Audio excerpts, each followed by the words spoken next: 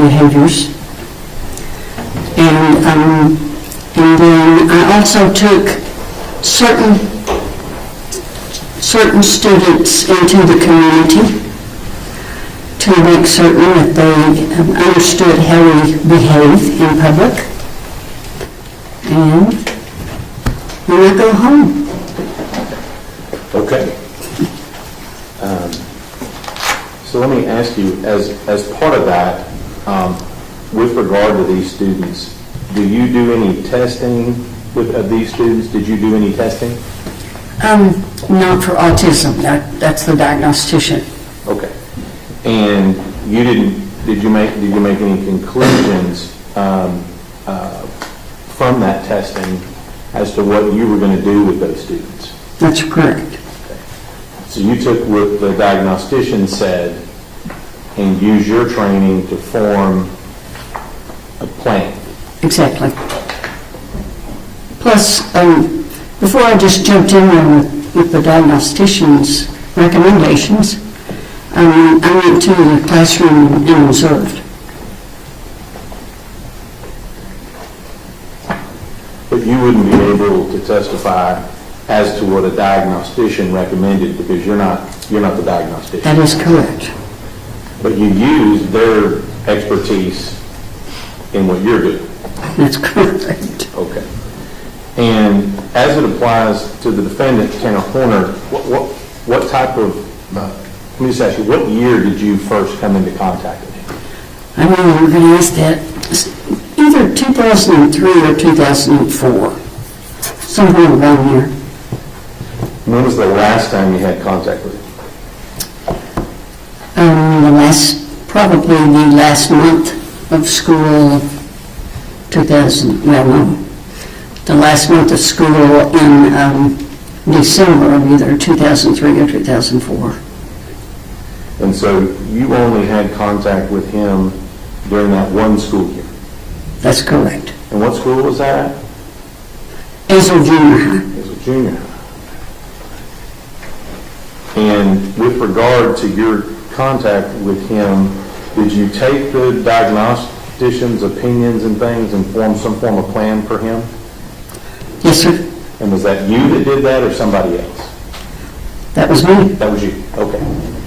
There are a lot of people involved when we do special education, so I want to make sure it's you. It was you? It was me. And from that plan, what are you going to testify to today as to your interactions with Tanner Horner?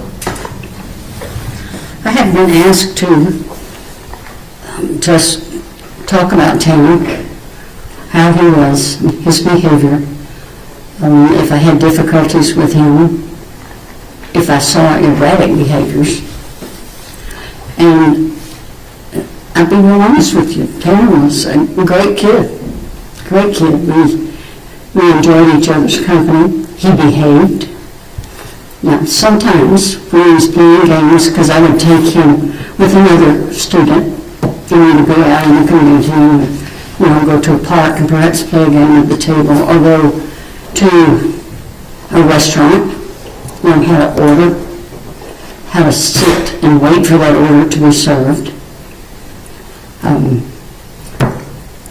We went out to my place one time because I had pet deer. Pet deer? Pet deer? Hey, I'm going to ask you about it. No, just kidding. Go ahead.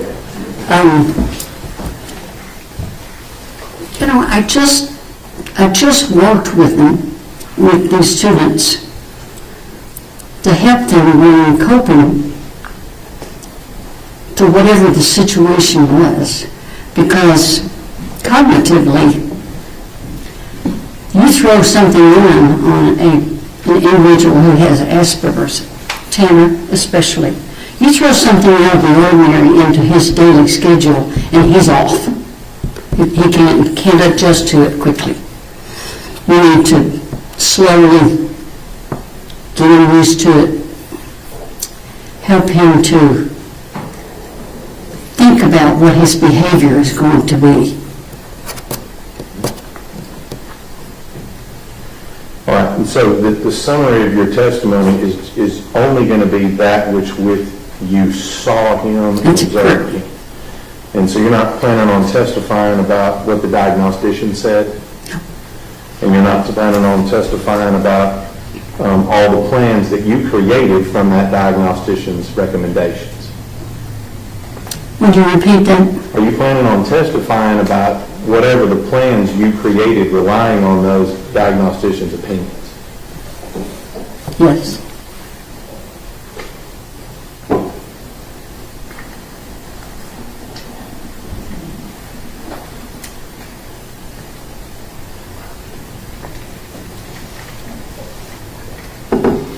I don't have any further questions. Ms. Anderson? Hi, Beth, how are you doing? Doing well, thank you. Hold on one moment, let me get to my other notes. In formulating a treatment plan, are you required to rely, or is it necessary for you to rely upon the results and reports of other people, such as a diagnostician? The diagnostician and the teacher. Yes, ma'am. Are the treatment plans that you provide and that you perform and develop, are they based upon your training and experience? Yes. Are they based upon your personal observations? Yes. Are they based upon your interviews with the student or with the family and teachers? Yes. And for today, let me back up. Are all of those things that you obtain, are those necessary in order for you to provide a treatment plan and develop a treatment plan? Of course they are. Are your treatment plans tailored to each student? Exactly. Why is it important to tailor it to each student? Repeat. Why is it important to tailor it to each student? Well, to meet their needs. Are you here to offer an opinion whether the diagnoses that was given to you from the diagnostician were true and accurate? To the best of my knowledge. Well, are you here to give an opinion about the diagnoses? Yes, I can do that. Well, have you been asked to give an opinion on that, I guess I should say? Or are you here to talk about the treatment plan that you provided for Tanner? I haven't been asked. Not yet, anyway. Not right? yet, that's right. Okay. But is it your understanding that today when we get in front of a jury that you will be asked to tell the jury what your role was in Tanner's life during that time you spent with him? Yes. And are you here to tell the jury about the activities that y'all did? Yes. And are you here to tell the jury about why you chose the activities that you chose? Yes. And are you here to tell the jury about, again, your observations as to how Tanner responded to those activities? Yes.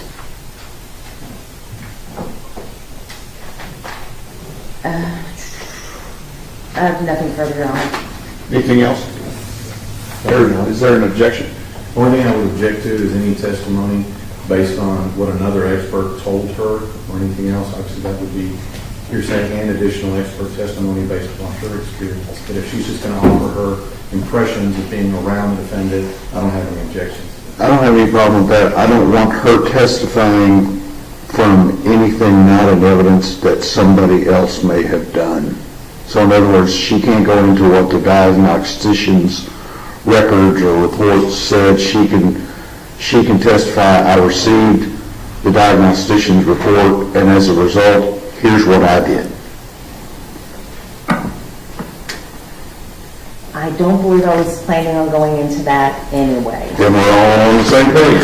Okay. Who are you? If Yep. I could have 2 shakes to run to the restroom. Okay. Anybody else? right, 2 minutes, we got 2 minutes. We may need 3 now that he's spilled.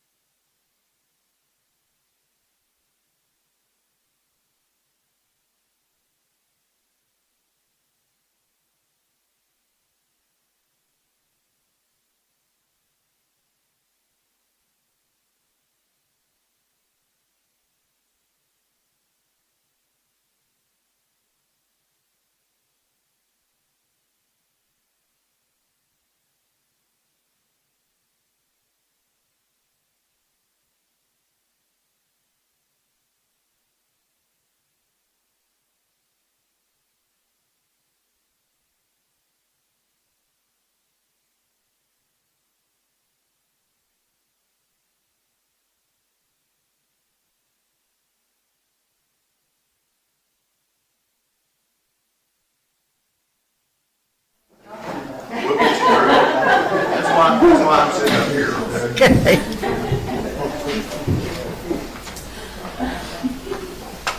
You teach me how to talk. You're doing well. Am I supposed to stand up?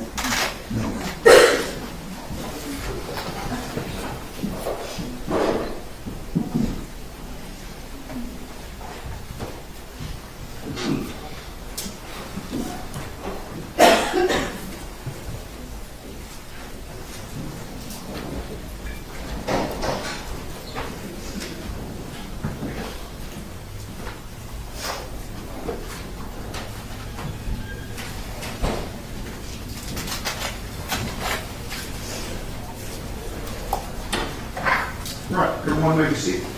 We are ready to proceed. Ms. English. Good morning. Morning. Now, for the purposes of this hearing, we're just going to call you by your first name, Beth. Is that okay? That's wonderful. Well, Beth, if you'll please introduce yourself to the jury. I'm Beth Weaver. I was an in-home facilitator. I'm a speech and language pathologist. Now, you kind of jumped ahead on me. You said that you were a speech pathologist, and that you seem to use that in past tense. Have you retired? Oh, yes. Oh, yes. As a speech pathologist, what did you do? I worked with, when I worked in the school district, I worked with students who had cognitive deficits, who had speech impediment, who had dysphagia or swallowing difficulties, who stuttered. I worked with a lot of the students from resource that just had a delay in language and difficulty understanding what was really being asked of them in the general classroom. Did you work with students with neurodevelopmental disorders? I did. Beth, before you retired, you had mentioned that you worked with the school district. What school districts did you work with? All of them. Fort Worth ISD and Azle. Now, Beth, you also had told the jury that you were an in-home facilitator. What is an in-home facilitator? An in-home facilitator is an individual who tries to help the student adjust to the classroom, what's expected of them in the classroom, how to behave in the classroom, and also goes into the home, works with the parents, makes sure they have a program that would work on the behaviors that need to be worked on. And then I also took individuals out into the environment, teach them how to order in a restaurant, teach them how loudly to talk at the table and how loudly not to talk, and just teach them etiquette and go over situations that they have difficulty staying within the lines of what we consider to be close to normal. Now, you said that you worked with the families as well. Why would you work with the families? Because he lives there, and because that program that that student is working on in the classroom, the same type of reinforcement and the same type of punishment and the same type of results are expected out of the home also. What happens if you don't have that balance where you're working with you in one case where the rules are enforced and then going home and the rules are not enforced? How does that affect the efficacy of the program? It affects it for sure, because the student is at home much more than they are at school. I know that everyone thinks they're at school all day, so that they're at school longer, but the effect of the home disciplinary actions affects what he's or she's going to do at school. if they get away with interrupting or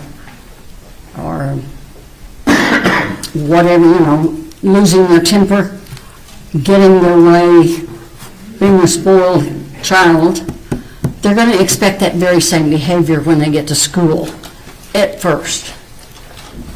So it seems that this program that you developed isn't just a behavior modification for the student, but also for the people at home. That's right. You're on the approach? Yes, ma'am.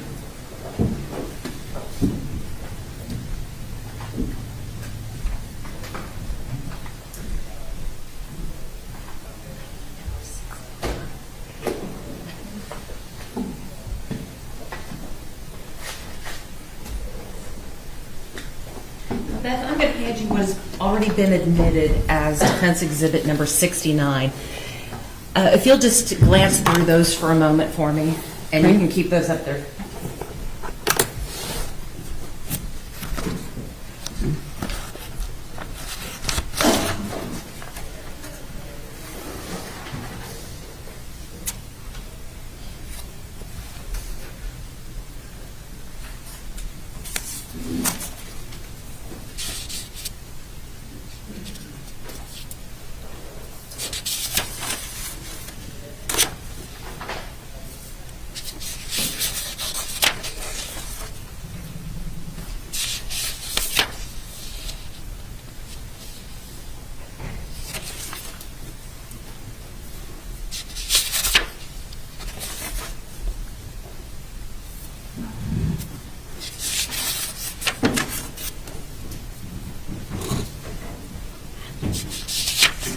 And Beth, while you're glancing through those, I was just going to ask you a couple of questions.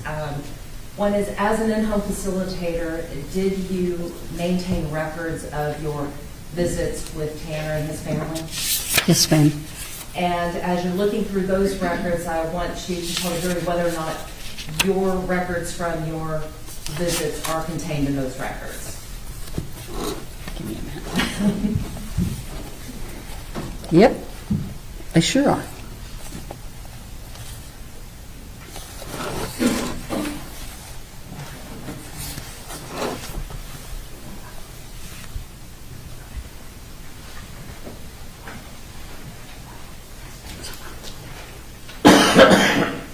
Okay, I'm sorry.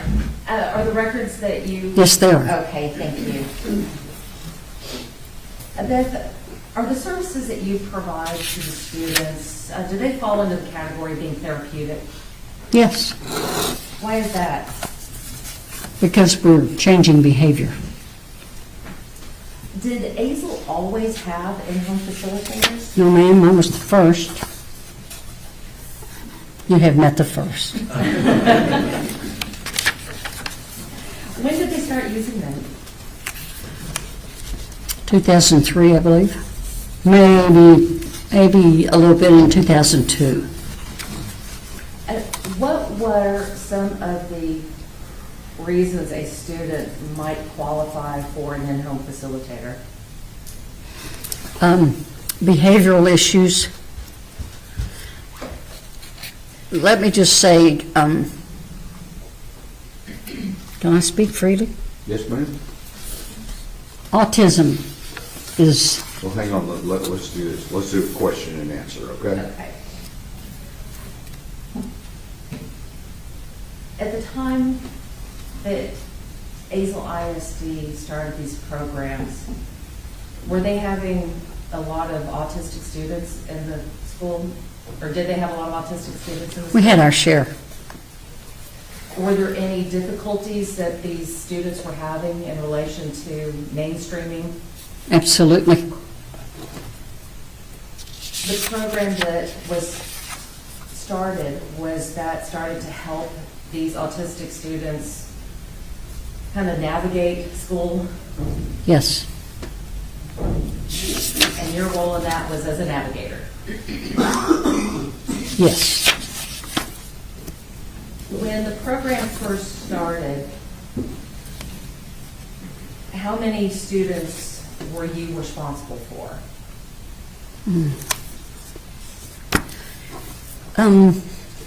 in the beginning, 7 or 8. As time went on, it grew into the teens. Beth, what was the goal of the in-home facilitator program? Is to help the student control their behavior, to help the student understand why a certain behavior is necessary, to help the student navigate through life using the behaviors they have learned.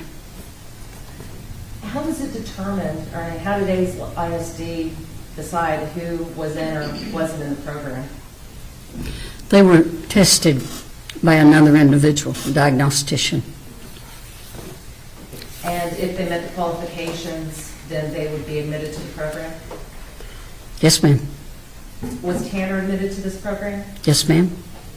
All right, so you said that they would be seen by a diagnostician. Was it just a diagnostician, or were there other requirements that had to be met in order to be admitted into the program? Phew. What do you mean by other? Well, was it just one person, or did you have a team of people? Team. What other types of team members helped make that decision? The teacher would be involved, the diagnostician, the school psychologist, and the school counselor, and the speech and language pathologist. You mentioned a whole set of goals that the program had.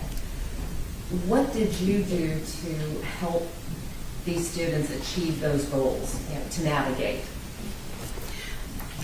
I worked with them on coping behaviors.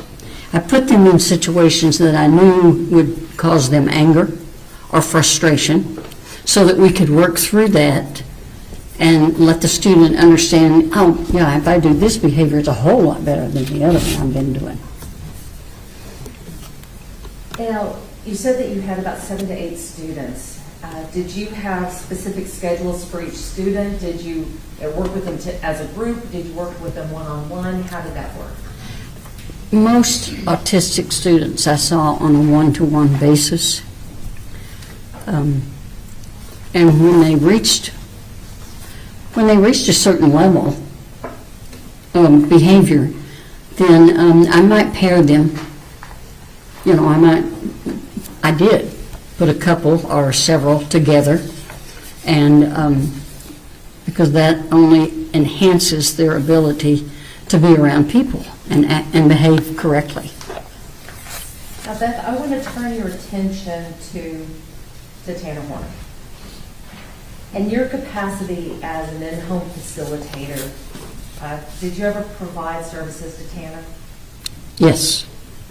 Do you recall what grade he was in when you first started the services? 7th grade, I believe. Do you remember how old he was? Lord, no. I don't know how old I am. And Tanner had qualified through all of the diagnostics to get into the program, is that correct? That is correct. Tanner had also gone to the Child Study Center and went through testing there.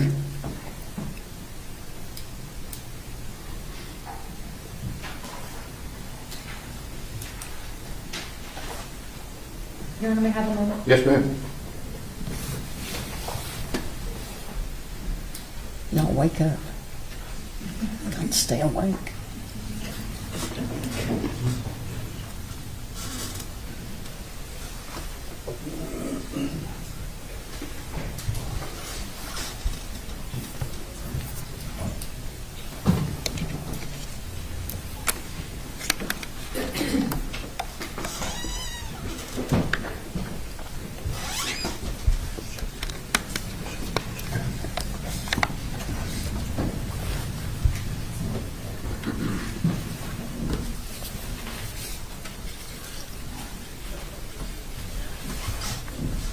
Can I clear something up? Can I clear something?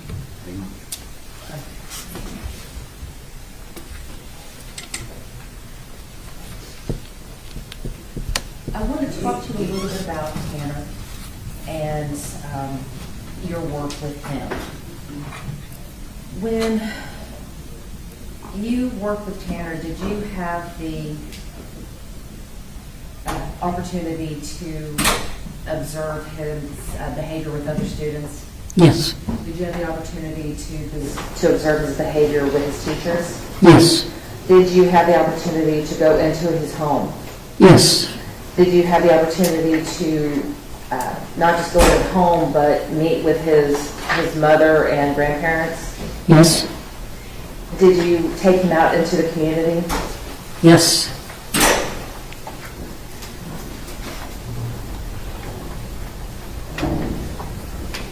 I want to ask you a little bit about your observations during these time periods. How would you describe Tanner's ability to recognize social cues? Social cues, did you say? Social cues, yes. Not good. Why do you say that? I mean, at times, it was okay, but he just, his cognitive abilities stopped at a certain point for him to be able to understand jokes, teasing, bullying. He was definitely bullied through school. And those were aggravating to him. And he got angry, of course.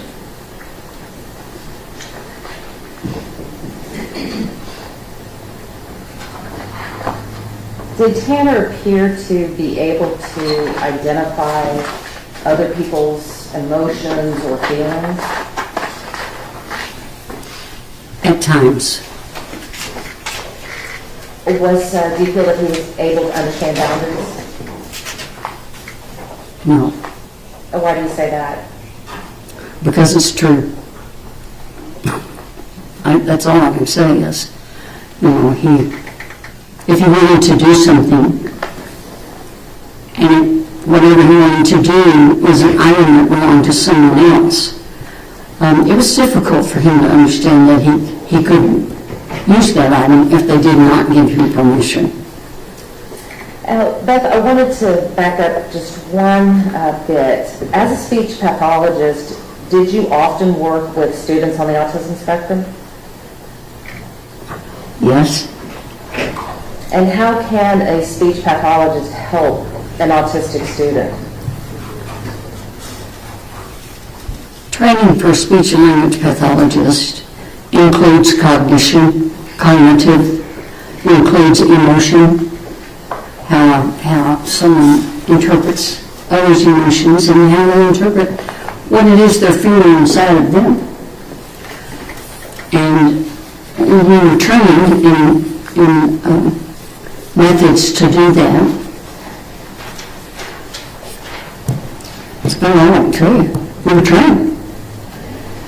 So you had mentioned that Tanner had difficulty recognizing and following social cues. Is that uncommon with an autistic student? No, it is not.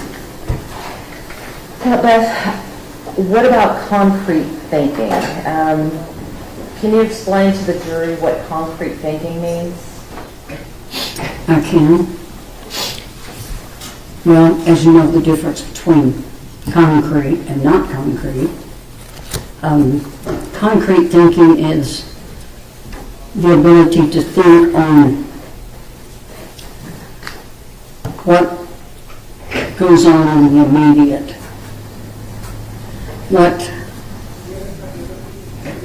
I'm not sure I know where you want me to go with this. I guess what I'm getting at is during the time that you worked with Tanner, did he ever exhibit concrete thinking and taking things too literal? Oh, yes. Can you give me an example of that? Well, if someone, if he were in a classroom and someone was playing a joke on him, And Lynn couldn't interpret that as a joke if it was offensive to him. And instead of just dealing with that in a manner that would be accepted, he gets angry. His anger would be pretty bad at times. Did you ever see him lash out at any other students? I have never seen that. Were you ever concerned that he might lash out at other students? No, ma'am. You had mentioned that when playing with students, other students, that he could get angry. Could you tell what the basis of the anger was? I mean, was it because anger to get anger? Was he frustrated? Was he annoyed? Could you tell a difference? He basically didn't, he couldn't understand it. Just couldn't understand it. When playing with other students, did you ever see him become frustrated with the process? Yes. Can you give the jury an example of one of those instances?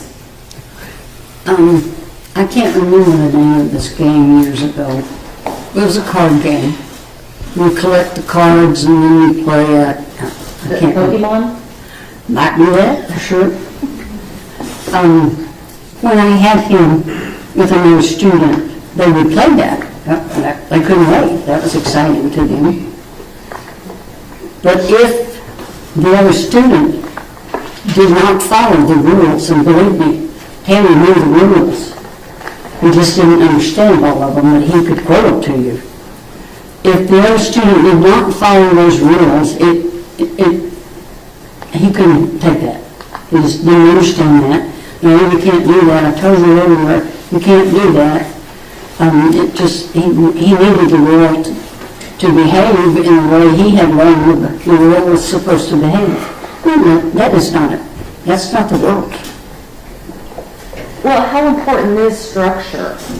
Terribly important. Why is structure terribly important? Because it's the same thing over and over. There's no change. Can I have difficulty with autistic students have difficulty with change in general. Any change in routine. That will set them off. But, they can't adjust to that. If you sat down with them and you told them ahead of time, and you kind of worked them through it, and you helped them to decide, well, my behavior needs to be this and not this, then they would do all right. But if it was just a change, just happened, that just messes their day up. They cannot adjust to that. They have to learn coping techniques to do that. Is this one of those things that you worked on with Tanner during the program? Yes, ma'am. Okay. Now, Beth, before I get into the actual program that you had with Tanner, I want to go back to you collecting all the information in order to develop that program. Now, before you had talked about the importance of going into the home and speaking with the parents and the grandparents and the caregivers in this case, did you, and I believe you told us that you had gone to Tanner's home? Yes. And you had met with his mother? Yes. And you met with his... I met with his mother briefly. Okay. Mostly grandmother. How important is it to go to the place where the student lives? Why does that matter when you're developing a program?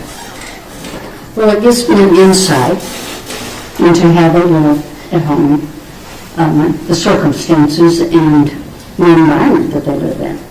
And all of that, of course, affects our behavior.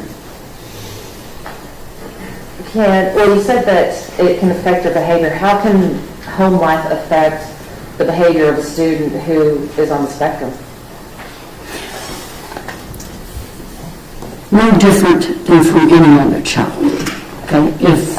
Home life affects every child.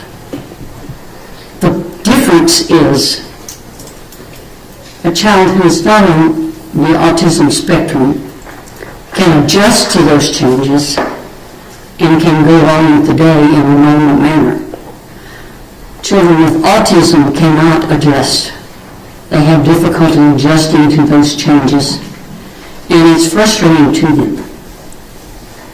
And that's where you come in to teach some coping skills to help them adjust to those changes. Yes, ma'am. You said that you briefly met his mother. What was your first impression of her?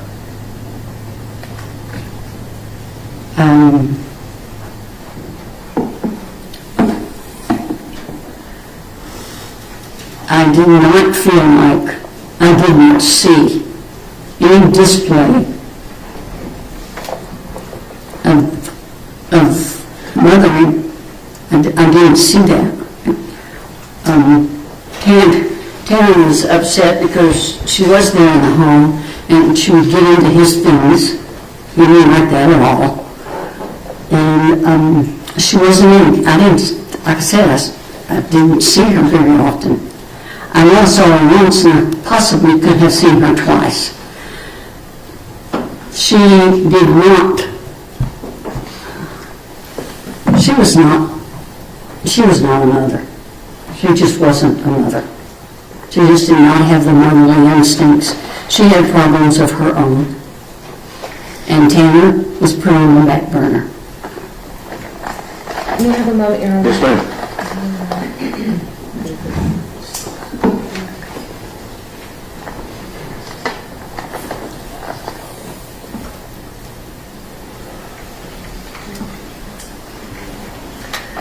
Now, Beth, I'm going to publish what has already been admitted as Defense Exhibit number 69.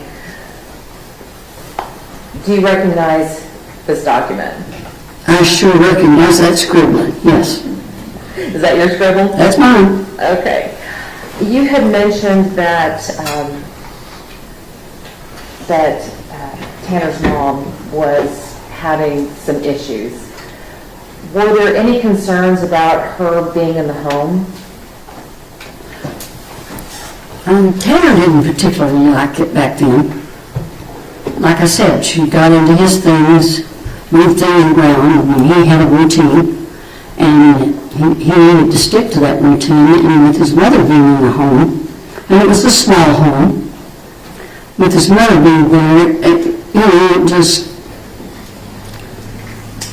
put a stick in his spokes. He just couldn't roll with it. Now, Beth, did the grandparents have any concerns with Tanner and the mom being in the home? Or I should say, I see you documented that there were concerns. Is that something that affected the stability of the home?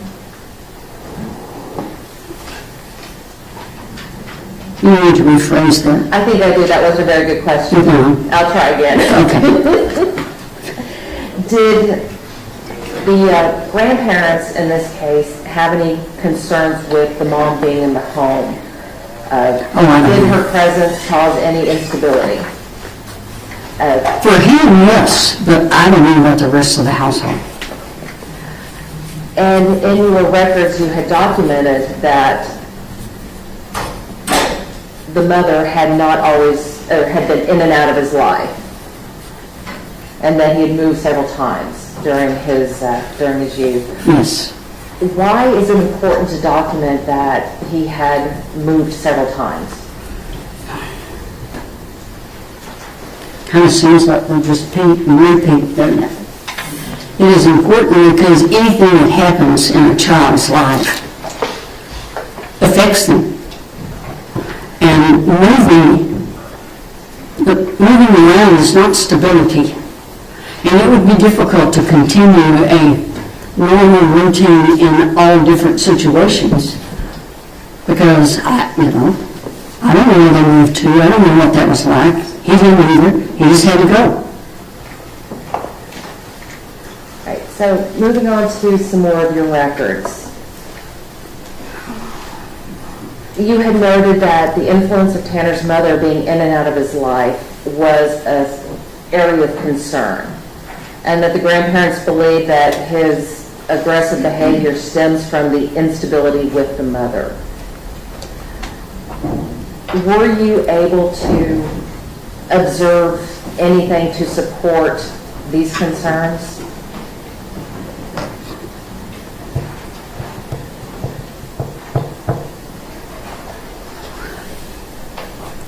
Where did I get, are you asking me where did you get the idea that they were concerned about the mother being in the home? Yes. Well, actually, the grandmother said to me at one meeting that, when Lynn was there, that she said her being here infringes upon Tanner's routines. And we've already established that routines are important, right? Absolutely. Right. And I wanted to note one more concern where the parents were concerned that MDT for Thursday. What is that? What is an MDT? I don't know. Okay. And did you, could it be multidisciplinary team? Is that what? Could it be multidisciplinary team? Oh, I bet it is. Well, you could just make something up, but I don't know. Now, Beth, one of the things that was noted in your records was that the mother was back home and therefore Tanner's behavior is not exactly the same as before. Would that indicate to you that the mother's presence caused these disturbances? My opinion is yes. And one of the other concerns was that the effect of mom being in and out of his life. Sure. Oh, getting ahead of myself. Okay. Did Tanner's mom ever get involved in any of the sessions that you had at the home? And Judge, we can turn up the lights if we Okay. Oh, let there be light. let there. Ask that again, please. Okay. Did Tanner's mother ever get involved in any of the sessions you had in the home? No. Did she ever make her presence known during these sessions? She was in the room, and that's it. And would she ever make any comments about what was going on during the sessions, even though she wasn't directly involved with No. them?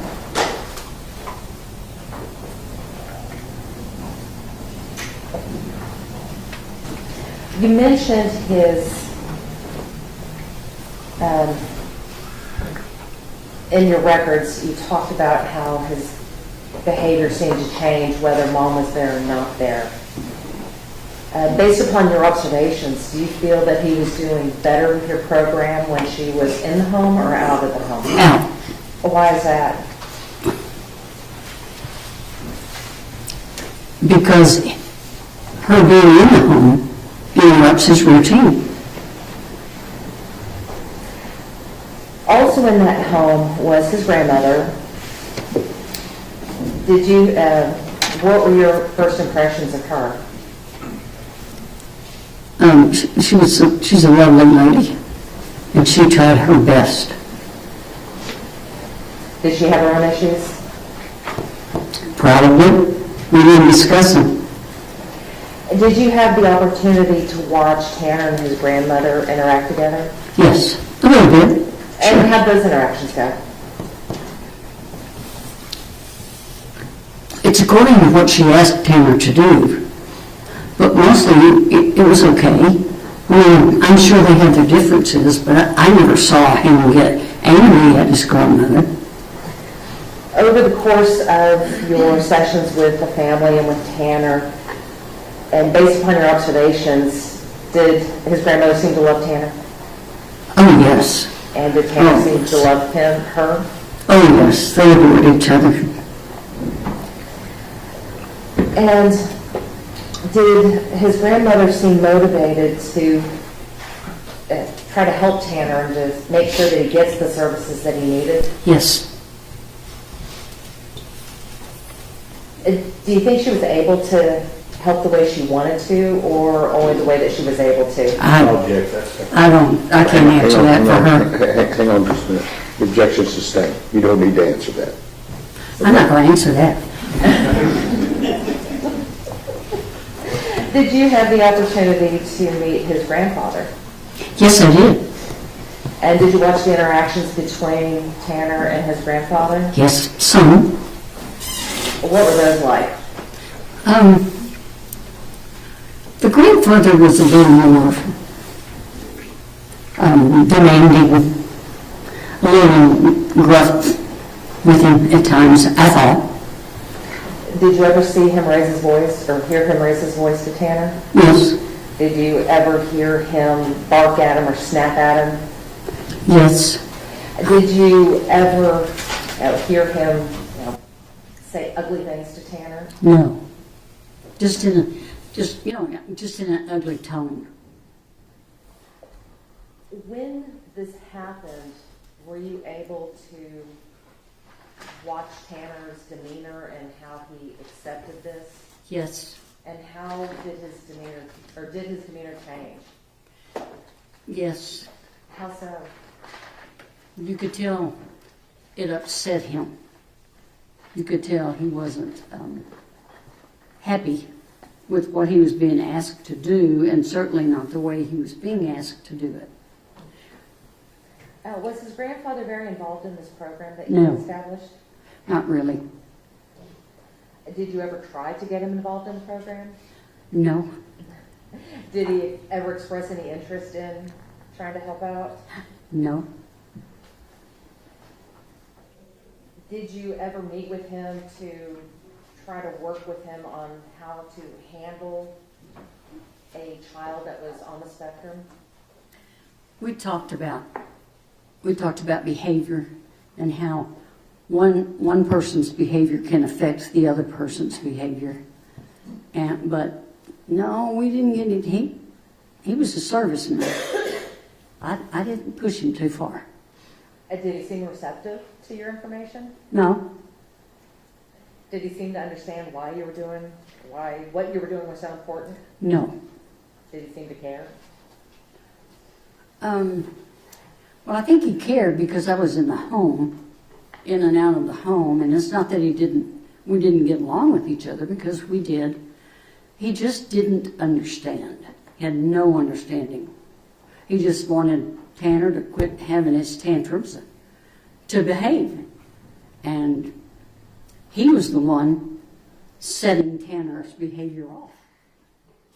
So it was kind of like a vicious cycle? It was, yes, ma'am. And so you have to work not just on one, you have to be able to work on both of them? That's correct. And if one is not willing or receptive to Judge, I'll help, at this point of meeting. Don't lead your witness. if one person is not willing to accept the help, how does that affect the other? Well, the program can't work. Have you ever ridden a bicycle with one tire? It's a little difficult, and that's the way this works. So let's talk about some of the other parts of the program that you worked on with us. You had mentioned earlier about cognitive processing, and I think you also meant social skills. I also mentioned social skills. Let's start with cognitive processing. What did you mean when you said cognitive processing? What I mean is, when we do a behavior, there's going to be a consequence. And in the normal way the brain works, you can foresee what that consequence may be. So you tell yourself, we don't want to do that. He doesn't foresee that. He just can't foresee that. He has to learn, he learned coping to stop and to think about it. What have I just done? And if I do this, what's going to happen? And that's a hard process for anyone to have to stop themselves in the middle of whatever's happening. But he couldn't project what was going to happen. So is cognitive processing, is that interrelated with the ability to problem solve? Oh, absolutely. And you mentioned that Tanner couldn't foresee consequences of his actions. Does that directly impact his ability to problem solve? It can, yes, and probably does in many ways. Based upon your observations of Tanner, could you see him attempting to work through the process to solve a problem? I could. He was getting there, let's put it that way. And describe that for me. He would stop. He would always look at me, and I'd just look at him back like, come on, let's think about this. You got to think about this. So he had learned, at least to stop what he was doing if it didn't feel like it was right. He didn't, in the beginning, he could not do that. Well, how do our emotions play into our ability to problem solve? How do our emotions? Yes, when we're talking about problem solving, you talked about cognitive processing, but do our emotions affect our ability to cognitively process? Certainly. And so were you ever let's try that again. Did you ever see a situation where emotions, or Tanner's emotions, got in the way of his ability to problem solve? Yes. For instance, playing the game with the other student, you know, he knew those rules. He knew those rules, and that student just broke the rules. And so I would watch him, and he got to where, when that happened, he would stop and think.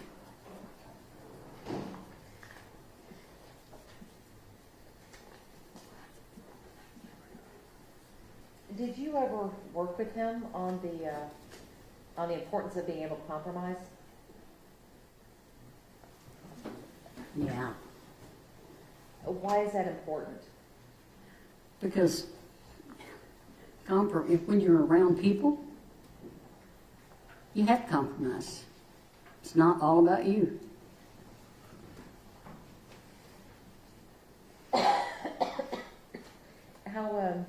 How did your sessions on compromise go with Tanner? Well, we didn't have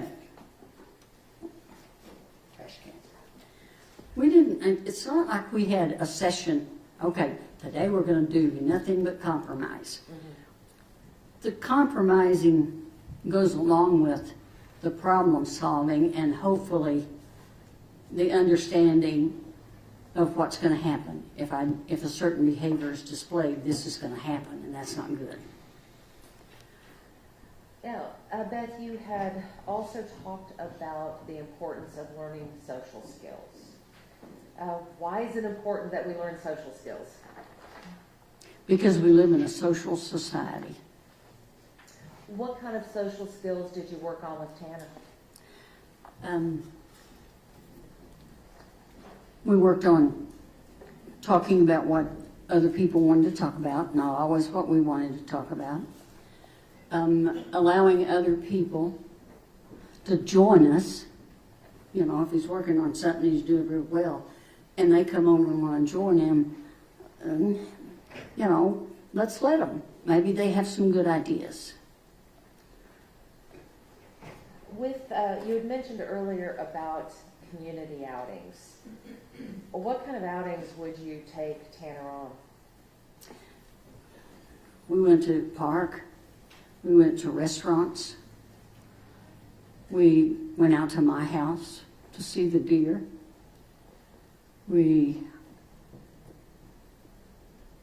That's about it. We went to numerous restaurants.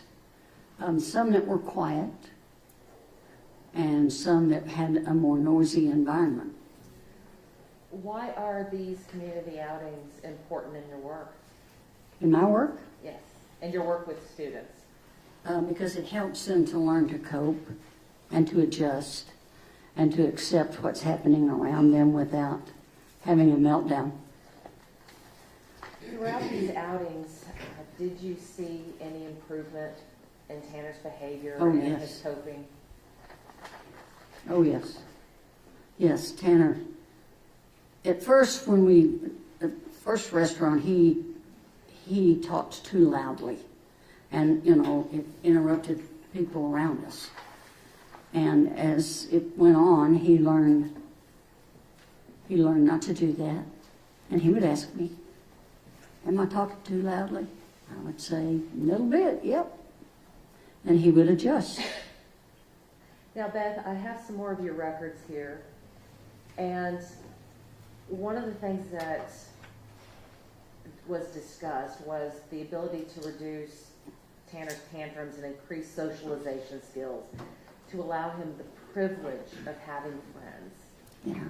Did Tanner have a lot of friends? No. Tanner was bullied at school. So, he might have had, I don't ever know of one, to tell you the truth, but hopefully he did have friends, but I don't know of a single one. Now, you had talked about taking Tanner out to eat. And one of the notes that some of the behavior that you observed was he was excited to go with me to get a bite to eat. He was awkward when ordering his meal. He was not vested in any topic other than his areas of interest. I always initiated the conversation, and Tanner would respond, but did not perpetuate a stream of conversation. Right. Not unless it was his interest. Was this uncommon, or is this uncommon with a person on the spectrum? No. And as you proceeded with these community outings, you said that you were able to see some improvement? Oh, yes. And would that be noted by Tanner was being more talkative? Yes. He communicated better because he talked with us. And he just had an overall improvement, really, which is why I recommended him continue. And I'm not going to go through all of these slides with you, but I did have a question about these tick marks. What are these tick marks for? So, because when the jury goes back and takes these records back with them, I'd like them to be able to understand what it all means in there. It means he did well. It means he entered the conversation well. He added to the conversation. He initiated. He talked loudly. Now that one's not particularly good. But his turn taking was really improving. I was very proud of it. But in spite of some of these, he still had some issues. And again, the jury will be able to take these records back and look at them. But you noted that goals are showing good improvement and continue with the current plan. How important is it to continue with these plans? It's important. It's very important. Why is it important? To strengthen the coping skills that he's learned, and to help build his confidence that he is communicating with others. He's doing a good job. He's turn taking. He's just behaving well. At this point, you recommended that the school continue with the current plan. Do you know if that happened? I don't know for sure, but I don't think so. And what can happen if a person who is learning new skills, showing improvement, is suddenly taken out of that program? What happens to those skills? Well, I can't really say. It would be the individual. Speaking about our individual, he will either continue with what he's learned or it will go by the wayside. Well, let me ask you this.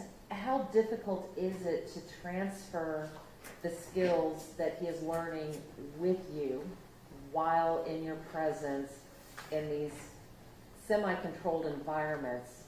How difficult is it to take that and put it into another context where he may not be with you, may not be in a controlled environment? I guess the transferability of these skills. Yes. Well, at first it was difficult, but when he learns how to behave in a manner that is acceptable, then he goes on and he uses them. It was, in my opinion, it was very important that he continue. And I just don't think it happened. Now, Beth, it's been 20 years since you've had Tanner as a student. It's been over 20 years since you were his in-home facilitator. How do you remember him so well? I liked him. He was a great kid, and he was mannerly. Yes, ma'am, no, ma'am. I'm sorry. I'm sorry I did that. I just had fun with him. He was a fun kid. Now, Beth, you understand that he has pled guilty to the offense of capital murder that involved a kidnapping. Yes, I do. And you understand that there have been other allegations involved with that kidnapping and murder of Athena. I don't know that. I have not involved myself in anything. Now, Beth, are you saying that Tanner's autism was, the reason why this incident occurred? No. Do you feel that it's an excuse for what happened? No. Do you feel that it justifies him No. doing what he did? No, no, no. Do you feel that it's a defense to what he did? It's what? A defense to what he did? No, I don't. I'll tell you where it comes in my mind, is this young man should have never been in that truck by himself. Now, Beth, I want to go back to one last question, and that is, when you were Tanner's in-home facilitator, did you enjoy spending time with him? Did I what? Did you enjoy spending time with him? Yes, very much. All right, Your Honor, I'll pass the witness. Mr. Staten, do you anticipate much cross-examination of her? There's been a lot gone over, Judge. I don't know where it's going to go. All right, let's take our morning break, okay? We'll start back up at 10 minutes. 10 minutes to 11.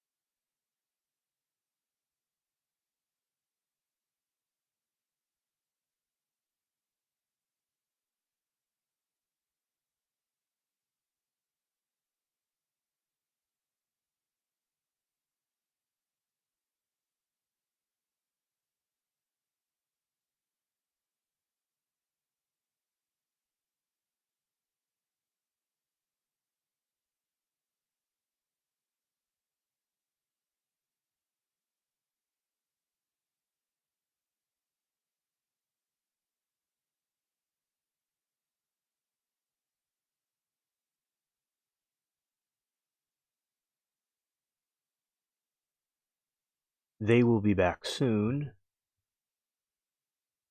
And I will say my thoughts about this is that I really think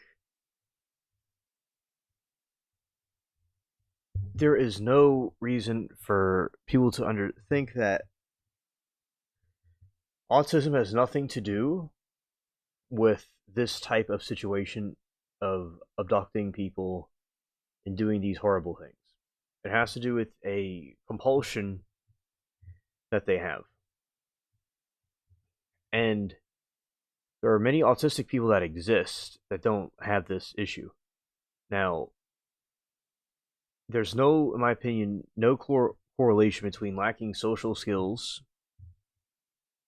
That's what the autism would be. It's a lack of social skills and having fixated hobbies and interests. That is nothing, no correlation with that and doing such heinous crime. Actually, it's quite the contrary. Somebody that was, autistic, like as severe as they're claiming, it's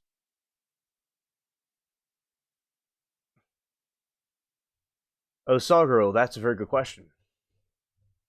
If there isn't a lot of paperwork to go over, I'd say like less than an hour if there isn't a lot of paperwork to go over. There's lots of paperwork and stuff to go over. It could take a few hours, maybe a few days, but it certainly will take a couple of, not that long. I think the verdict's already decided. So if there's just a lot of paperwork to go through, it may take a little while. But I think the verdict's already decided by the jury. He is manipulative. He was.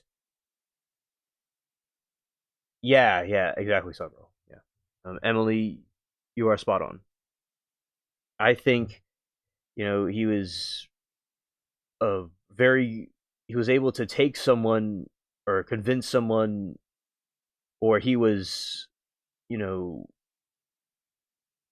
deceitful enough to take this, child away like this. And the way he treated her, all of that goes with manipulation and actually very high skills of knowing social situations, but using it for an evil way. He seems more of a psycho or sociopathic, which is the same thing pretty much. Not the same thing, but, falls in that umbrella. He seems like a type of person like that. Like antisocial personality disorder. And, even if he had autism or not, there's a separate thing that causes people to do stuff like this. It's an addiction, a compulsion, they have like this thrilling desire and this evilness in them. They get it it's really sick. They get a thrill out of it. It's like a predator hunting something in the savannah. That's what they. I know it's a grotesque analogy. An animal, shout out to all the animals in the savannah. I'm not trying to compare them to him, but that's what it's like, and they just crave it more and more and more. Like they would have these fantasies, most likely, and then it just goes over time. I'm sure he's done it before, and then the dam breaks, and they don't have a consciousness, and they're coming back right now. But yeah, you get my point. It's not because of autism, it's because of his own self. They're actually not coming back right now. So he had to know that she was frightened of her mind. Poor girl, rest in peace. Oh, of course, he loved it. It's a sadistic, it's sadism, sexual sadism. That's what it is. Oh, this.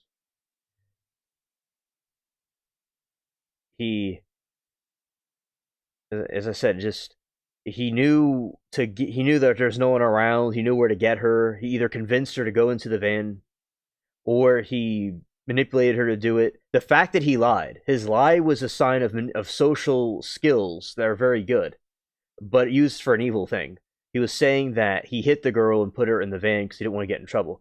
you see someone like what they're saying went my life at. So he's more of a psychopath. He it's just something that and if he is autistic, yeah, Texas will crush him. I agree. Like Ted Bundy did this.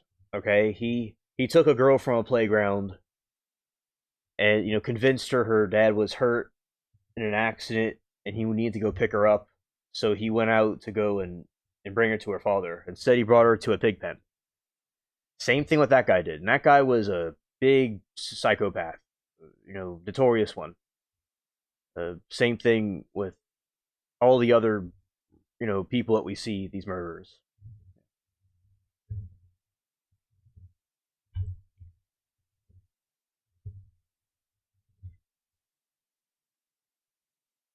Exactly. And the autism thing that they're claiming he has people like that wouldn't do that because he would lack this, apparently or allegedly, or if he was as autistic as they're claiming, he would lack the social ability to be able to tell that. So I'm not saying he doesn't have autism, but he's definitely an antisocial personality disorder. They lie, they steal, they cheat, they have no consciousness, they don't have remorse, compassion, empathy. People that are autistic have very high empathy, actually. And, he lacks remorse, regret. He's only out for himself. Now, there could be a small kernel of a person in there somewhere, but that person allowed this other part of him to take over, and he convinced himself because he could blame all these other things why he allowed it to happen. So I don't really know if he's conflicted or not, but he certainly is really, really low, and like he may understand people very well, but he has a very low empathy, and he's compulsive. Like say a drug dealer, a drug user that's shooting themselves up all the time. They're addicted to it, and I'm sure he's done it before. I think he's done it before. Okay. A lot of these people are repeat offenders. And he could lie with a straight face with, like a robot. And he could convince all his friends and family. Exactly, lacking a soul. He could convince his friends and family and the teacher or whoever this teacher's assistant that's offending him about what person he is. If anything, he was greatly charming for him to have these people, believe in what he's saying. So I'm not denying he's autistic, but he certainly has something else. And as I said, they don't even know they're there. It's like somebody that's living in a dream, like someone that's in a dream state. That's what he's like, he's in. And I don't deny he had a trigger or he had a weakness to these fantasies or these ideas, but it's his responsibility not to act on those things and to not even have those thoughts in his head at all. Because, we're not like lions in the jungle somewhere, or jaguars or leopards. We can choose not to do something or if we don't want to. And a lot of these people are so grandiose about themselves that they can do anything. And it could be a good trait to do something different, but to go and do it for a murder is very bad, right? And they have to pay the piper. Yeah, it's definitely no soul. And, he did it, as I said, I believe he's done it before. I believe he lacks empathy. He has a compulsion. He had these fantasies, and it just was there over and over until he just acted on it. It's very disgusting. It's certainly somebody that needs to be, it's like a fly, right? No disrespect to flies, but it's like an electric fly trap, right? He's going to be electrocuted on a fly trap. Right, exactly, because he did it so calmly and casually, and Ted Bundy described it as changing a tire. That's what he said the first time was like. And for him to do it this effectively, he's done it before, and I believe, in my opinion, I don't know this for a fact, in my opinion, and with the Chris Hansen show and Skeet Hansen, which is another scared, Emily scared, and the thing with like those types of shows and Catch a Predator, the people always say it's their first time, but they did it before.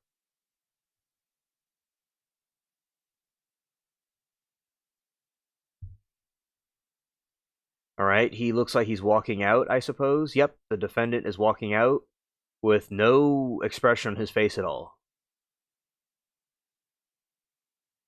Not even a little bit. Just nothing.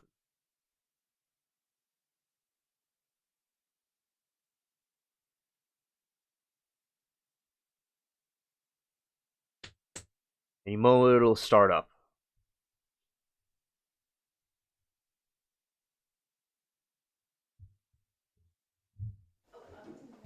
Waiting on me, you're going backwards?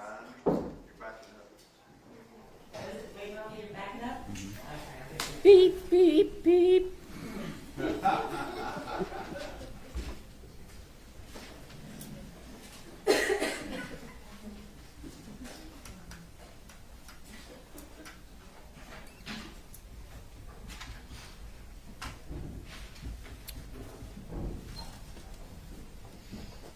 What are we waiting on? Yeah, they're important. Yep.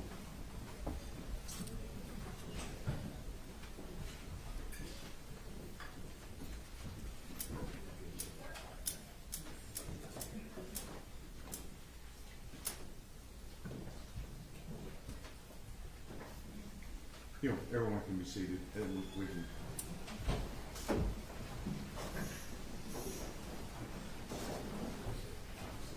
All right, Mr. Stegman, cross-examination. Thank you, Your Honor. And I appreciate you being here today. Thank you. And your work with our youth for so long. Appreciate that. I'm going to go through just a couple things with you here, and we'll let you get out of here, okay? I appreciate that. And it sounds like to me that even in the limited time that you knew the defendant, Mr. Horner, it seems like you put a lot of work into it. Is that right? Yeah, I did.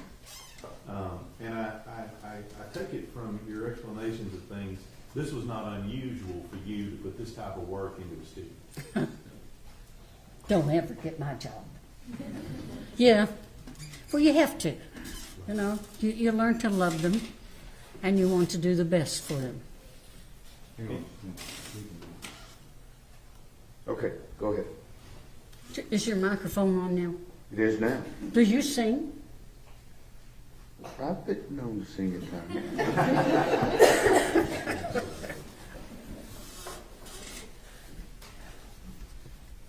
All right, back on top.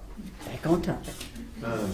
And it's fair to say, though, that whatever you're talking about today about Mr. Horner is from 25 plus years ago. Is that right? A long time ago, yes, sir. And so I'm going to go through a couple of things here. But what you do remember, and you've looked at your records there, is that he had the capacity to change his behavior. Would you agree with that? Yes. And you Not as easily as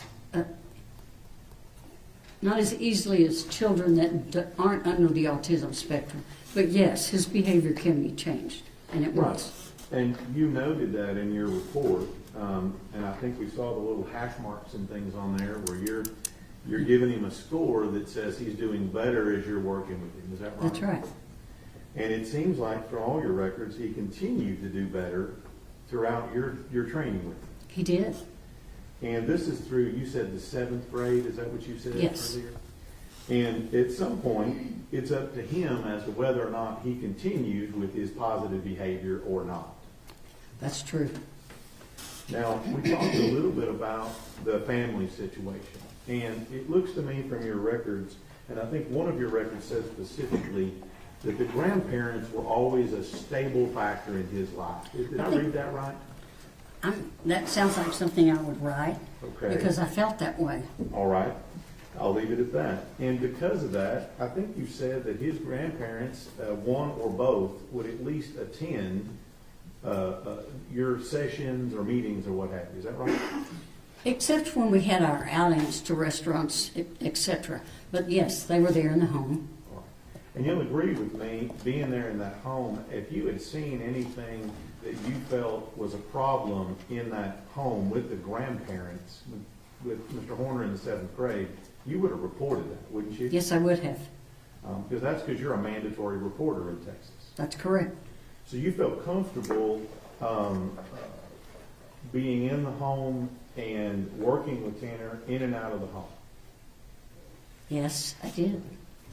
And so as part of that,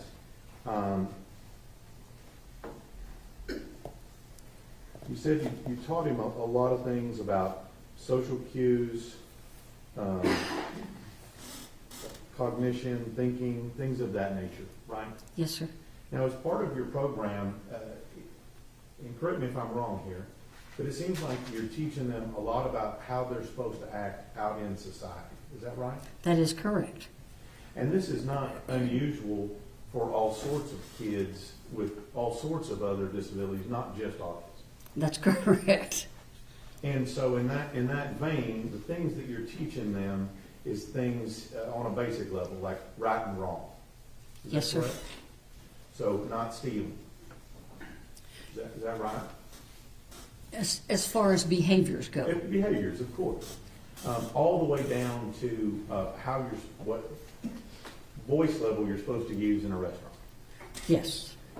And those are those things that you are ingraining in them and giving them examples and showing them the right way to act. Yes, sir. And in this particular case, even though you had a limited experience with Mr. Horner, you've indicated that he understood and had the capacity to make those right decisions. Correct? Yes, if I understand what you're asking. Well, I guess you said a little bit that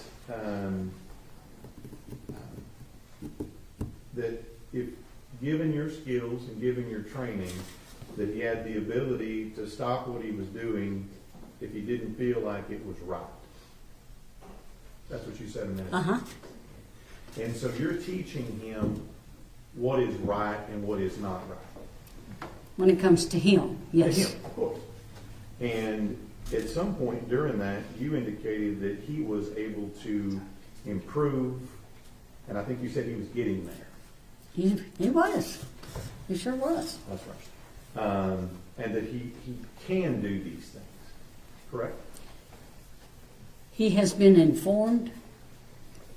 Whether or not he applies it, that's up to him. But yes, he had learned. Now,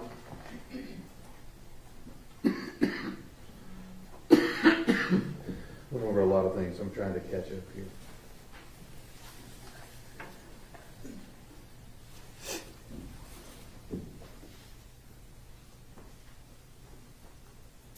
So we talked about kind of this relationship. It seemed to be a little bit of a tense relationship with the mom being there and the grandparents participating in it. Would you agree with that? I would. But even though that was going on, we still had the grandparents being active in his life. Absolutely. And this is not the first time you've had grandparents raise a child, is it? No. And even if mom was being disruptive or causing a problem, that was Mr. Horner's base, was his grandparents. That's right. And I think you talked about his grandma. I think you described her as a lovely woman. Is that right? She's a very lovely woman. And I think you described grandfather as a little more gruff. I think that was your word. Rough, cranky. Yeah, Cranky. that was Bill.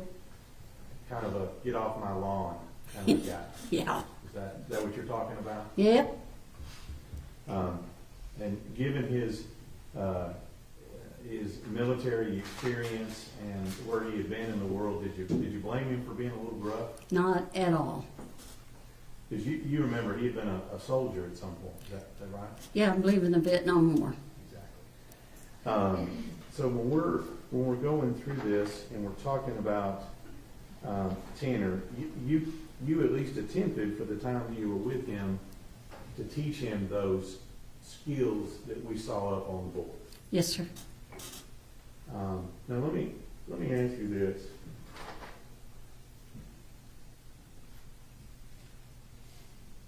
You also said that you taught him manners, right? And you appreciated his good manners.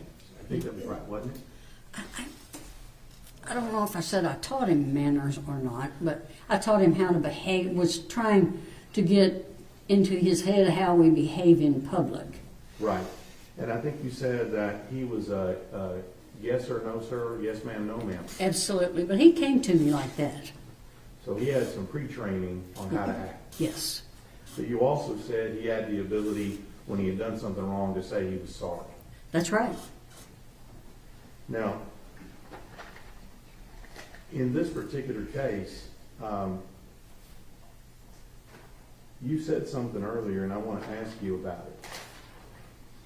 You said that Tanner should have never been in that truck. Is that what you said? That's exactly what I said. And I guess I need to know. Alone. Alone. Okay. So I guess what you're saying is that he shouldn't have been trusted to be in that truck alone. Right. And that's not to say that he couldn't do that job and do it well. That's to say, when circumstances don't follow the norm for him, cognitively he can't, what he's telling himself is, just fix it.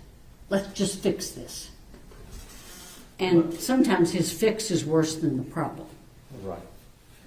And what's your understanding of what he initially did to Athena Strand that precipitated this event? What's your understanding of that? Well, from the news, back when we lost Athena, it's my understanding that he was backing the truck up and bumped her, or I don't know, hit her with the truck some way. Mm-hmm. And that's why you're saying that he shouldn't have been alone in the truck. That's Your right. understanding is that he hit her with the truck. That's right. Think about it.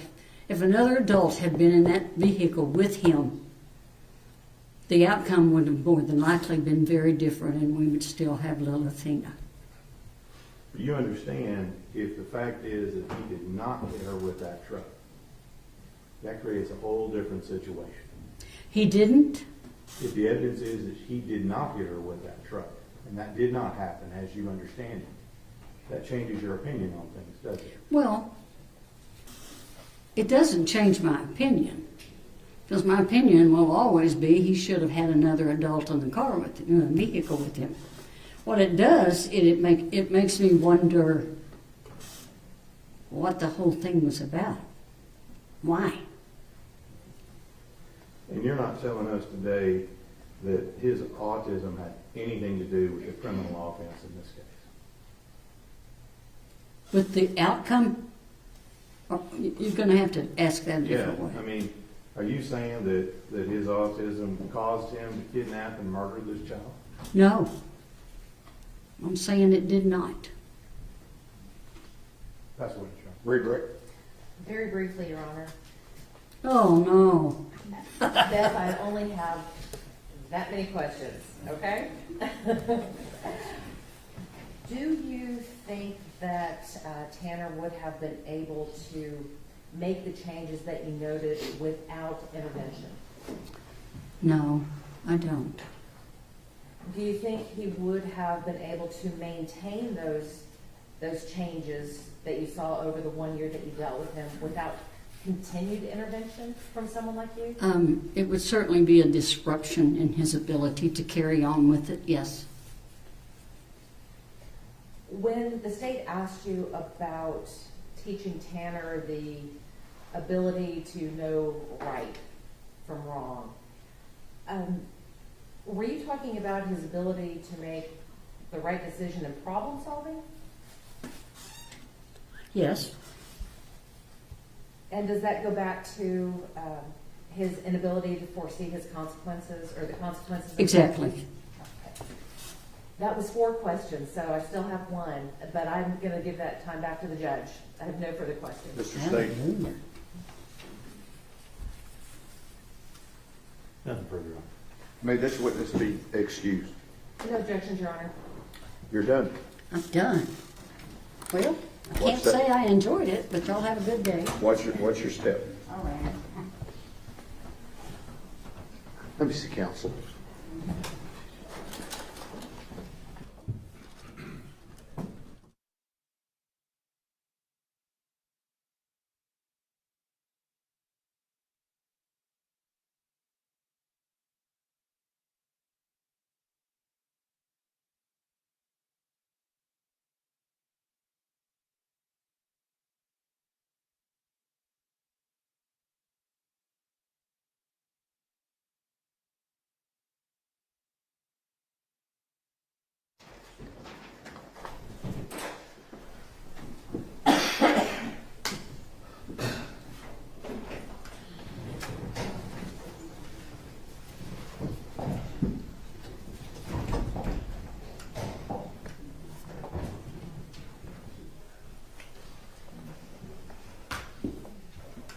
Good morning.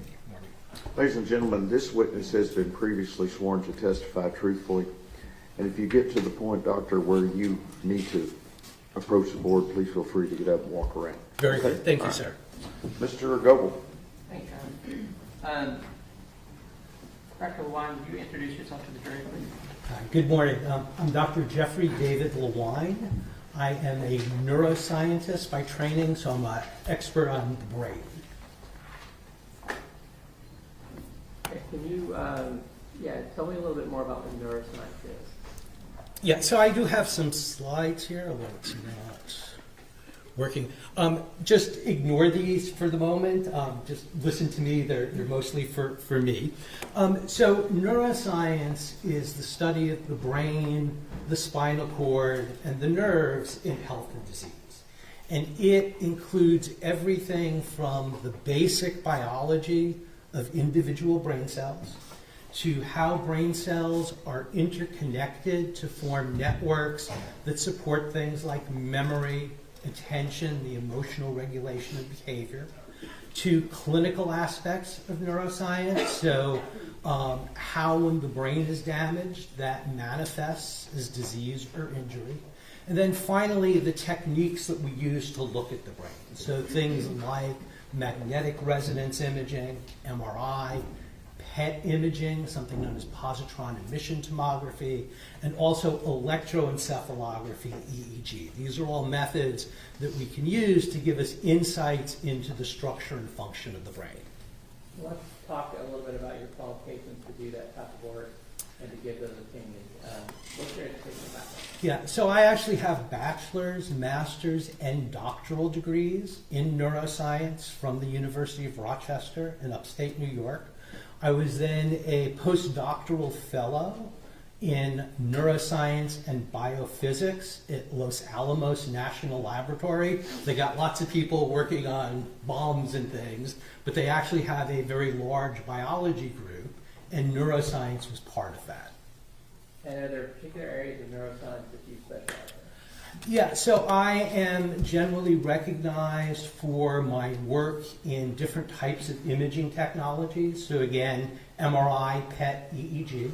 I do work on a number of conditions, most notably autism spectrum disorders, traumatic brain injury, epilepsy, and post-traumatic stress disorder. And where do you currently work? So I wear lots of different hats depending on what day you find me. So I am the Chief Executive and Chief Scientific Officer of the Center for Advanced Diagnostics, Evaluation, and Therapeutics, located in Albuquerque, New Mexico. Cadet is involved in the development and evaluation of new diagnostic tools and new therapies for autism, PTSD, and traumatic brain injury. I'm also the CEO of Neuroscience Expert Consulting Services of America, That is the small business that is involved in legal work, in this case here. I am an affiliate professor of translational neuroscience at the Mind Research Network, also in Albuquerque. MRN was established by a $60 million grant from the United States Congress to look at brain structure and function in health and disease, especially psychiatric disorders.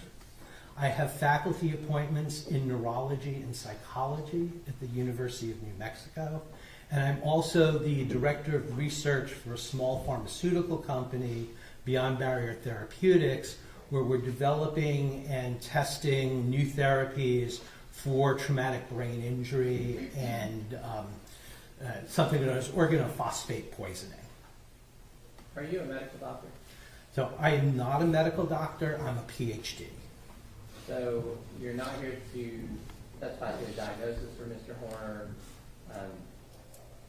any particular condition like a doctor would do? That's correct. So I don't do diagnosis. I'm involved in the science of treatment, but I don't do direct treatment. I don't prescribe medication. I don't do diagnoses for individuals. Okay, so for this case, I'm here to use your expertise as a brain scientist, for lack of a better word, to talk about Tanner's brain. Yeah, I was explicitly asked to use the technologies that are available in neuroscience to get an understanding as best as possible of Tanner's brain structure, brain function, and to, based on putting that within the historical context of the information that we have on him, to try and understand what might have caused these abnormalities in brain structure and function. And is there any kind of independent evidence that you're qualified to integrate the types of information you'll be talking about here today? Yeah, so I do this type of integration of methods on a daily basis. I have had faculty appointments at numerous universities throughout the country. I've had appointments in the Department of Radiology, appointments in neurology, psychiatry, psychology, even electrical engineering and computer science. So I've got a very broad background in neuroscience and integrating various different types of information. And you present your research at scientific meetings? Yeah, so I have done invited presentations at more than 100 different national and international scientific meetings. What about publications? Have you been published? Yeah, so I've got over 75 peer-reviewed publications. I'm the co-author of a textbook on functional brain imaging. And how is your work funded? So my work is predominantly funded through research grants. So I've had funding from the Department of Defense, National Science Foundation, National Institutes of Health. I currently have a $2 million contract with Special Operations Command of the Department of Defense for developing and evaluating a new therapy for traumatic brain injury. And just earlier this week, I submitted an application to the Advanced Research and Project Agency for Health for $40 million to examine post-traumatic stress disorder. Do you do mostly legal work? So legal work is about 40 to 50% of my effort. Mostly I'm involved in doing these grant types of things. Again, evaluating new therapies, developing new therapies. I do some legal work. It's split between civil work and criminal work like this. About 60% is civil work, 40% of that is the criminal work. So, have you ever testified as a neuroscience expert in court before? Yes, so I testified to my neuroscientific opinions. You know, I don't want things being displayed here that are not in evidence. Okay. Okay?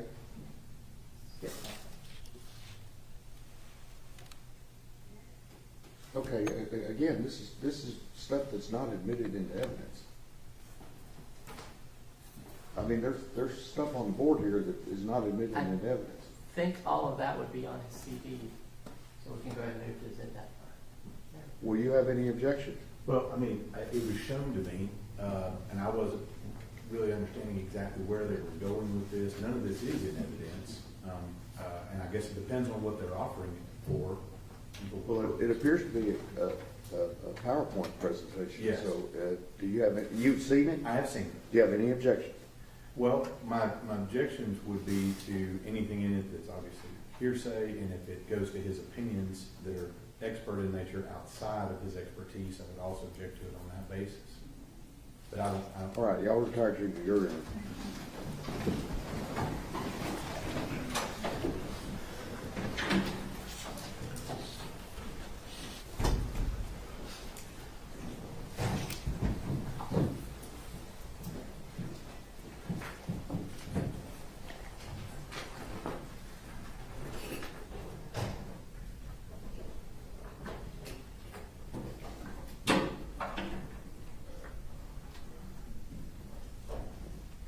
Everyone may be seated.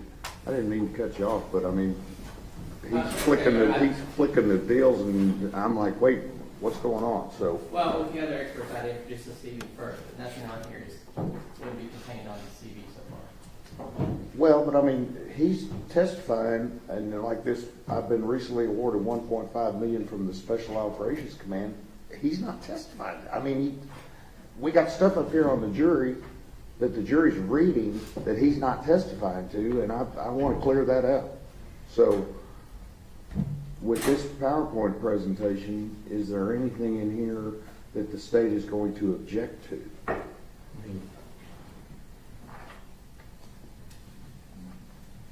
I mean, I'm going to let him testify to it, but I don't want it being shown to the jury as an exhibit. Okay. That's the last screen with anything about his career. Okay. The rest of it is the materials that we provided yesterday and today. Okay. His finding. It's based on the radiology report, the Dr. Bono, and the PET scans, and the EEG scan, and then the quantitative analysis that Lynn did himself.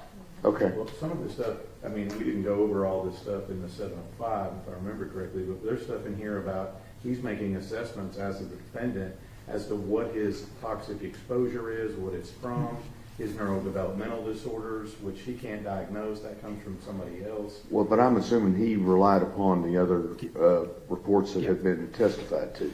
Is that correct? Yes, sir. Okay. That's correct, but he's not able to make any form of diagnosis and make any conclusions that Mr. Horner is suffering from any of these. He doesn't have that ability. Well, that's already been testified to, so he can rely upon it.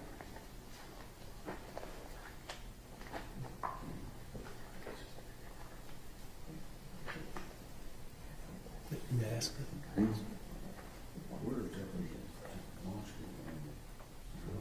Yeah, I mean, if it's going to be, are they offering it just to be demonstrative, to just show certain things, or are we trying to admit it actually into evidence? What do we, This is just demonstrative evidence.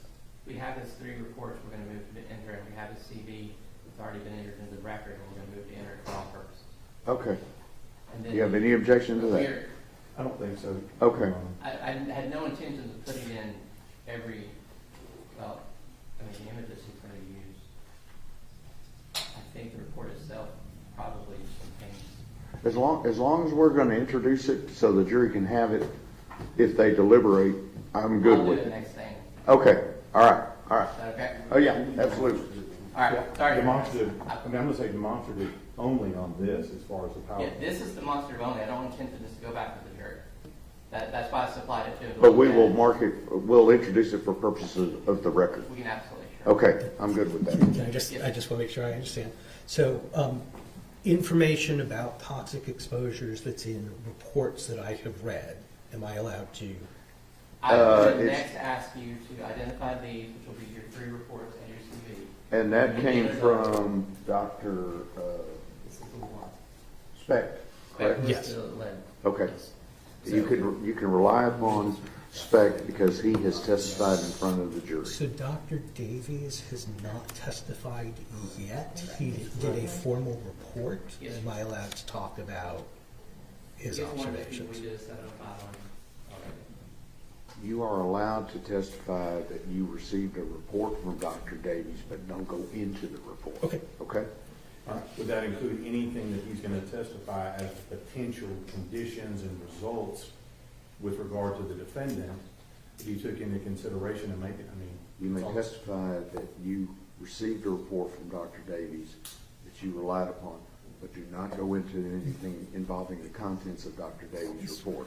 No, but from his perspective, from his neuroscience perspective, what he did, he will be able to say whether his results are consistent with FASD, ASD, those things, but not talk about what Davies is saying. I'll let him do that. Does that make And sense? am I allowed to indicate that Dr. Davies' report indicated that there was likely alcohol No, fetal you're going into the report, okay? and some of that's on this. Well, that's just for demonstrative purposes, so it'll all tie up, so let's go. Does that make sense? All right, let's go. I'm just gonna start here, so. That's fine. Thank you, sir. Yes, sir. That's what I get for doing something out of order. I mean, wait, what was coming out?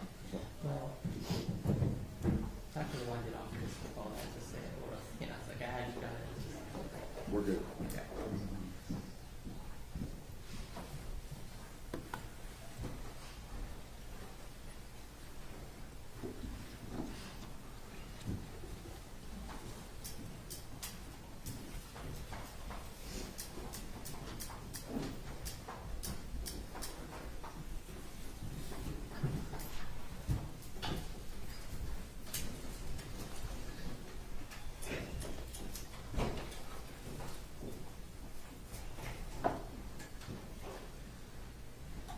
All right, everyone may be seated. We're ready to proceed. Mr. Coates. Dr. Lewine, is Defendant's Exhibit 50 a true and accurate copy of the receiving? Yes, sir. Your Honor, that was previously admitted to the record. I'll move now to admit it for all purposes. Any objection?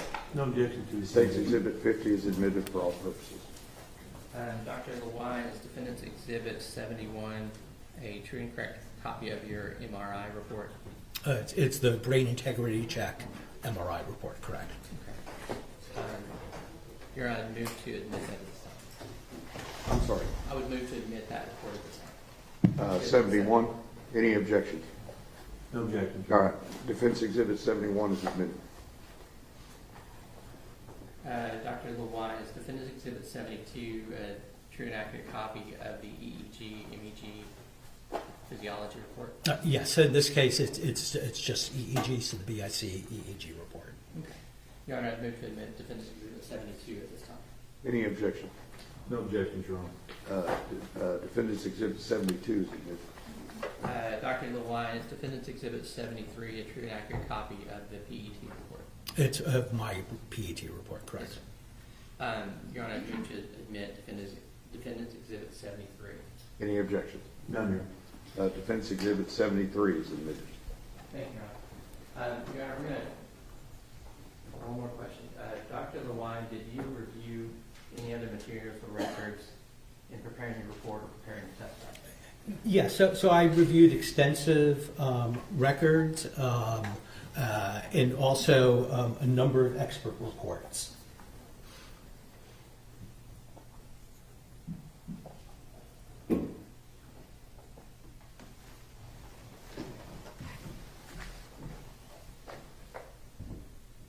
I believe I was asking you if you had testified in court before, and you answered that. Have you ever testified in criminal cases in Texas?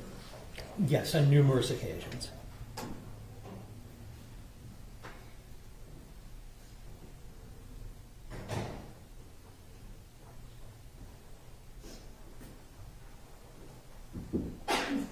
And I believe we have a PowerPoint presentation that we're just going to be using to help explain your testimony to the jury. Yes, I'm going to go down here and go into a little bit of professor mode here for a little bit. The pointer doesn't work very well, so it's a little bit easier if I'm down here directly. Can you all hear me okay? Perfect, thank you.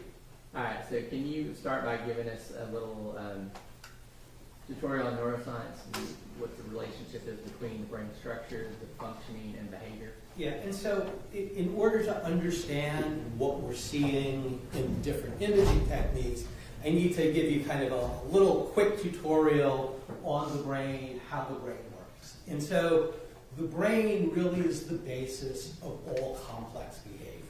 It controls how we interact with the world. It controls how we interact with each other. And when we think about the brain, so the brain is composed of different types of cells. The most important one are the neurons. So the neurons are the computational units of the brain. And they basically have three parts to them. They have the cell body, which is the command center. They have the dendrites, which is how signals get into the neuron. And then they have the axon, which is how signals get out to the neuron, go over to the next cell. And so the cells are basically interconnected with a little space here known as the synapse. And your brain has about 80 billion brain cells in it, 80 billion neurons, and about 100 trillion synapses in it. So it's an extraordinarily complex system. And again, it's got the computational units, the cell bodies, and they reside in what's known as the gray matter. And then they have the axons, which interconnect to different cells. That's what's known as the white matter. And so you can hear about me talk about gray matter and white matter as we go on. And sir, I apologize, that is my glucose sensor alarm going off, and I thought I turned it off, but I didn't. It's going to beep. Can I go in? No, you're fine. Just let it beep? Yeah. Okay. Or can you turn it off? I can't turn it off. Why don't you go turn it off? Okay, my apologies. I thought I had.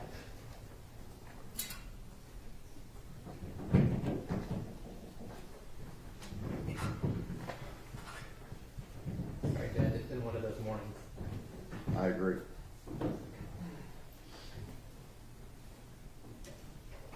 Thank you, sir. My apologies. Yes, sir. Mr. Copel, you may continue. Dr. White, can you pick up where you left off? So again, so there's the computational units, there's the interconnections between them. And so if you damage the gray matter, the computational units, or you damage the white matter interconnections, that's going to disrupt function. And so, for example, the brain actually has some degree of specialization. There are certain parts of the brain that are mostly responsible for visual information processing. Other parts of the brain that are involved in auditory processing. And then there are networks in the brain. So the part of your brain that understands language is in the left temporal lobe. The part of your brain that actually lets you talk and communicate is in the left frontal lobe. And so those are where the computational units are, and then there's axons, white matter pathways, that interconnect those parts of the brain just like the telephone wires. So if you damage either the left temporal lobe, the left frontal lobe, or the interconnections, you get a disruption in language function. When you're talking about language networks, are there other networks for the brain? So there are many, many other networks. There are networks for controlling memory. There are networks for doing things like recognizing faces. There are networks for controlling emotion and regulating behavior. And there are also networks in the brain that support what we call social cognition. So this is just a caricature with the areas in yellow showing those parts of the brain that are involved in social cognition. Social cognition is your ability to interact with other people, to recognize their face, to recognize their emotions, to communicate effectively with them, to have empathy for someone. Something known as theory of mind, which is your ability to understand what someone else is thinking. All of those things are controlled by the brain, controlled by specific parts of the brain, interacting with each other. And is everyone's brain the same? So, no, everybody's brain, there's a general organization, but the fine details are different. So my brain has basically the same general area in the back of the head that's involved in visual information processing as your area. But my brain is wired a little bit differently than your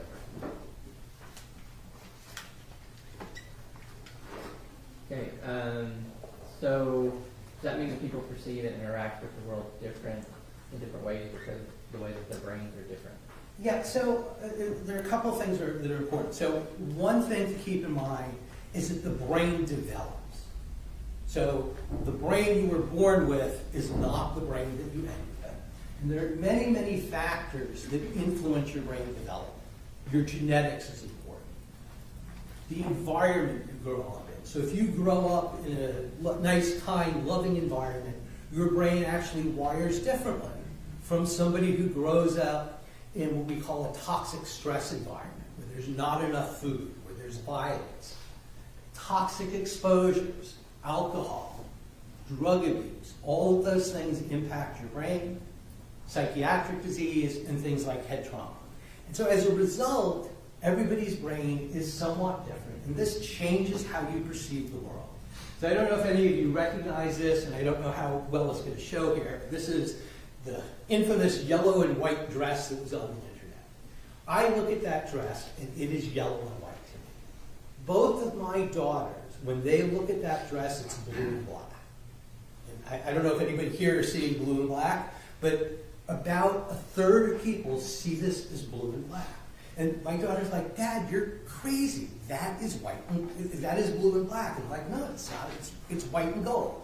It has to do with the way that my brain wired itself to perceive color and the location of light sources. Much to my chagrin, the actual fibers in the dress are blue and black. I'm misperceiving it. But the point is that how you perceive the world, how you interact with the world, is a function of how your brain is developed.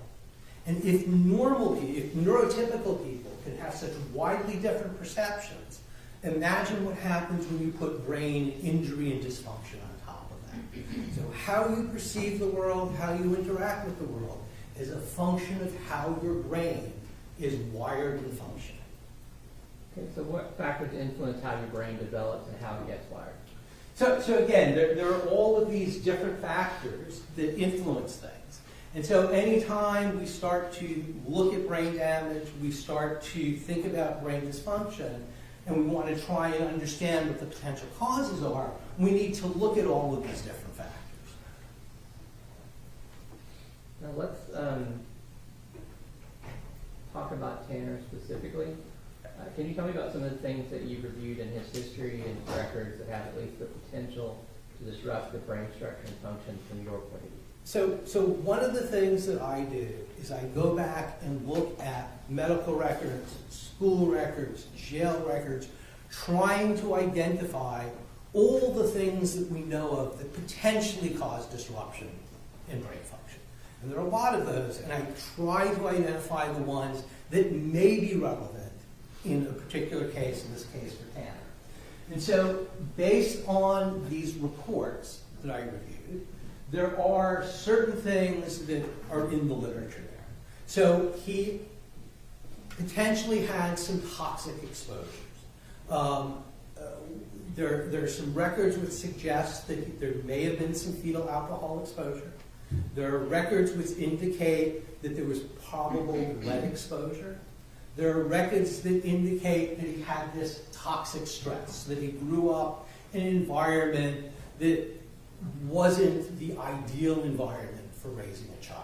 And you've heard a little bit about that, you're going to be hearing more about that.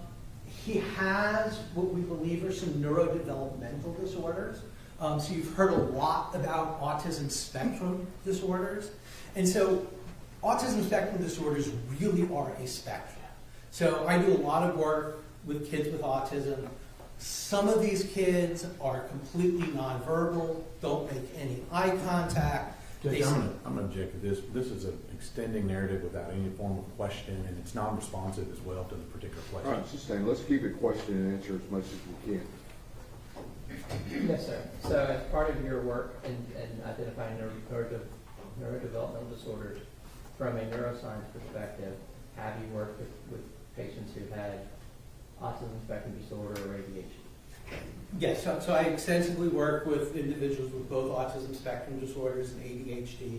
And in the records, there's indication that those are present for Mr. Horner. Hang on. And is head trauma another area that you would look at for Mr. Horner based on his records?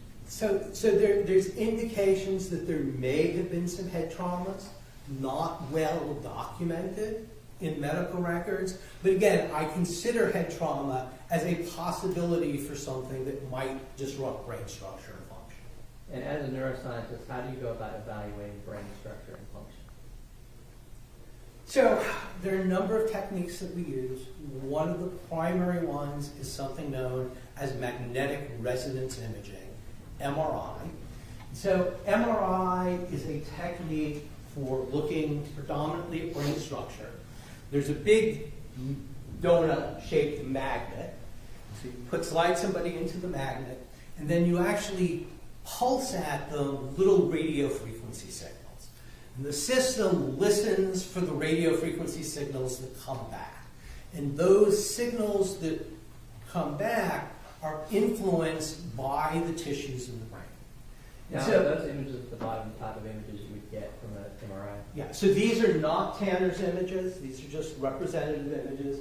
But so depending on how you pulse the sequences, you can get different types of images. These are what are known as T1 images. They're very good for showing the anatomy. There's something known as DTI, diffusion tensor imaging, which tells us about the white matter interconnections. And one thing that I want to make sure everybody understands, so this isn't like taking a photograph.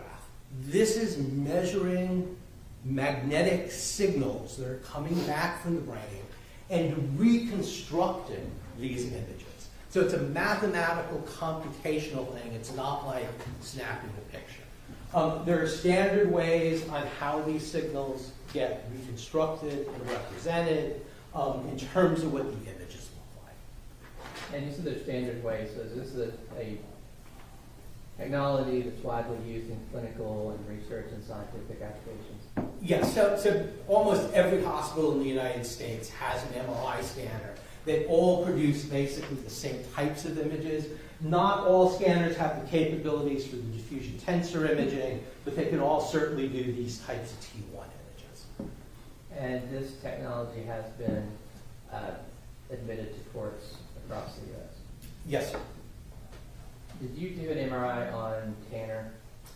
Yes, so the MRI was actually done at the MRI Center.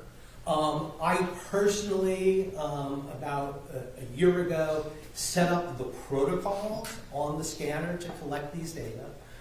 This is just an example of one of the images that comes from Tanner's brain. This is what's known as a sagittal slice, so it's in this direction here. We're a little bit off the midline. The MRI data that were collected, there were two types in particular of relevance in this case. The T1 images, which were used for something known as volumetrics, which I'll explain, DTI, diffusion tensor imaging. These images were provided to a neuroradiologist, and the visual inspection of these images by the neuroradiologist is that they're within normal limits. So the neuroradiologist, just looking at the images, says there are no gross abnormalities here, there's no tumors, there's not a hole in the head, there's not multiple sclerosis. Okay, let's back up for a second. So you set up protocols, kind of telling what you need the MRI to do, correct? Correct. And then a medical doctor, I believe in this case, maybe Dr. Yon, signs an order for the MRI techs to do it. And then it is actually the MRI techs that run the machine. You're not running the machine off. Correct. And then they give you the data from it. Correct.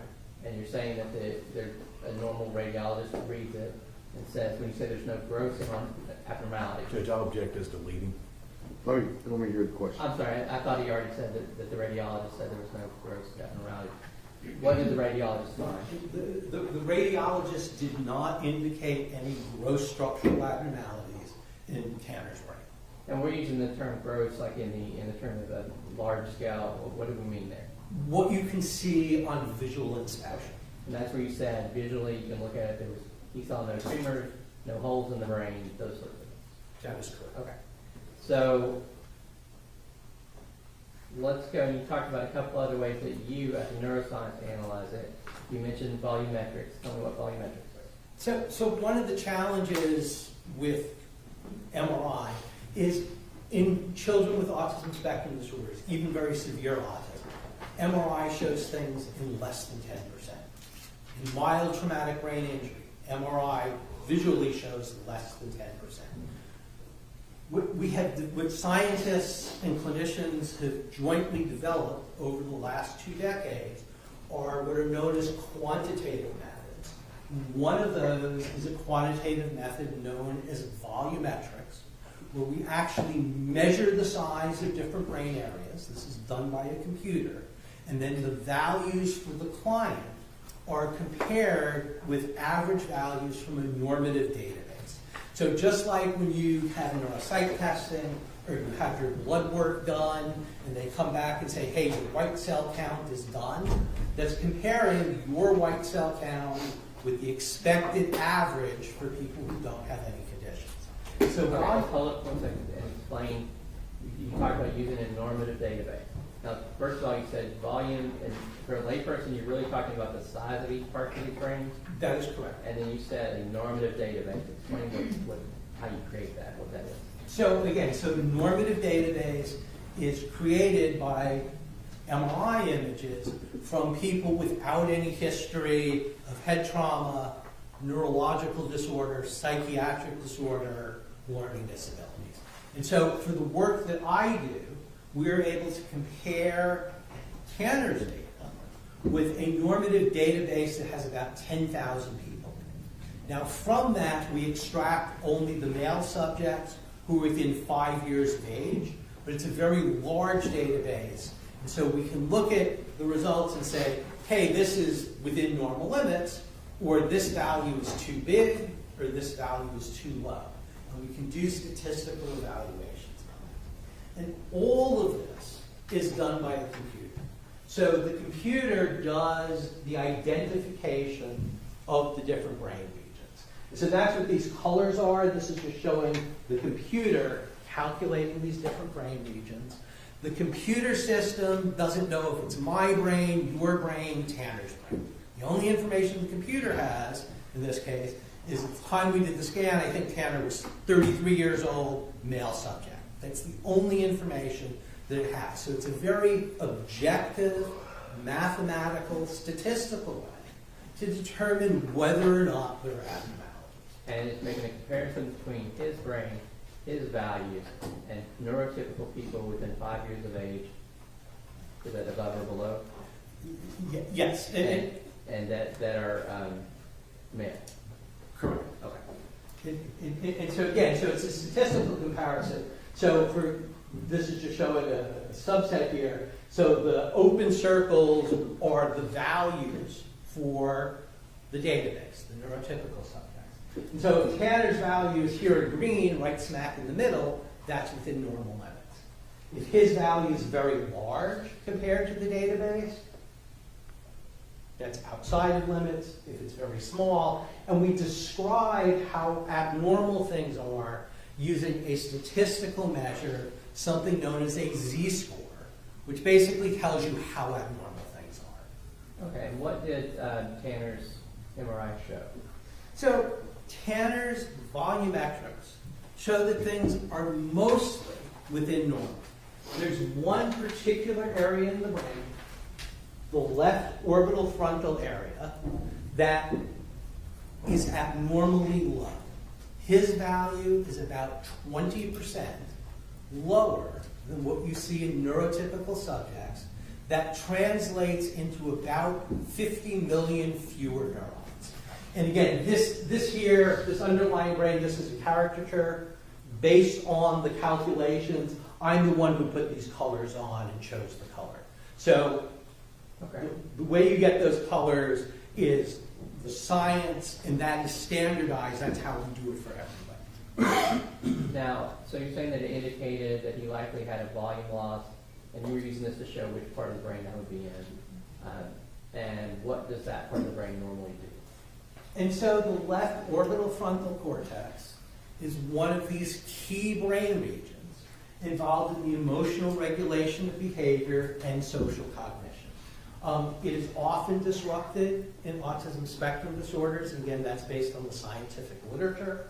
It can be disrupted in traumatic brain injury. It can also be disrupted in depression. Okay, and once again, is volumetric something that just you do, or is that a technique that's widely accepted in clinical and forensic and scientific fields? Yeah, so volumetrics is an extremely well-accepted technique. It is supported by over 5,000 publications. It is routinely used in hospitals throughout the United States. In the clinical world, it is used mostly in the evaluation of epilepsy and Alzheimer's disease, but it's seen increasing usage in traumatic brain injury. And certainly in the forensic world, we see it being used very commonly with respect to psychiatric conditions, things like depression, schizophrenia, and autism spectrum disorder. Okay, let me move on to I think you said you use another technique called diffusion tensor imaging. What is that?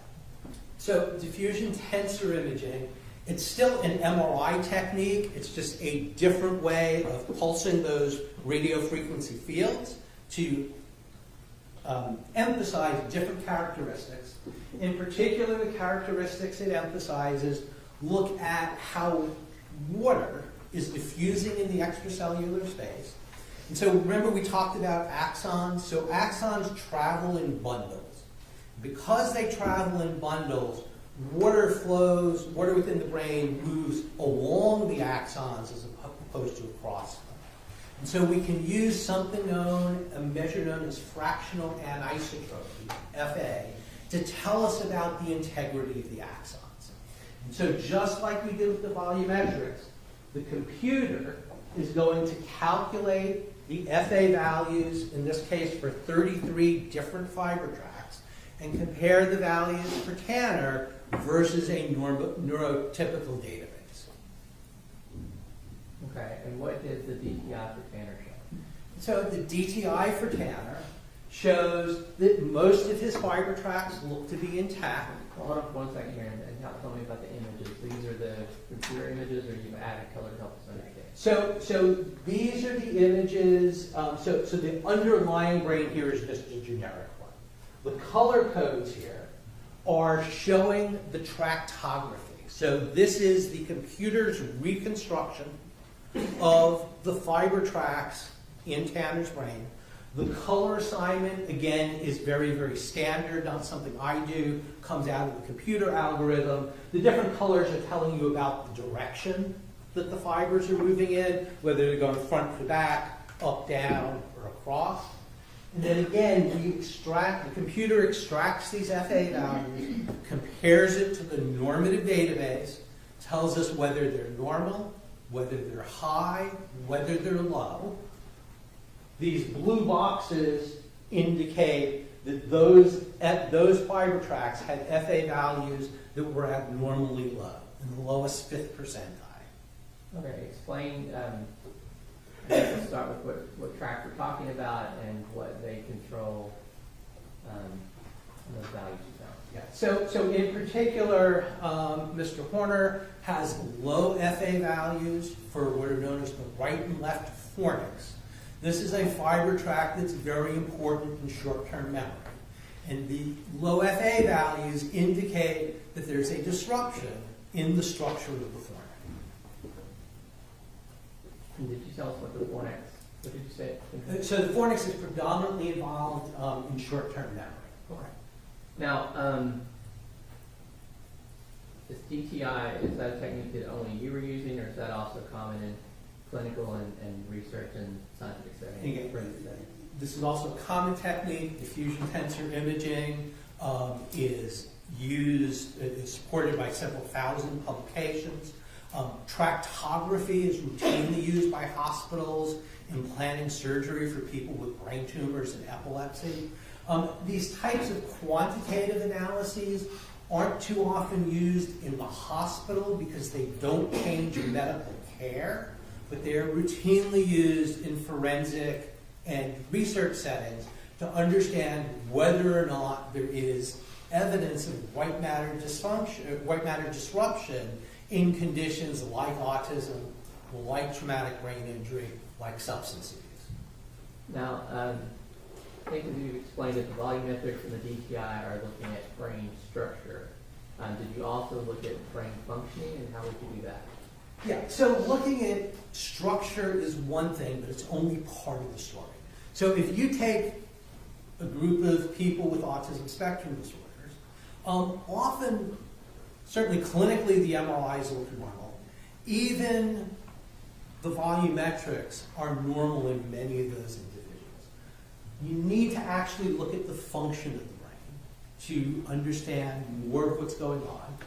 One of those technologies is something known as electroencephalography.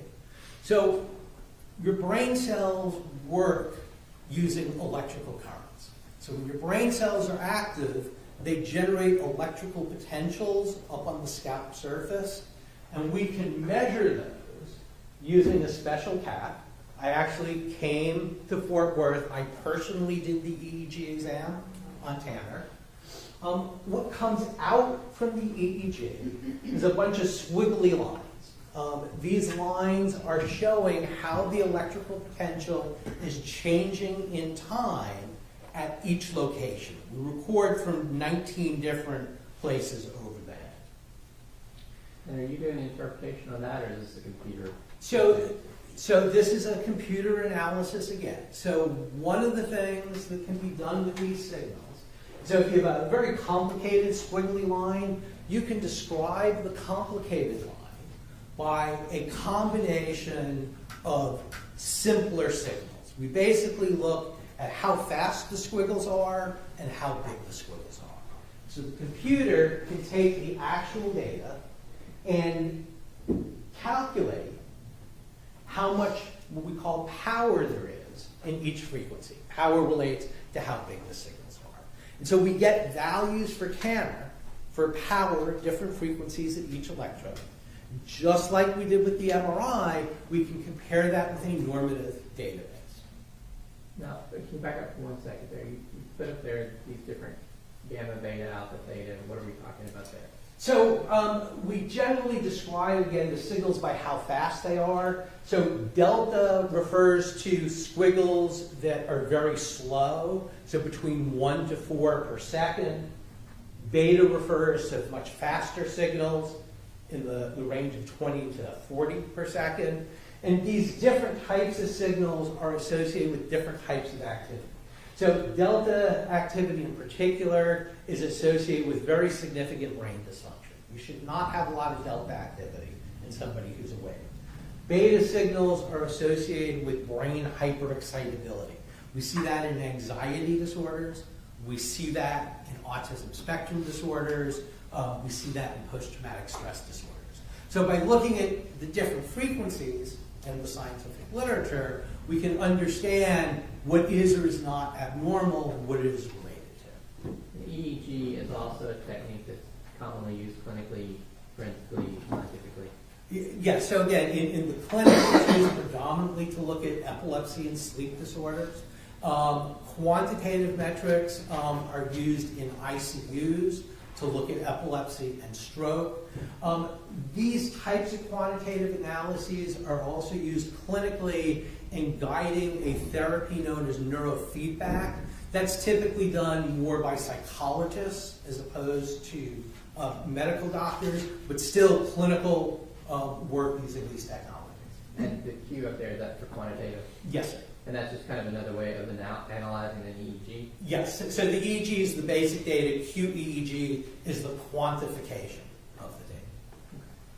Let's move on, and I think you were going to tell us about what Tanner showed, is that correct? Yeah, so I just need to tell you a little bit more about how we represent the data, and again, this comes from the computer. It's the same for everybody. The computer doesn't know whose brain it is. These are what are known as the power map. So these are looking at the different frequencies. So again, delta are very slow frequencies, beta are faster frequencies. If it's this very light green color, it means it's within normal limits. And this is not Tanner's brain, this is just a representation here. This particular case had a stroke in the right hemisphere, and so this individual has lots of abnormally increased theta power. That's what the red color is. Yet the computer's assigning these colors. These are standardized. This is using FDA-cleared software for these analyses. There's another measure we can do, something known as coherence, which basically looks at the interconnections between brain areas. And so we do those types of analyses. And so let me just, I'm going to show you Tanner's data in a second here. Let me just show you a typical control subject. So even a control subject, because you're making lots and lots of measurements, may have a couple of scattered abnormalities. Okay? That's common. It's known as the problem of multiple comparisons. You can get some false positive things. We have statistical methods for dealing with that. So here's just an example of a control subject. Here's what we actually find for Tanner. So Tanner has very significant increased theta activity all the way through delta and high beta activity over the left hemisphere of his brain. He's got some minor disruptions in coherence. They're actually not that bad. But his baseline brain rhythms are not neurotypical. They show significant abnormalities. One of the other analyses that we can do is to actually figure out where in the brain things are coming from. And again, this is all done by a computer using FDA-cleared software. This is looking at how abnormal the currents are and where those abnormalities are coming from.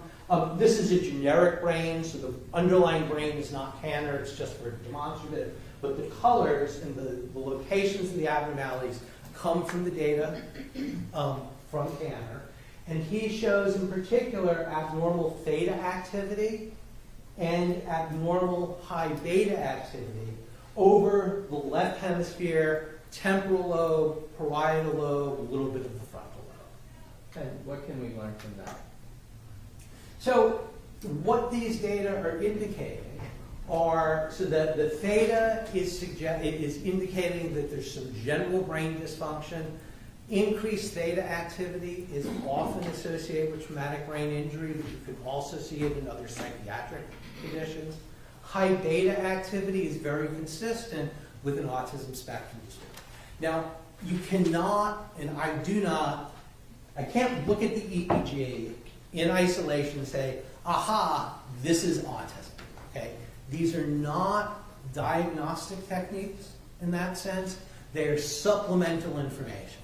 These are patterns that are consistent with the presence of an autism spectrum disorder that has been diagnosed by people other than myself.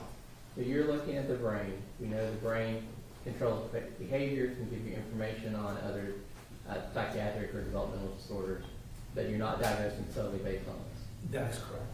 Okay, and what about, are we, yeah, there we go.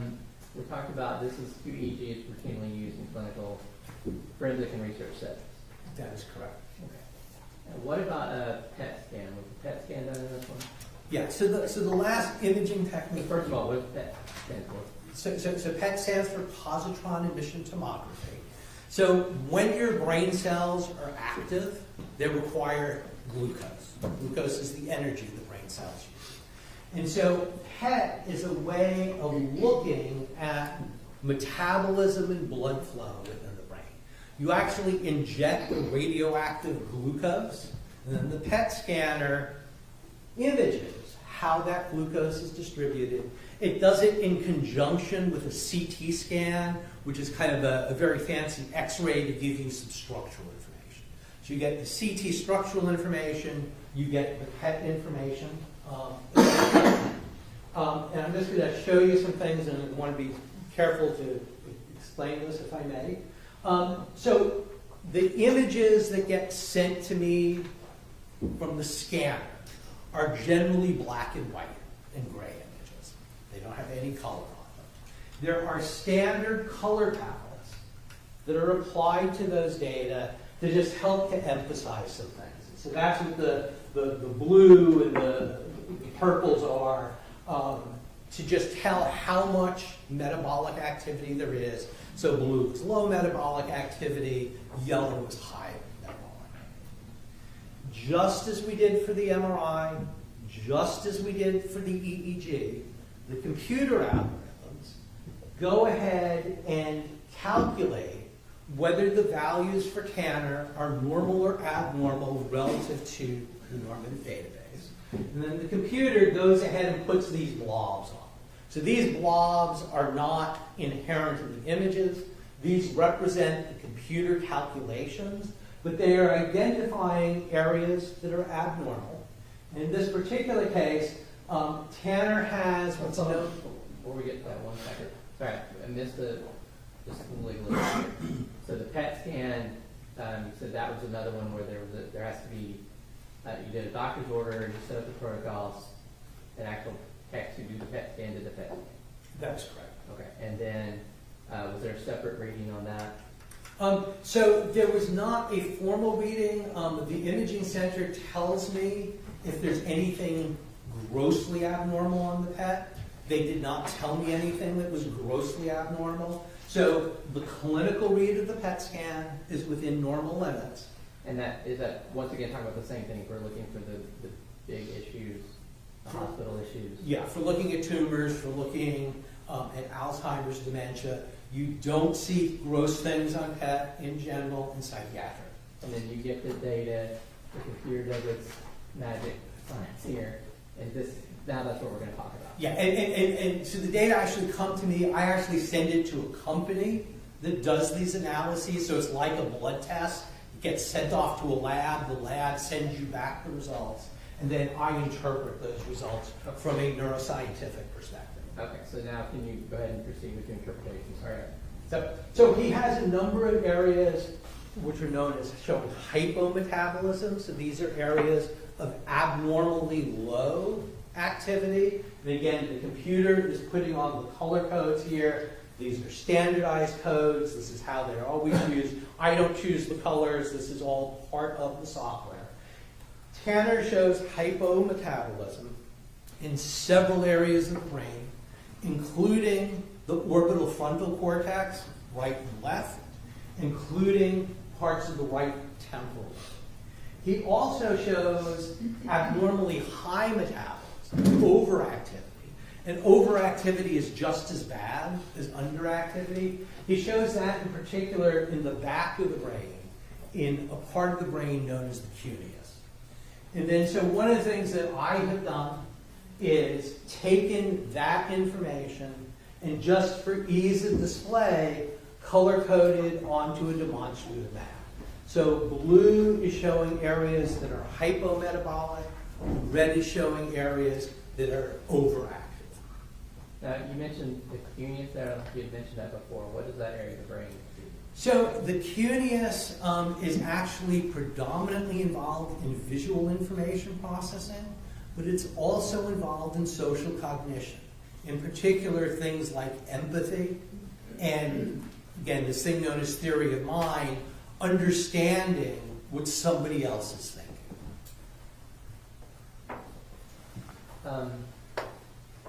Now, we previously submitted the 3 reports on these 3 techniques you talked about. How would you put them all together, and what does that indicate to you? So when you put everything together, you basically get this. So the left orbital frontal area is actually abnormal on both the MRI and the PET scan. He's got a number of abnormalities on the PET, so right temporal lobe, bilateral orbital frontal areas, the cuneus is overactive, and he's got this general dysfunction in the left hemisphere gleaned mostly from the EEG. And because each of these techniques is looking at different things, it's not uncommon that there's only partial overlap between what you have. But across these techniques, he has evidence of either structural and or functional disruption in many, many areas of the brain.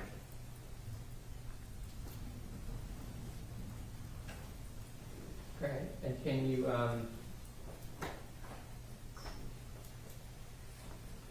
and what do these parts of the brain do, and what does all that mean? So remember that we talked earlier on about this social cognition network, the parts of the brain that let you interact with people? He has wide overlaps between his areas of abnormalities and the social network. So dysfunction, in this case, abnormalities in the right temporal lobe, abnormalities in the cuneus, abnormalities in orbital frontal cortex. So he has very extensive overlap with the social cognition network. He has lots of the nodes that aren't functioning properly. You actually need only one node to be damaged to get dysfunction. And so the overall profile here is an indication of objective brain evidence of dysfunction in the social cognitive networks of the brain. From a functional perspective, and a neuroscientist, that is most consistent with his history of an autism spectrum disorder. It's not to say that there aren't contributions from other factors like the ADHD, like the toxic exposures, but this pattern is most consistent with social disruption and ADHD. And can you summarize your overall opinion and what you think may be responsible for the abnormalities? Yeah, so kind of as I just said, he has disruption in EEG, MRI, PET, which collectively show dysfunction and structural disruption in the networks that support emotional regulation, behavior, and social cognition. A little bit in some of the memory system. The right temporal lobe, very important for pragmatic language. This is kind of understanding the nuances of language.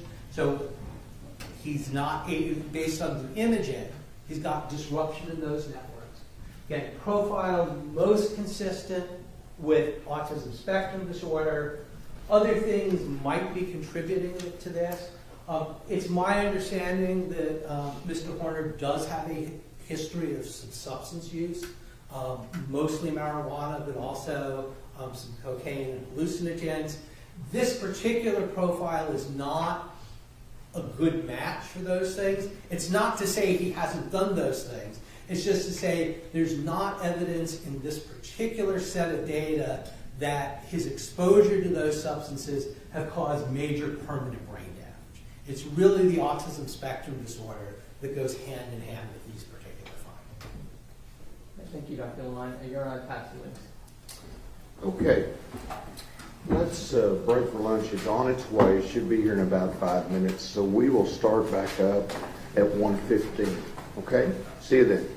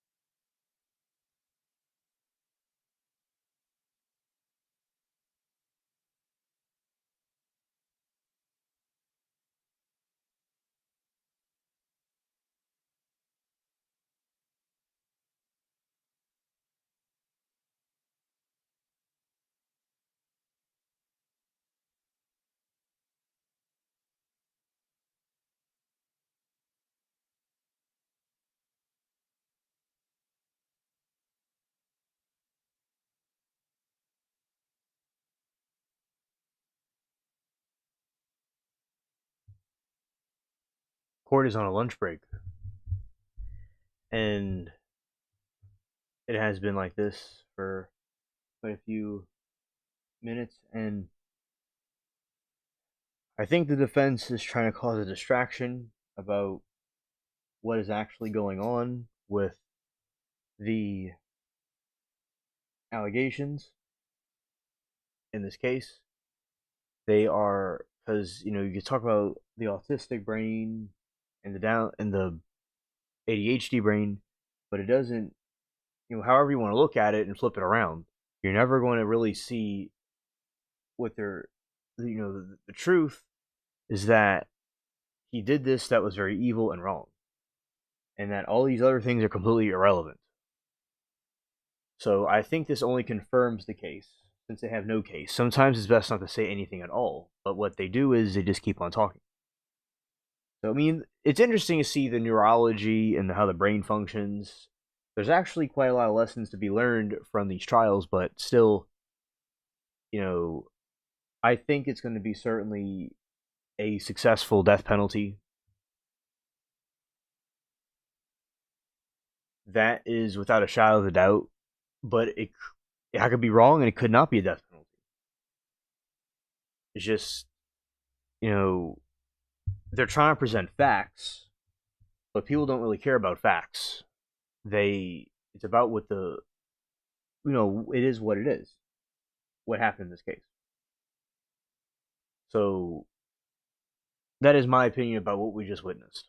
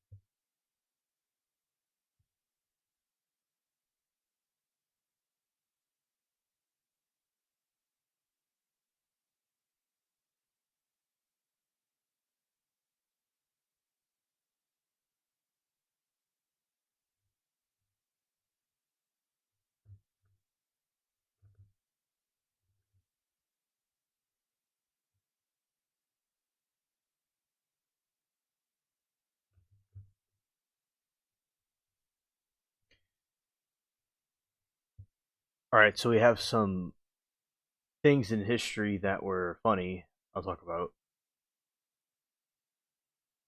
Napoleon's rabbit retreat. In 1807, after signing the treaties of Tilsit, Napoleon Bonaparte organized a rabbit hunt to celebrate. Instead of running away, thousands of rabbits swarmed Napoleon, reportedly causing the world conquering general to retreat to his carriage in defeat. All right. There was a Kentucky meat shower in 1876. Chunks of red meat fell from the sky over the settlement in Bath County, Kentucky, while locals reportedly tasted and thought it was a mutant or vengeance. Scientists suggest it was likely vulture vomit from a flock flying overhead. Well, that's quite ironic. I guess you shouldn't eat things that just fall out the sky like that. And Andrew Jackson had a parrot, the profane parrot. President Andrew Jackson had a pet African gray parrot named Polly. The bird was so well versed in Jackson's swearing that it had to be removed from the president's own funeral for shouting profanities at the mourners. You know, when you have your own flock of people,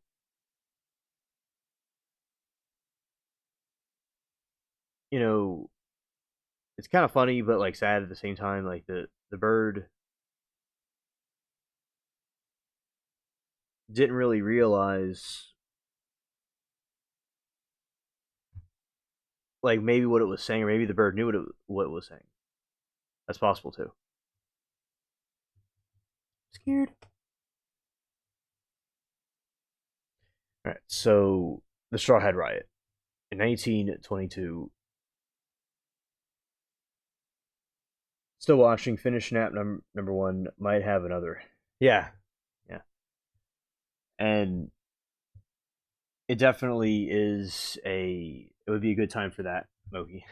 And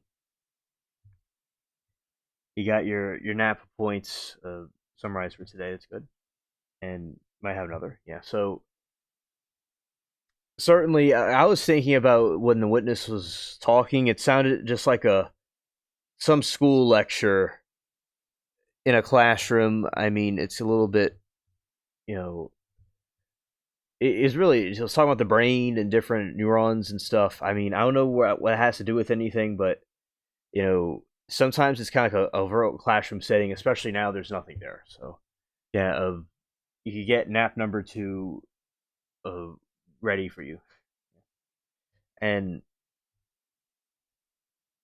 there was the Straw Hat Riots in 1922. New York City erupted into a multi-day riot over fashion. It was considered a social faux pas to wear a straw hat after September 15, and gangs of youths began snatching hats off men's heads and stomping on them, leading to widespread brawls and arrests. Yeah. Yamoki scared. All right. The monkey spy of Hartlepool. During the Napoleonic Wars, a French ship wrecked off the coast of Hartlepool, England. The only survivor was a monkey in a tin uniform. Having never seen a Frenchman, locals allegedly held a trial on the beach, found the monkey guilty of being a French spy, and sentenced to death. Scared. And poor monkey. The Liechtenstein's friendly war. During the Austro-Persian War, Liechtenstein sent an army of 80 men to guard a mountain pass. They saw no action, suffered 0 casualties, and returned home with 81 men, having made a new Italian friend along the way.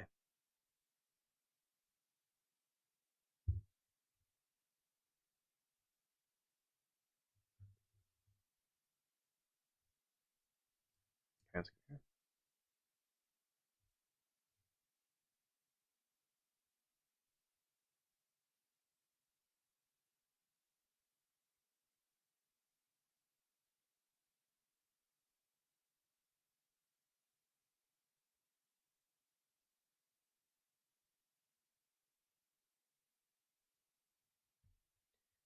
All right.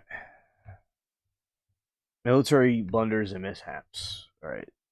Some best laid military plans go spectacularly wrong. There's the exploding rat sabotage. World War II, British intelligence developed an exploding rats by stuffing the deceased rodents with plastic explosives. The plan was for saboteurs to leave near German boilers, hoping soldiers would toss them. Instead, the Germans intercepted the shipments and became hilariously paranoid about rat bombs that didn't actually exist.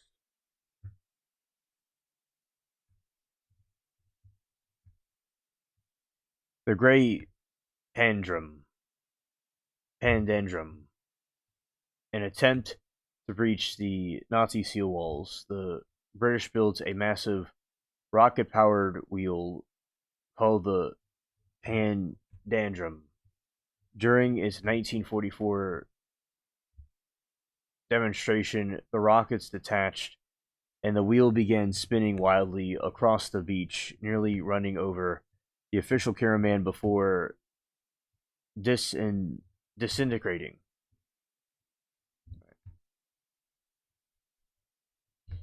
All right, the military of the United States once tested the guided missile filled with bats carrying insensitive devices. During the test, some armed bats escaped and accidentally burned down the U.S. Air Force Base.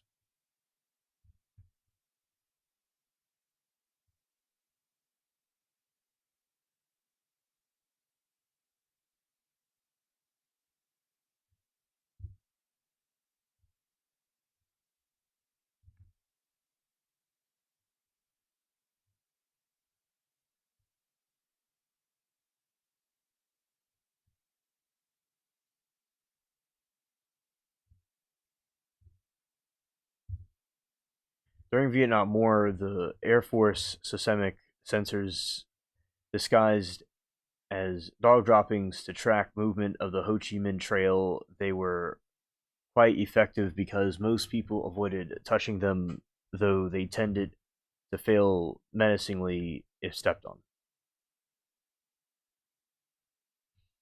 Glowing tires. In 1960s, Goodyear developed illuminated tires lit from inside by light bulbs. They looked futuristic but were eventually scrapped because they were distracting to other drivers and very expensive to maintain.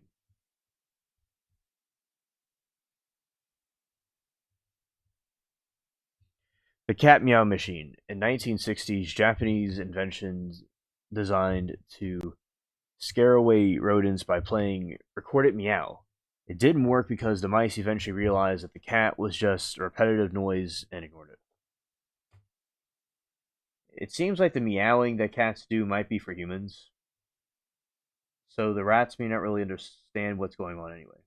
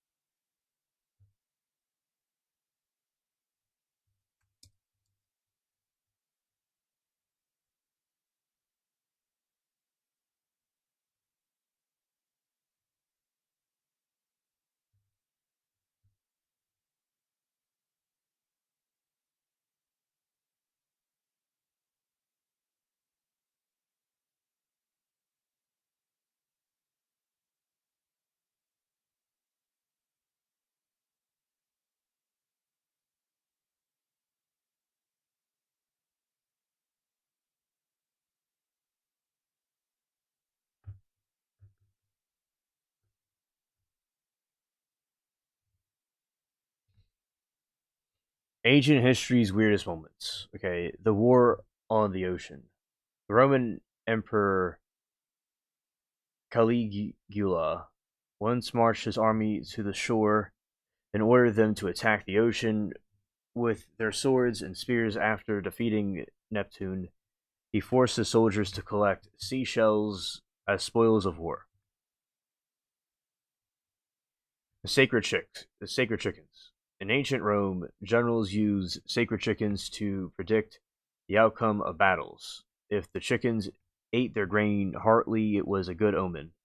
In 249 BC, the chickens refused to eat before a naval battle. The frustrated Admiral Claudius Pulcher threw them into the sea, shouting, "If they won't eat, let them drink," and lost the battle spectacularly.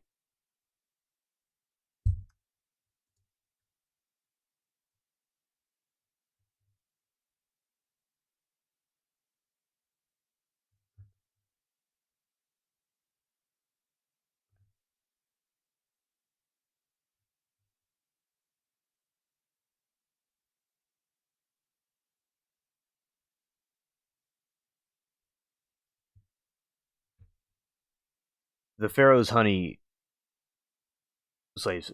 So Pharaoh Pepil II of Egypt hated flies so much that he had his slaves covered in honey and forced them to stand near him so the flies would be attracted to them instead of him. Scared.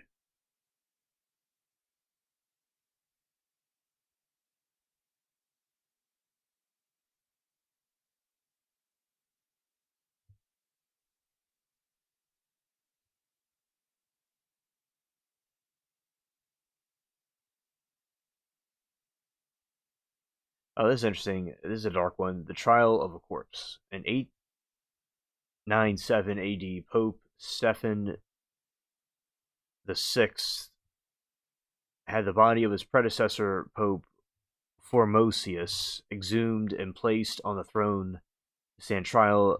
The deacon stood behind the corpse to speak for it, and the corpse lost the trial, was stripped of its robes, and thrown into the Tiber River. Well, there you go. That's this is just things from the ancient past that were weird things that happened. That is quite bizarre, indeed.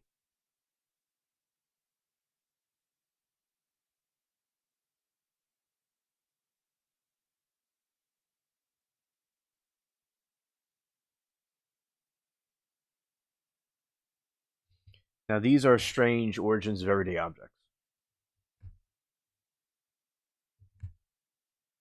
Bubble wrap, originally invented in 1957 as 3D textured wallpapers.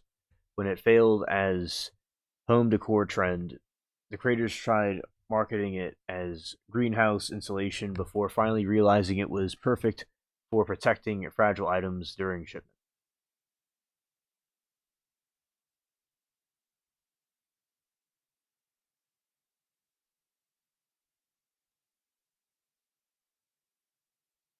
Chainsaws. They weren't invented for wood. In late 18th century, two doctors created a small hand crank chainsaw to assist in childbirth, specifically for cutting through the pelvic bone when a baby was stuck. Wow. Thankfully, anesthesia and C-sections eventually took over. Wow.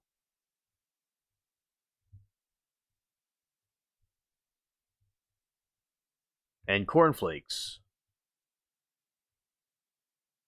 Dr. John Harvey and Kellogg developed the cornflakes as a bland, healthy food intended to curb sinful sexual urges. He believed spicier flavored foods of the passion, so he promoted plain cereal to keep people pure.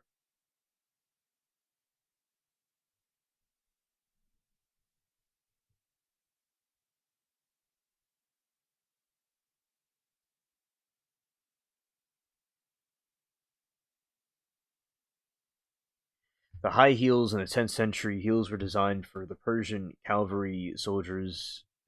The heel helped them lock their feet into the stirrups so they could shoot arrows more accurately. It only became a female fashion staple centuries later.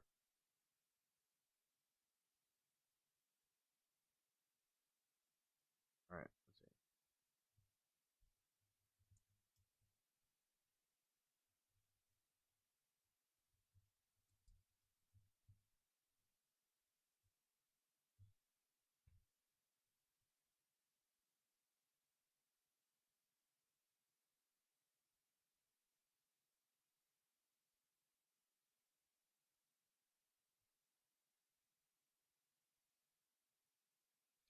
Falcon, it's not over. They're on a lunch break.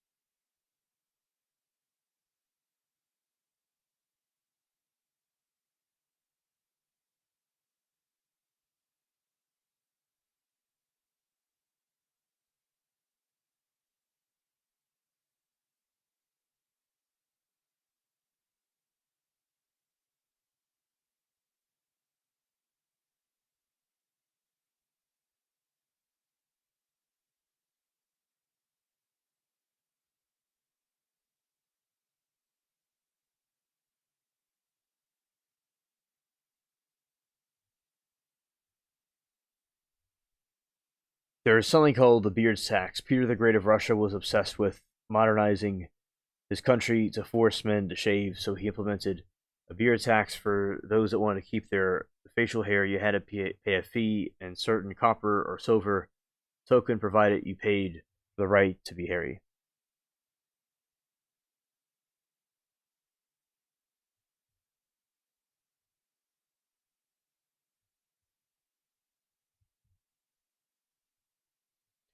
The no football law. In 1314, King Edward II of England banned football in London.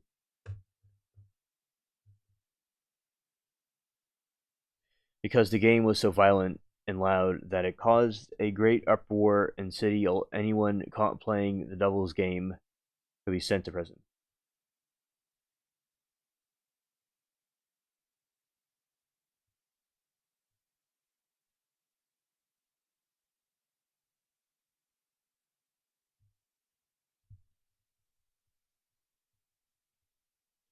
The potato prohibition. When potatoes were first introduced to France, people were terrified of them, believing they caused leprosy. The French Parliament actually banned the cultivation of potatoes in 1748. It took a man named Etonin, the parmentier, staging the guarded potato patches and trick people into stealing and eating them.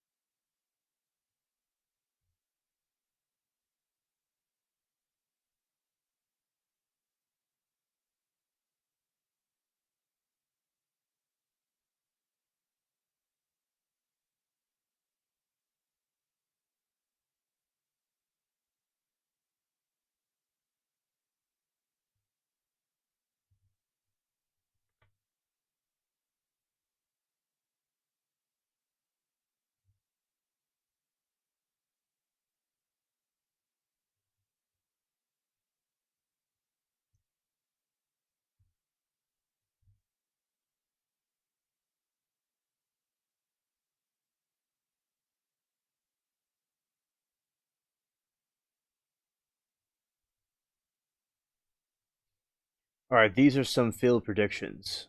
So, the unsinkable Titanic, which is the obvious one. In 1912, Philip Franklin, vice president of White Star Line, famously claimed, "There is no danger that Titanic will sink. The boat is unsinkable." He assured the public that the passengers would suffer nothing more than inconvenience.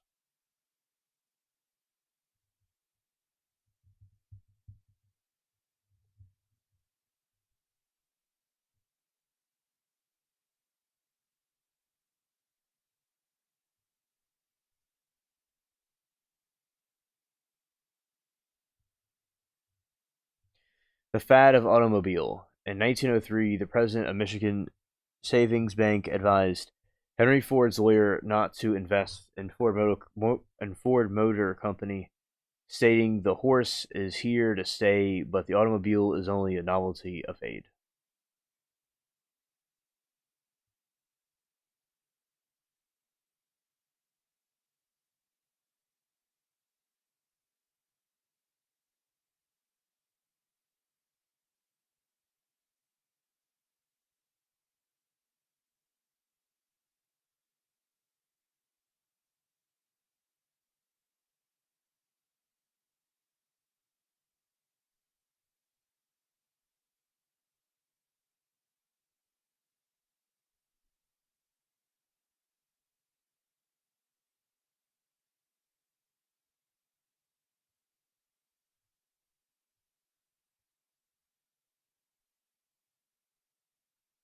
All right, rocket science and possibility. In 1936, the New York Times dismissively wrote that the rocket would never be able to leave Earth's atmosphere. They finally issued lighthearted retraction in '69 of the Apollo 11 mission was successfully on the moon, or appeared to be successfully on the moon, but it probably really wasn't. And they believed it. So, the end of the internet, 1995.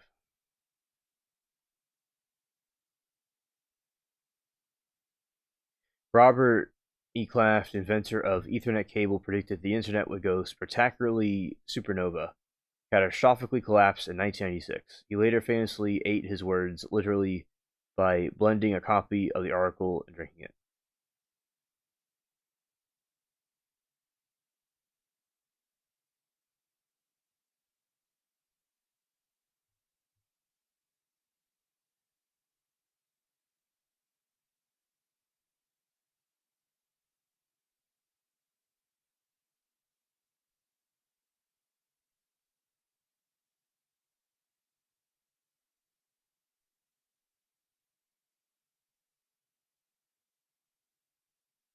All right, the Amazonian women of 2000. 1950 columnist for the Associated Press predicted that by the year 2000, all women would be 6 feet tall due to a balanced ratio of vitamins with perfected science, but it never happened.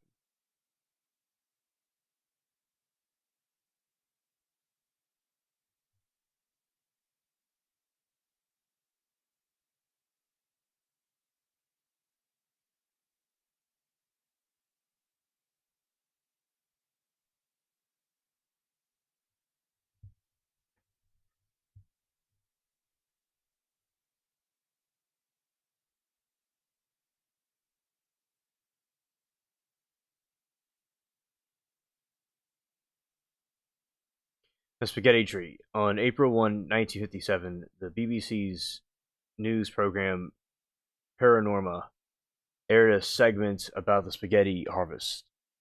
In Switzerland, viewers were so convinced that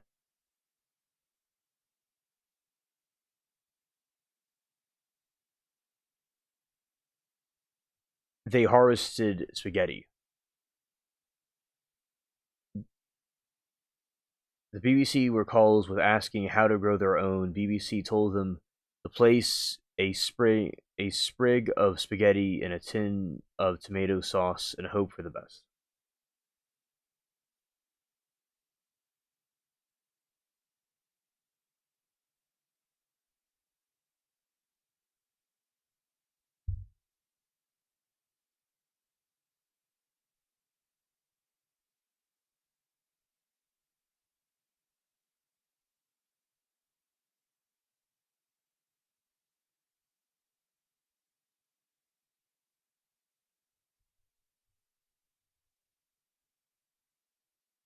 The Cardiff Giant. In 1869, workers in New York discovered a 10-foot tall. You're welcome, Carlos. My pleasure. It's been requested for a long time. Viewers were convinced that they flooded the BBC with calls asking how to grow their own. The BBC told them to place the spring of spaghetti and tin can for spaghetti for grow the best.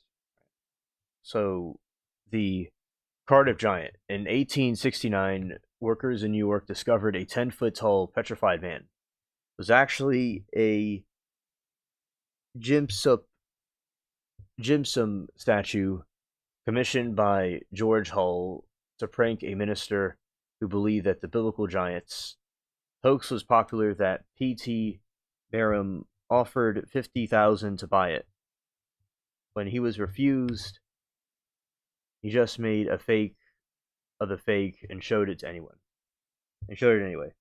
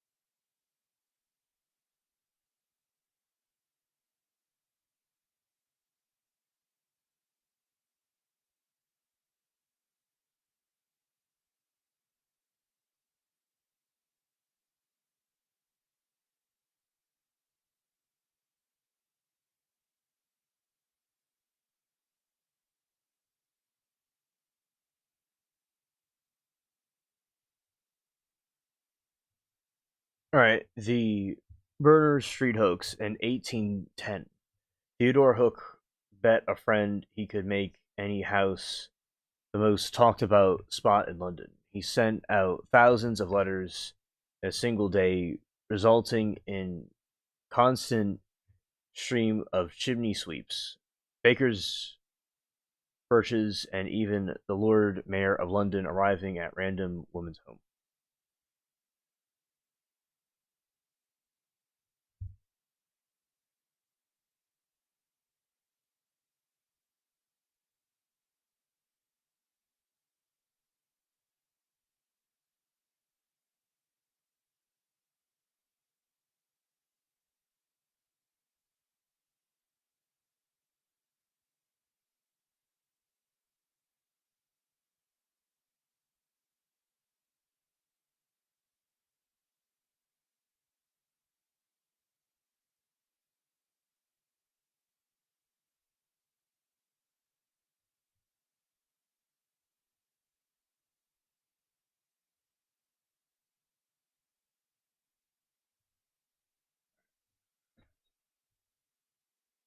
The the Contley fairies. In 1917, two young cousins in England produced photographs that purportedly showed fairies in their garden, and even Conan Doyle was convinced that they were real. It wasn't until 1980s that they admitted that the fairies were just cardboard cutouts helped by hatpins.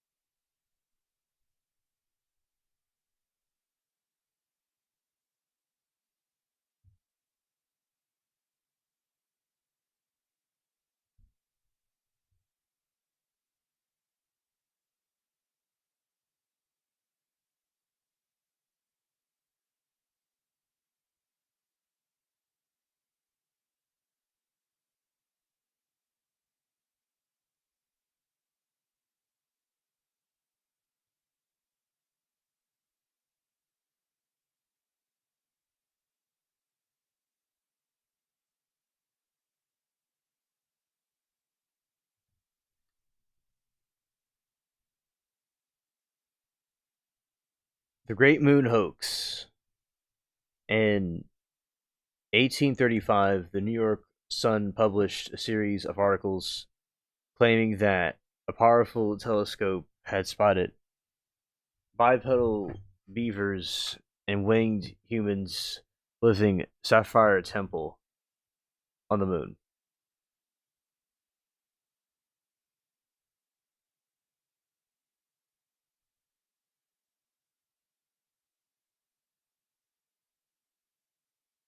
Bipedal beavers and winged humans living in sapphire temples on the moon, the public was so captivated many contributed to believe, even after it was debunked.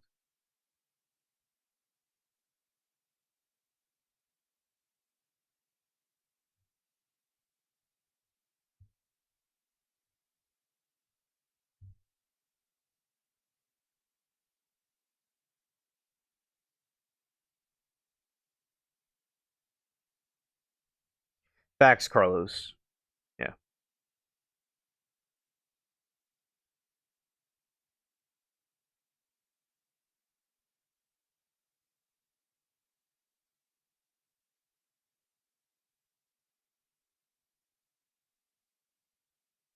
Yes, beavers on the moon.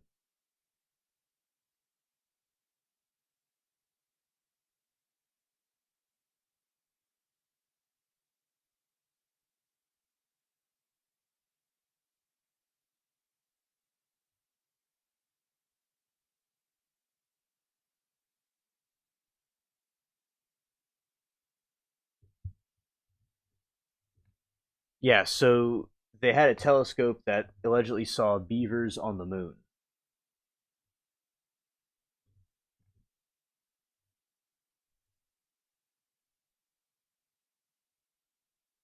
But with all the different conspiracy theories out there, you never know what is and what isn't.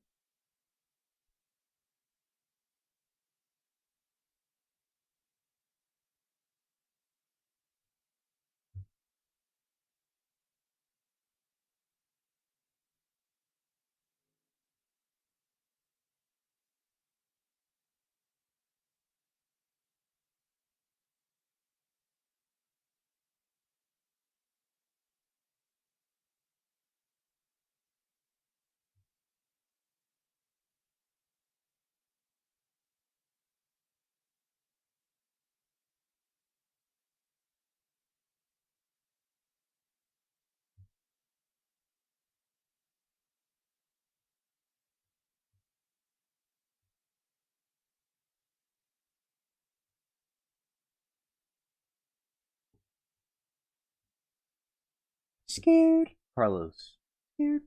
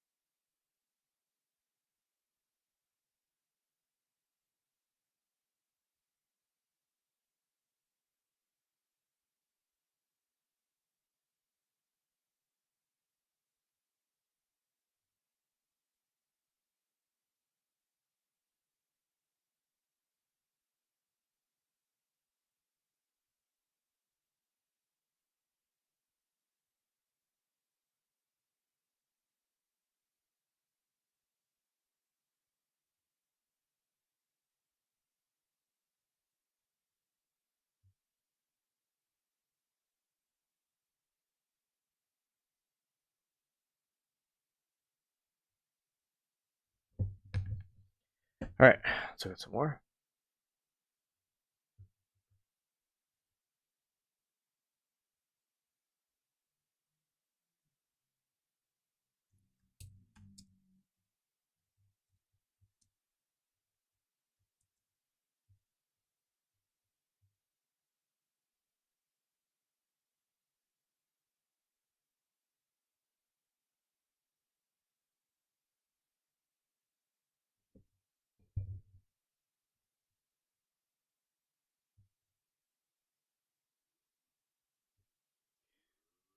All right, so in 1970s were the golden age of elaborate pranks, largely because information traveled much more slowly, making it easier to fool entire populations before the truth could ever get out.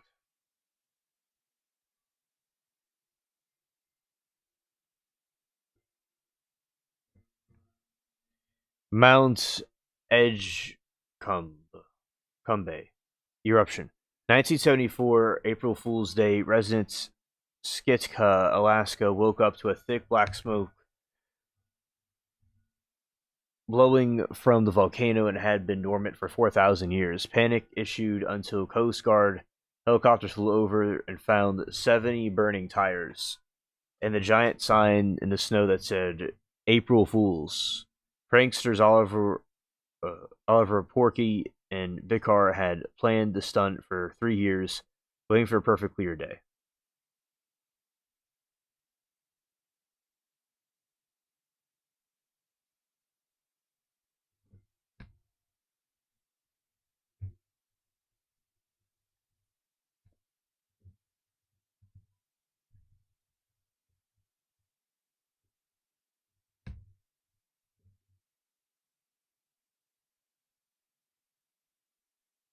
You too, Carlos. Enjoy the garden stream. It was it was really good about different aliens and stuff.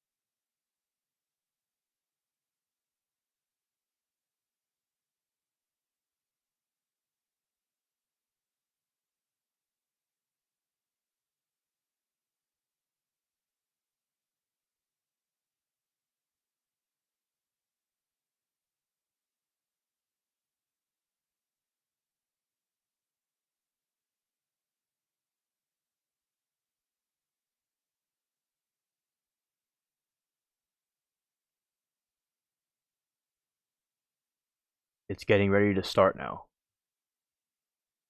We're coming back.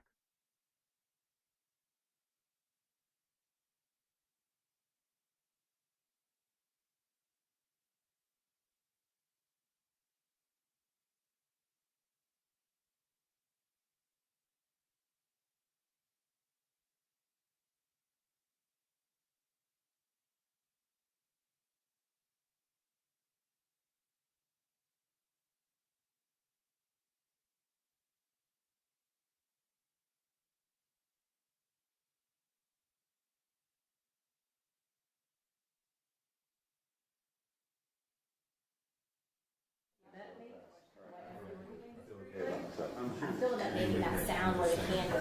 I wanted to be ready. Yes, I appreciate that very much.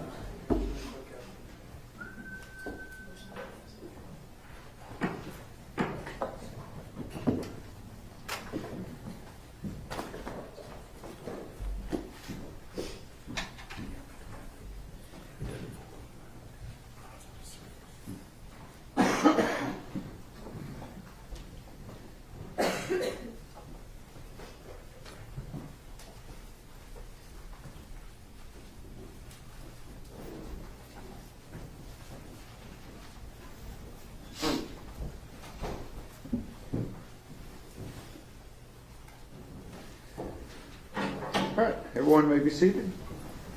We're ready to carry on cross-examination. Mr. Staten. Thank you, Your Honor. Dr. LeWine, thank you for hanging out with us for a little longer this afternoon on a Friday. I've got a few questions for you here. How many times have you testified on behalf of capital murder defendants in Texas? In Texas specifically, I want to say 7 or 8 times. Okay. And how many total? Probably about 15 total. And in fact, if I remember correctly, you were in Eastland in January doing the same thing. Yes, sir. Is that right? Yes, sir. Testifying as to the brain abnormalities as of that event, correct? That is correct, sir. And I noticed in this, I think you called it your professor. Is that what you called it? Professor mode, yes. All right. How many times do you think you've given that spiel being the professor? I think I've only done it like that 2 or 3 times. I typically do a PowerPoint though. Okay. Well, you had both today. You had you and the PowerPoint. Yes. Now, in this particular case, who hired you in this case? I was hired by the defense attorney group. Okay. And who's that? So Susan Anderson in particular. And how many times do you think you've worked for them in the past? Objection, relevant, John. Over. Go ahead, sir. I think 4 times. I'm not absolutely certain on the number. 4 times, including the one in Eastland, or just 4 times, including today? 4 times including today. So I don't believe that Ms. Anderson was involved in the Eastland case. Her organization was involved in that case. Objection, Your Honor, approach.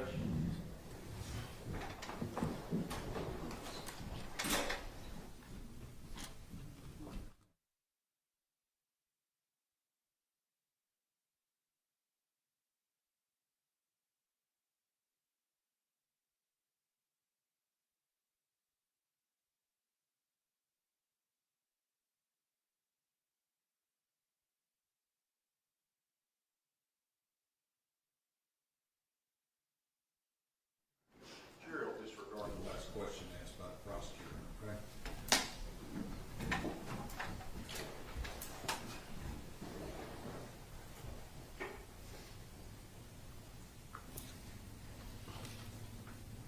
Now, in this particular case, you had some scans ordered to be done on Mr. Horner, is that right? Yes, sir. Okay, and those were ordered by who? So I believe that they were ordered by Dr. Yount. I think the PET may have also had an order from a Dr. Rouse. Okay. Rouse, R-O-U-S-E.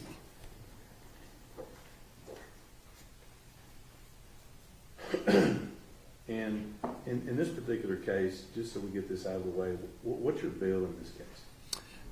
So my total bill for everything has been about 40,000. That includes the costs for the actual scans.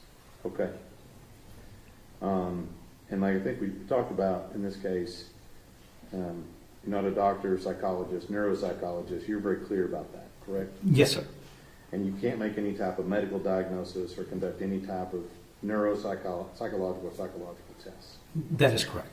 And in fact, you can't treat or diagnose patients as part of your profession. That is correct. So really, in this particular case, you can only really tell us about what you found, but you cannot connect what you found to any particular diagnosis. Again, I can talk about it in the general sense, as I did, that there are certain brain imaging findings that are consistent with diagnoses. You can't make the diagnosis from the imaging findings alone. And by looking at something that you see, I'm just going to make sure I'm clarifying this here. You can't say that any particular defendant, including the defendant in this case, has any particular diagnosis just by looking at this. That is correct. So I can't say that he has abnormal brain structure and function, but I cannot do a diagnosis. All right. Now, the 3 reports that you did in this case, you said EEG, I'm trying to do them in the same order, MRI and a PET scan, right? That is correct. And with regard to the EEG and the PET scan, the MRI and the PET scan, both the doctors who read those indicated that the defendant's brain in this case was functioning within normal limits. So the clinical interpretation of those scans is that there are no abnormalities there are no gross abnormalities on the MRI. There are no gross metabolic abnormalities on the PET scan. That is correct. Right. And in fact, if now you don't have any report from the PET scan, right? I do not. It is possible that the facility did one, but I do not have that. You got a report from the one on the MRI, correct? Yes, sir. And this was done by Dr. How do you say his last name? Dwayne Buono. Buono, B-U-O-N-O? Yes, sir. Okay. And he's in Florida, right? Yes, sir. And I think you said he's a board-certified radiologist? I believe he's a board-certified neuroradiologist. Neuroradiologist? Yeah, I think so. I know he's a board-certified radiologist. I know he did a fellowship in neuroradiology. I'm not sure about the details of the certification there.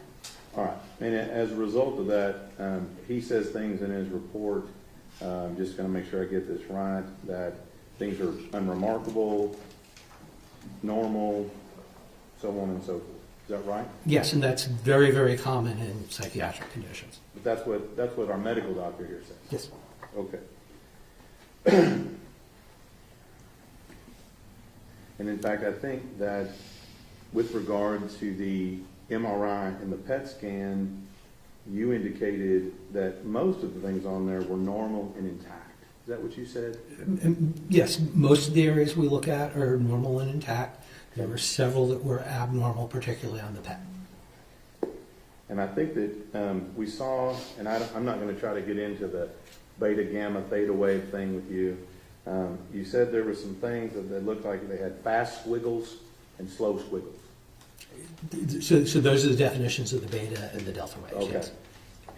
But I think you also said that at some point that with regard to the test, you get false positives on that test at some point, correct? So on any test, you can get false positives.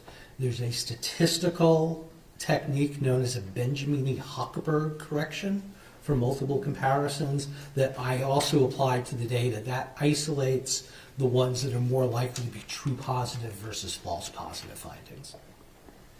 And you indicated that the defendant, I think, and I'm not trying to butcher your terminology here, that he had low FA values and that affected short-term memory. So he has low FA values in the fornix. Okay. The fornix normally, typically supports short-term memory. I can't look at the imaging and say there's fornix abnormalities, therefore he must have memory deficits. Again, these are neurobiological correlates of these things. It would be up to somebody doing cognitive testing to say that he actually has those deficits. Right. And so with regard to that, that's not going to prevent him from having long-term memory that would keep him from understanding that it's wrong not to kill someone. So generally, fornix damage does not impact long-term memory. That is correct. And it's not wrong to kidnap someone. Again, fornix damage would not have him forget that information. Now,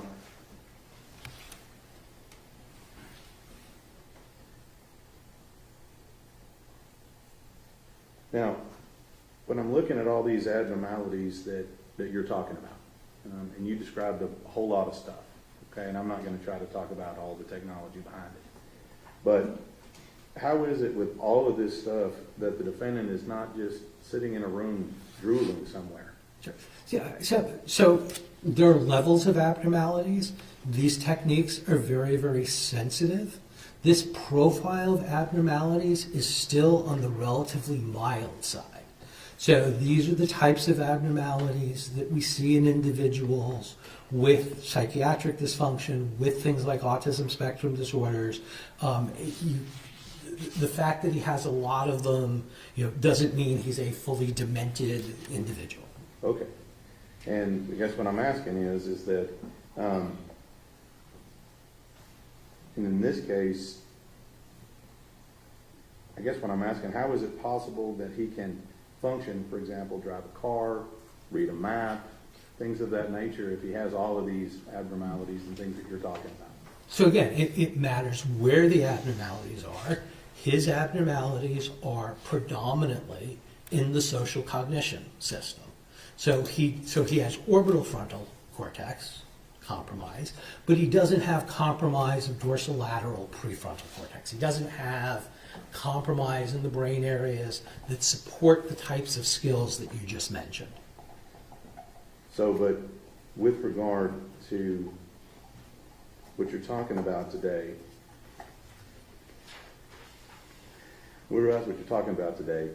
you haven't watched the videos in this case, have you? No, sir. You didn't watch any of the evidence as far as what happened in this case? No, sir. So you can't comment as to whether or not he has any specific real-world deficits. You can't make those comments. I can't from the imaging. I can say that people in general with these profiles have deficits in social cognition.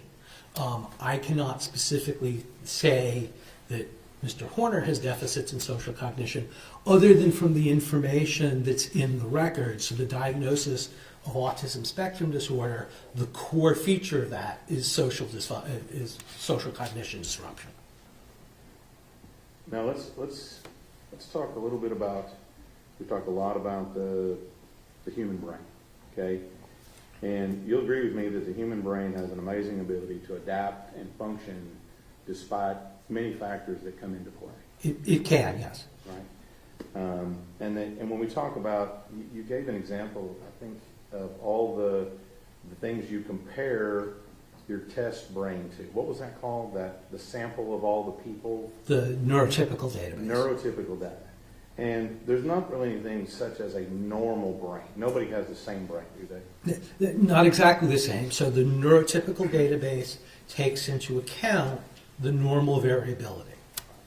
And it is possible that everyone has potentially some form of abnormality going on, but that doesn't mean they have any deficits. So again, what you would see is, depending on how many things you measure, you would see that an individual subject might have one or two abnormalities. Again, this is this multiple comparison problem. We use the Benjamini-Hochberg to address that issue.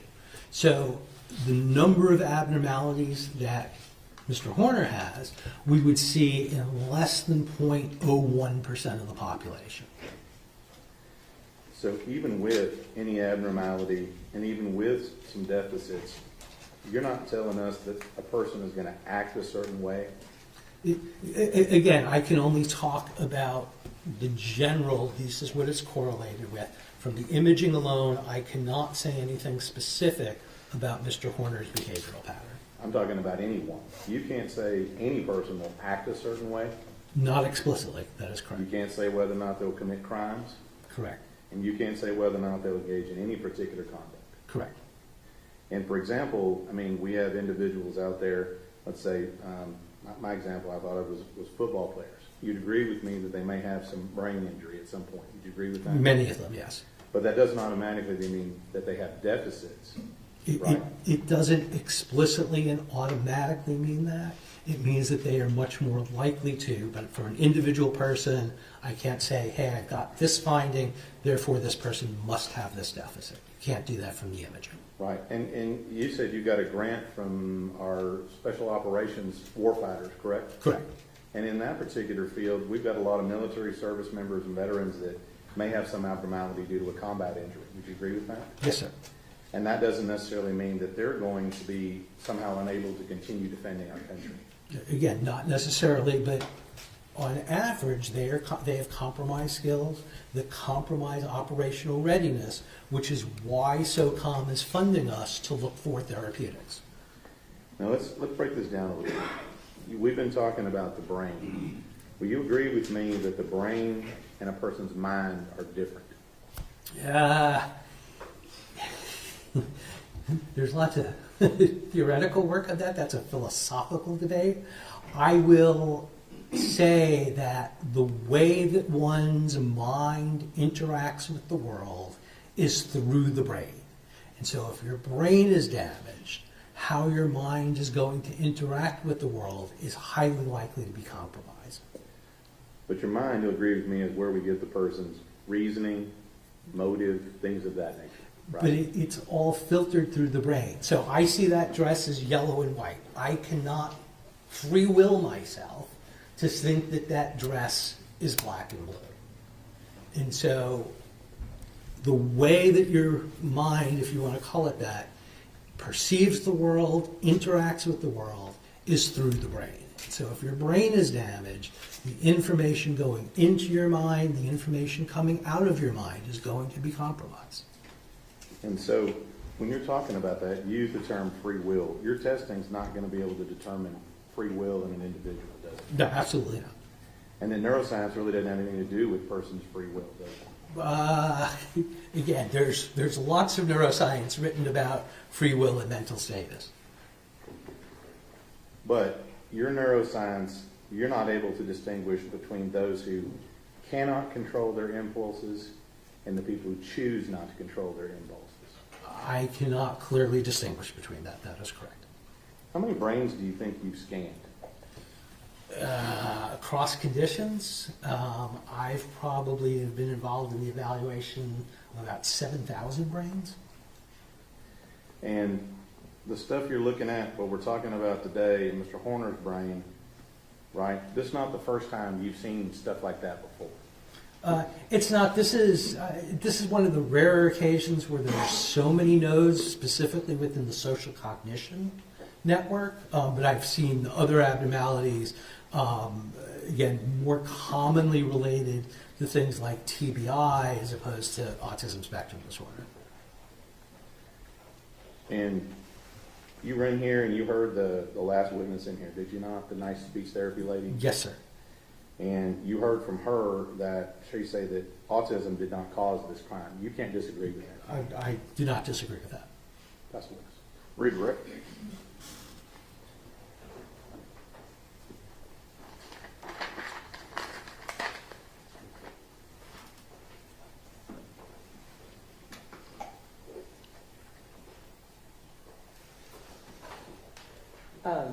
Judge, I will have nothing further. Thank you. May Dr. Lewine be excused finally? You may. Thank you, sir.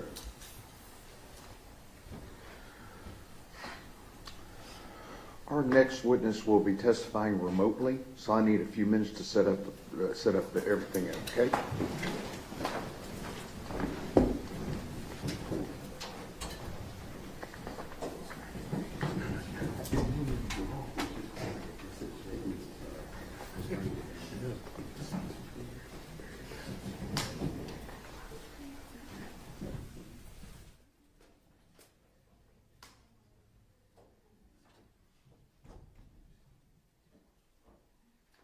Okay, everybody, give me a few minutes.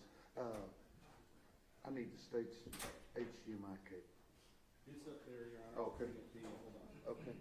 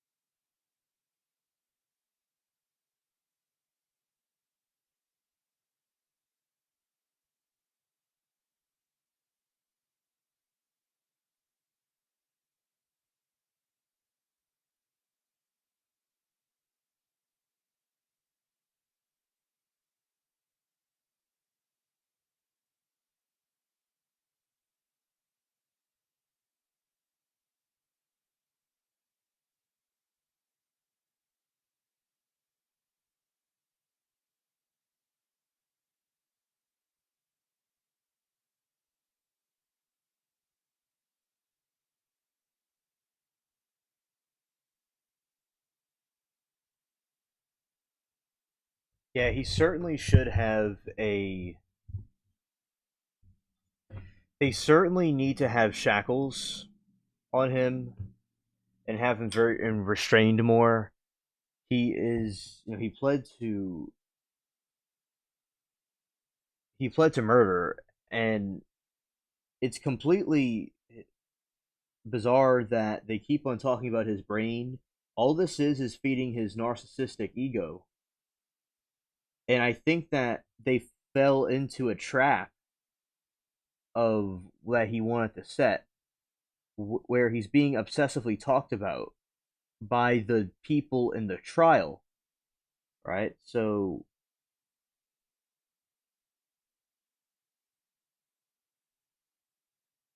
in the trial that they're, talking about him rather than the victim.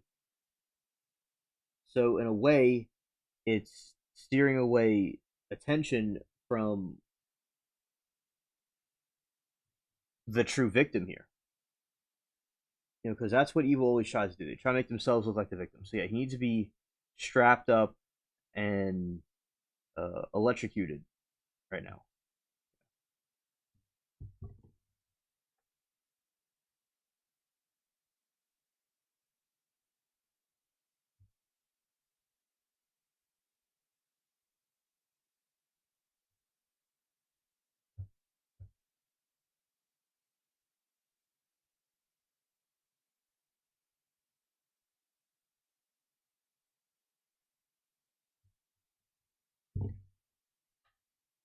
Okay, it needs to be prepared for what BK is receiving harassment through the vents and taunting him. Yes, I agree. And he certainly needs that to happen to him because the inmates will go and deal with him. Because a lot of inmates have family and stuff. And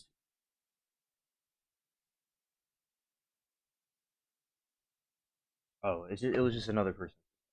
Oh yeah. And Oki says, I don't know why they aren't calling him out more for being a pedophile. Yeah, I know. It's just he's definitely that for certain. And it doesn't matter. Like, people that are autistic don't usually do stuff like this. And being sociopathic like he is, that's what he is. It's not anything to do with autism. And these autistic people don't actually do things like that. It's really bizarre.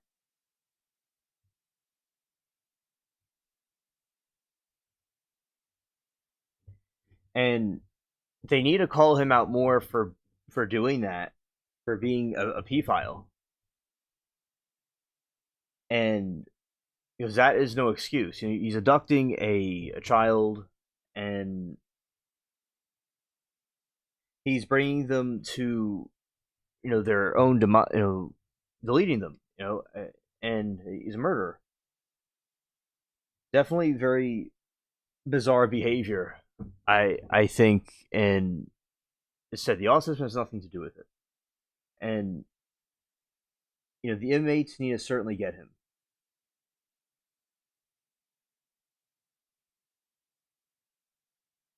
Right. I definitely agree that they are certainly more afraid of to do anything wrong than actually, like, these people don't even care because the sociopath, they don't have no conscience to them. Yeah. I really think it's inappropriate for so many attorneys comparing their clients to the autism thing. It's a really deceitful scheme, and then people are going to see autistic people differently. Many inventors and scientists and stuff were autistic, and it's nothing. As I said, this is the autism and the psychopathic thing are completely polar opposite things. Like it's like you can't have both of them. It's he's either one or the other. He just doesn't have a conscience.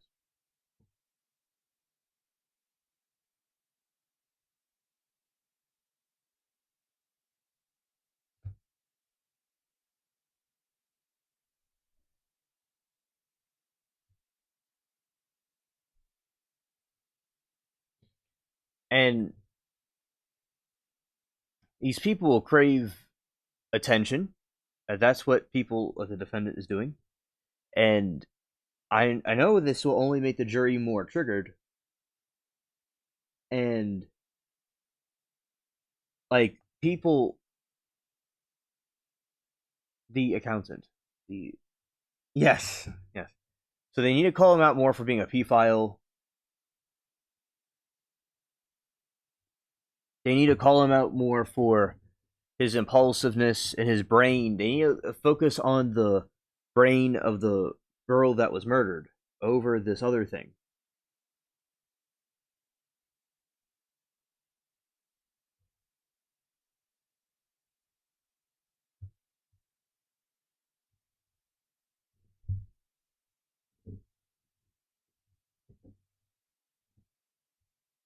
And it looks like we're starting back up, it looks like.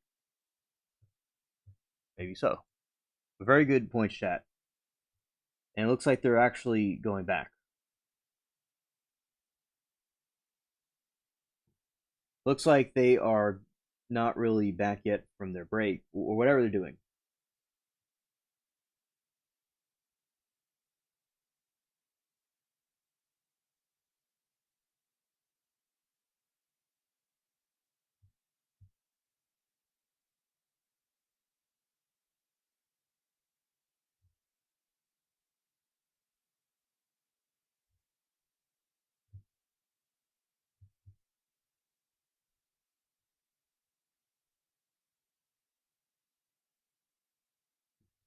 scared. It's extremely insulting. And as I said, there are so many people out there that would be completely embarrassed by what he's doing. And it looks like they're coming back. It looks like at the moment, but we'll see what they do. Okay, they're coming back now. A very good point, chat. I agree.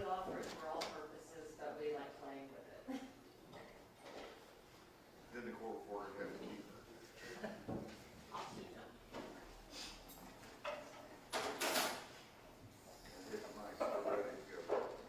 it. Y'all ready? Okay, let's go.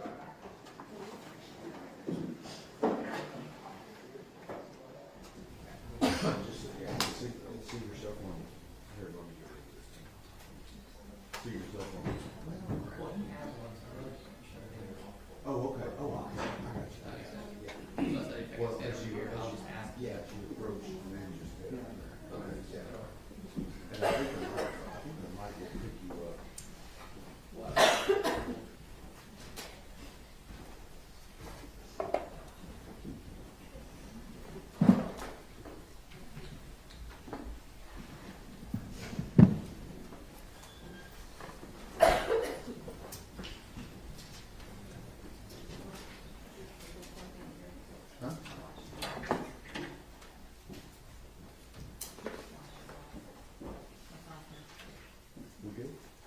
All right, everyone may be seated, I'm sorry.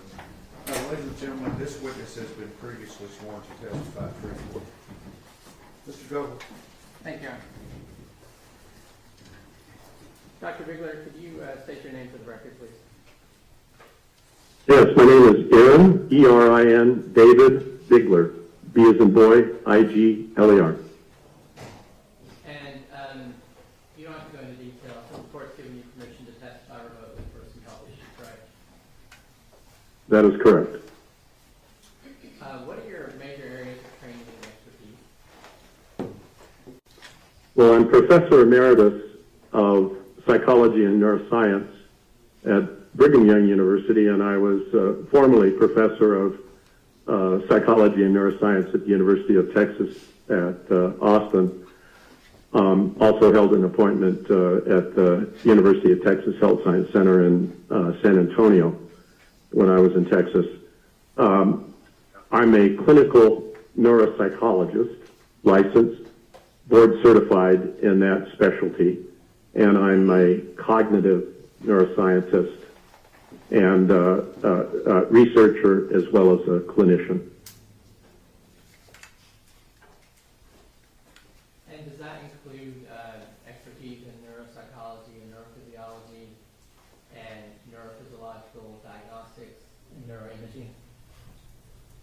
Yes, those are all of my specialty areas. I was a postdoctoral fellow at the Barrow Neurological Institute in Phoenix, Arizona, before taking my position at the University of Texas and the State Hospital there in Austin. And then I was recruited back to Brigham Young University to help develop their neuroscience program and all of those specialty areas that you just mentioned. And have you been published in those fields? Yes, I've been a professor all those years and directed, I established and directed the brain imaging and behavior laboratory. I also developed a magnetic resonance imaging research center at Brigham Young University and directed that until my retirement in 2018 as a professor and director of large laboratories involved in research. I've published extensively in the peer-reviewed literature on the interface of brain imaging and behavior, which was the name of my laboratory. Did you also publish textbooks or book chapters? Yes, I've published 12 different textbooks, working on the 6th edition of one of the textbooks that I've co-authored, and 80 some odd book chapters and over 400 peer-reviewed articles in the field. Have you received any awards or scholarships? Yes, I've received a number of awards, both nationally and internationally, and I've lectured nationally and internationally, and lectured at most of the major universities here in the United States. And have you received any grants or fellowships? Yes. As I mentioned, I fellowship trained in neurophysiology and neuropsychology. That was a long time ago, 1974 to 77. And I've been a co-investigator on numerous grants over the years. They're detailed in my vita. And did you examine Tanner Moore? I did not. So were you asked to give any specific opinions or diagnoses of Tanner? I was not. Were you asked to testify regarding brain anatomy and brain functioning in neuropsychiatric disorders generally? Yes, that was what I was asked to do to assist his counsel in understanding brain anatomy and brain function and contemporary methods for evaluating structure and function of the human brain.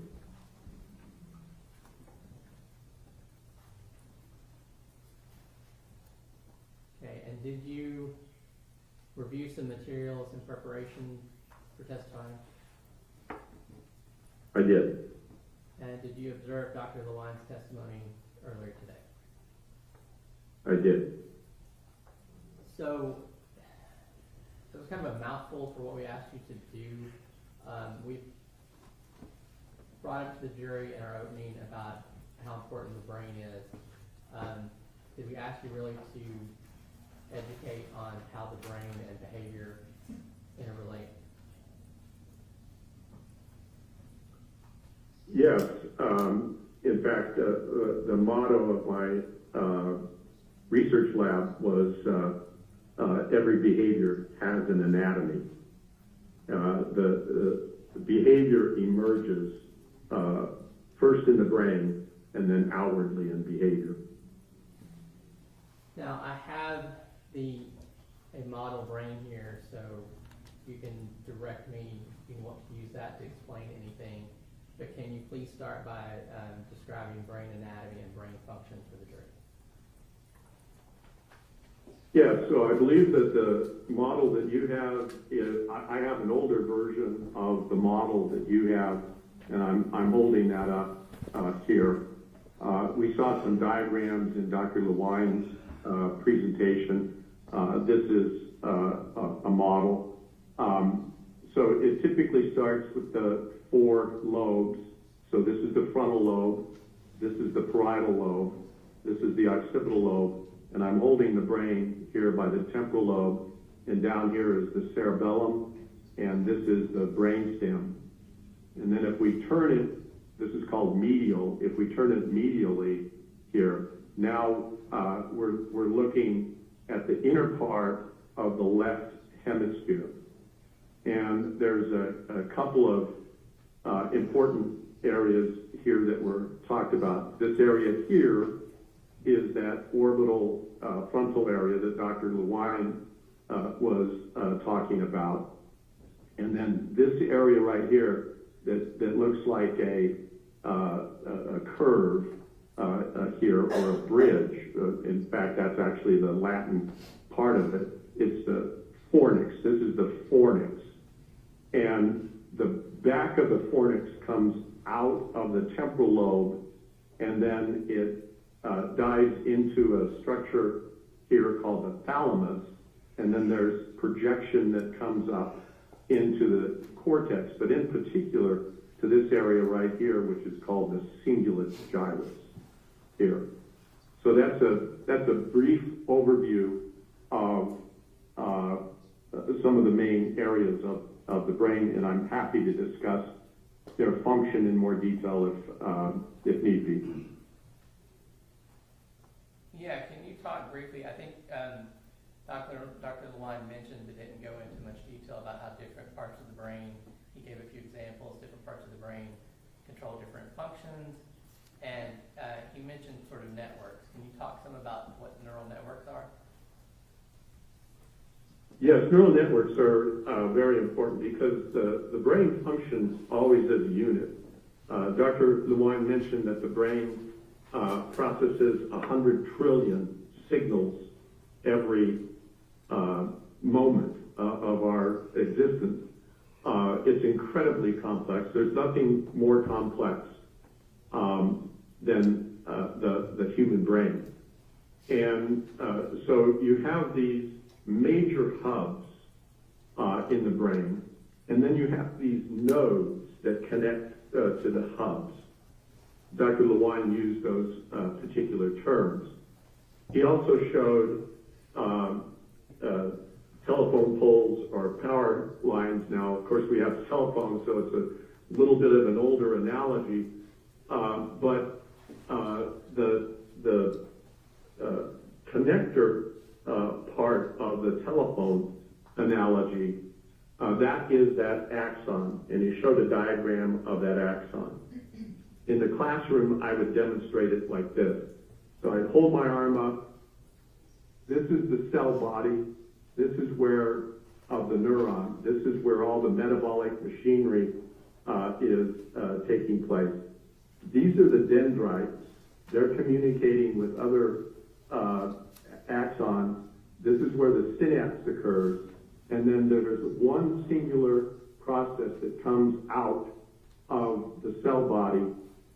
It can branch into multiple areas, but then it terminates in the synaptic area to communicate with the next. And so you have major hubs and you have minor hubs, and they form these networks because they connect to all of these different nodes. So there's not just one area dedicated in the brain that carries out function.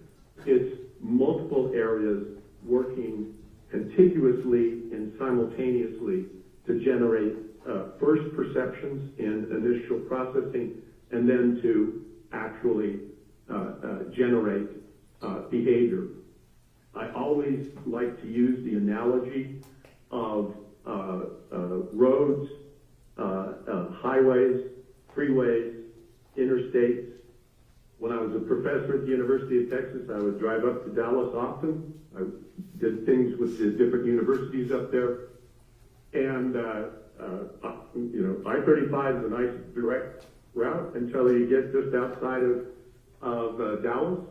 And then all these other highways, freeways, and interstates start to connect. So that's a hub.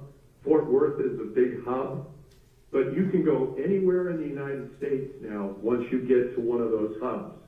The brain is exactly the same way. Everything is interconnected. So can you describe, I guess, kind of how that, I understand the analogy, but how does that end up controlling behavior through the way that those networks connect? Well, each one of those hubs, each one of those particular networks is subserving a different aspect of behavior. And so one of the areas that Dr. Lewine spoke of is this orbital frontal area. The reason it's called the orbital frontal area is it sits just above the orbit, the eye socket.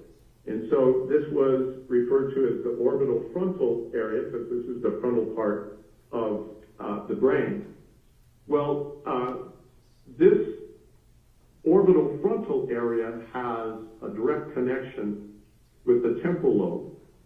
And the temporal lobe has these brain structures called the limbic system. And they're regulators of emotion, including emotional tone.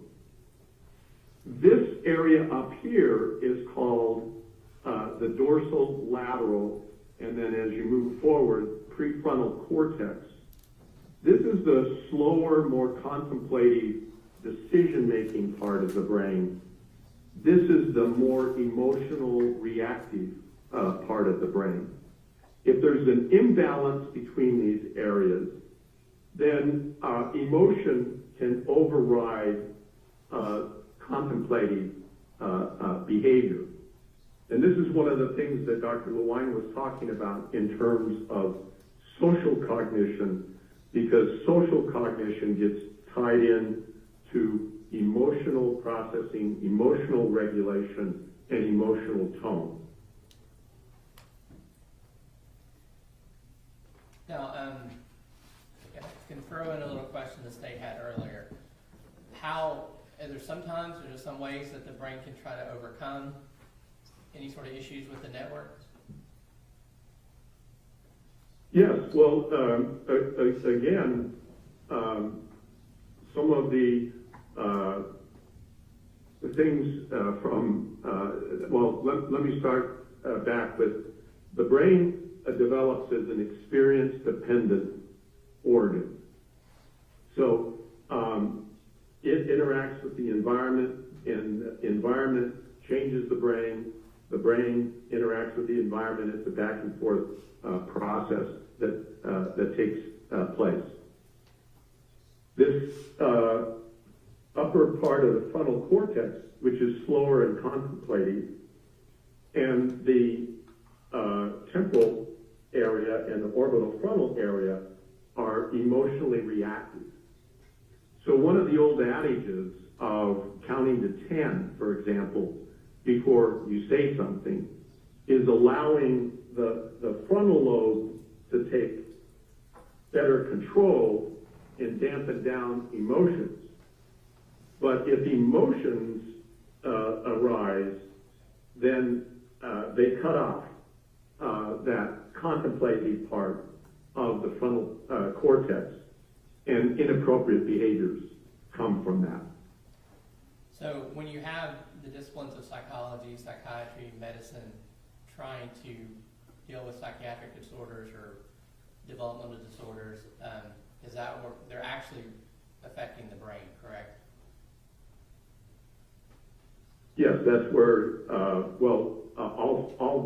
all behavioral function, and from the standpoint of psychiatric disorders, it's really brain health. Psychiatric disorders are not some ethereal thing that's happening independent of the brain. They are, in fact, related to the brain. Excuse me. And I believe Dr. Lewine referred to the philosophical idea of the mind, but we're talking about the physical brain and how it directly affects how we behave. That's correct, because the brain is involved in perception. You have the perception, and then Dr. Lewine used the example of language processing, that in the right-handed individual typically starts here in the temporal area, but for it to actually be expressed as language, that has to communicate up here.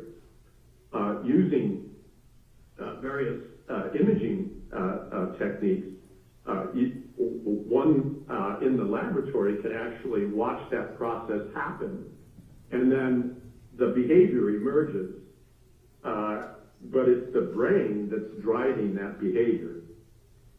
Tell the jury more about that. Is imaging one of the ways that you detect these, you determine the neural networks? Is that what the research has shown? Yes, that's a major part of contemporary research looking at cognition and behavior. And what kind of imaging are we talking about? All of the imaging that was discussed today, electroencephalography, magnetic resonance imaging, positron emission tomography. So those are commonly used in scientific and forensic setting and clinical settings. That's all correct.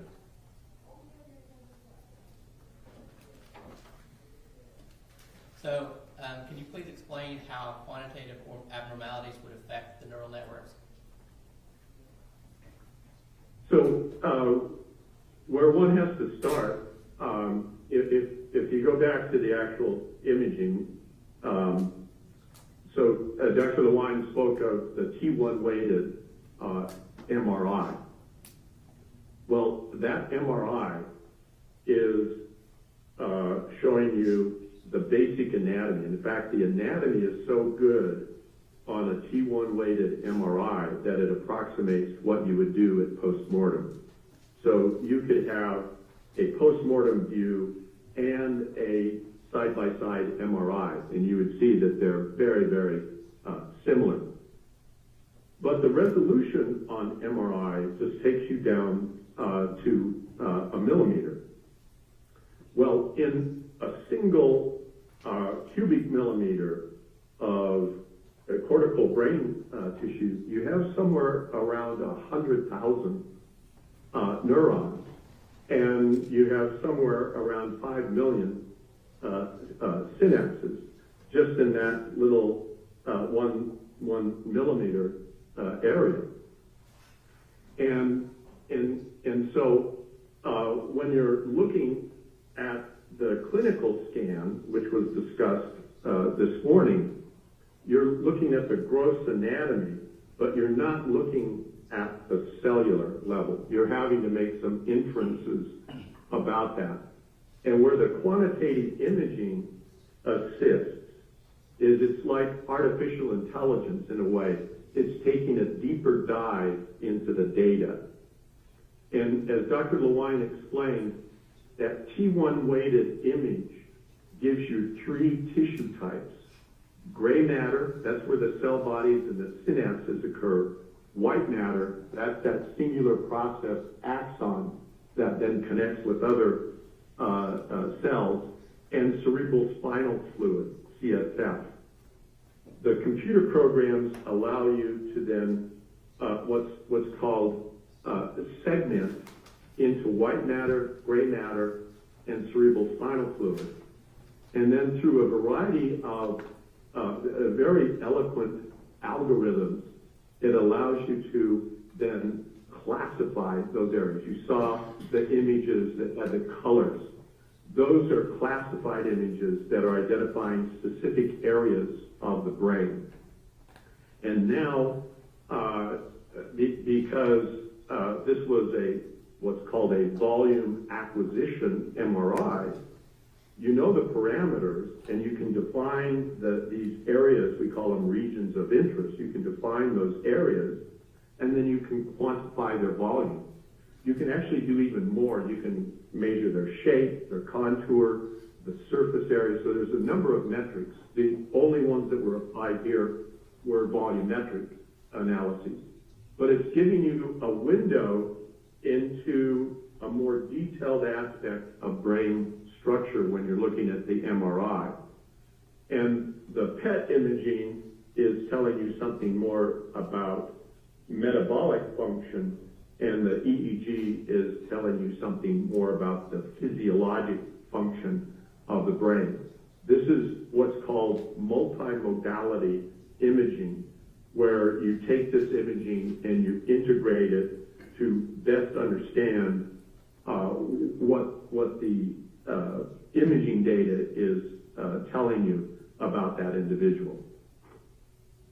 Okay, and just to clarify real quick, when you're talking about the MRI was equivalent to a postmortem, basically saying if you took a brain out and looked at it and looked at the MRI, those are going to be matched up, right? That's correct. And you're talking about the PET scan being metabolic. Can you tell me what that means? Well, as Dr. Lewine testified, there's a radio tracer that is labeled to glucose. The neuron, and like Dr. Lewine indicated, there's close to 100 billion neurons. And there's another set of cells called glial cells that are just as frequent, sometimes more. So you have in excess of 200 billion cells. They have no capacity to store oxygen or glucose. They always have to have oxygen and glucose. And so if you have a radio tracer that labels the glucose, then you can monitor the uptake. And then as Dr. Lewine was showing, you're from a quantitative PET analysis standpoint, you're looking at either increased or decreased activity from whatever the basic baseline would be in comparison to that neurotypical normative sample. That was the other thing I was asking. At a more basic level, your brain has to have glucose to function, correct? Oh, yes. And that's one of the reasons why testing where that's going and how it's moving is important. It's measuring the uptake of that radioactive particle as it's being metabolized.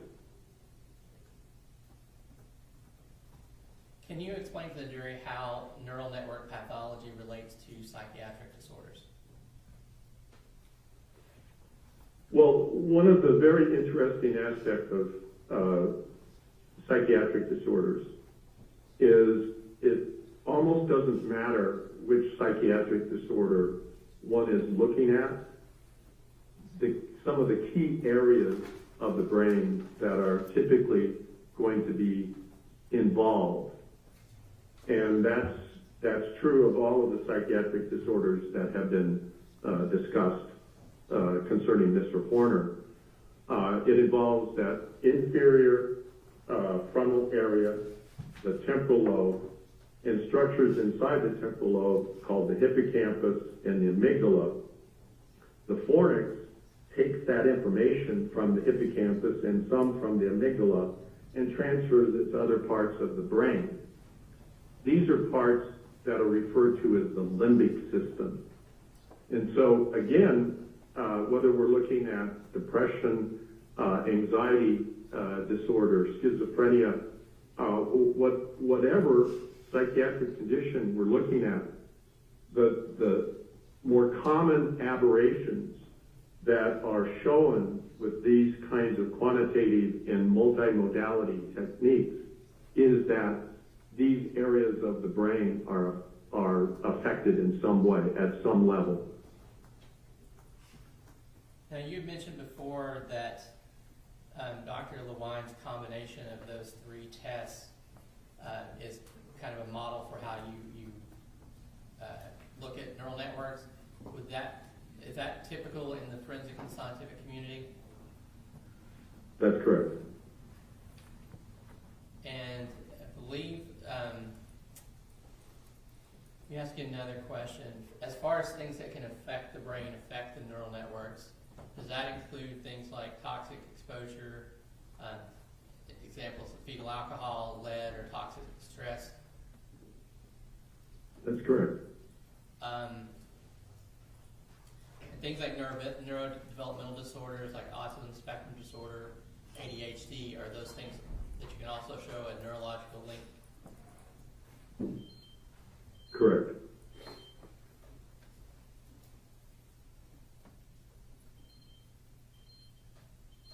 We haven't talked much about psychiatric disorders, but are things like, I guess Lewine may refer to mood disorders, things like that. Those are also things that actually are grounded in your brain and your neural network. Is that correct? Yes, I mean, within those systems that I was talking about, there's a valence, a balance. And if there's underlying neurologic dysfunction, that balance can go off keel. And one can be overly emotional or emotionally reactive or display deficits in judgment or conforming behavior to societal standards. All of those things can happen.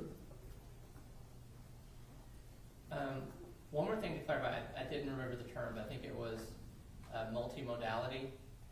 Can you just break that down for me real quick? Well, yes. So MRI is considered to be structural when you're using that T1 and some of the other imaging sequences. But one of the other things that Dr. Lewine did is the diffusion tensor imaging, which allows you to look at pathways, and you can actually apply what are called diffusion metrics to assess the integrity of those pathways.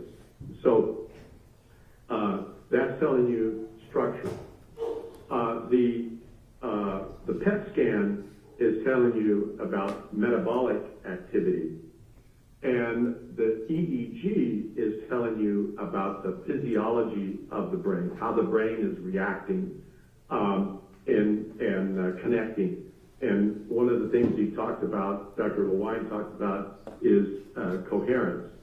So areas that are showing connectivity will have somewhat similar coherence. So it allows you to look at how the network is connecting. And then as you go across these different modalities of imaging, you can make more inferences about how the brain is functioning and how that structural aspect of the brain relates to function. Now, can you tell the jury a little bit about the difference between the clinical use of those imaging to detect gross abnormalities versus the clinical looking at more the quantitative, those other issues, and the forensic and scientific use of those different imaging? Well, one of the things that's happening is a movement towards what's called precision medicine, and that's taking advantage of artificial intelligence, the power of these methods for rapidly examining the brain.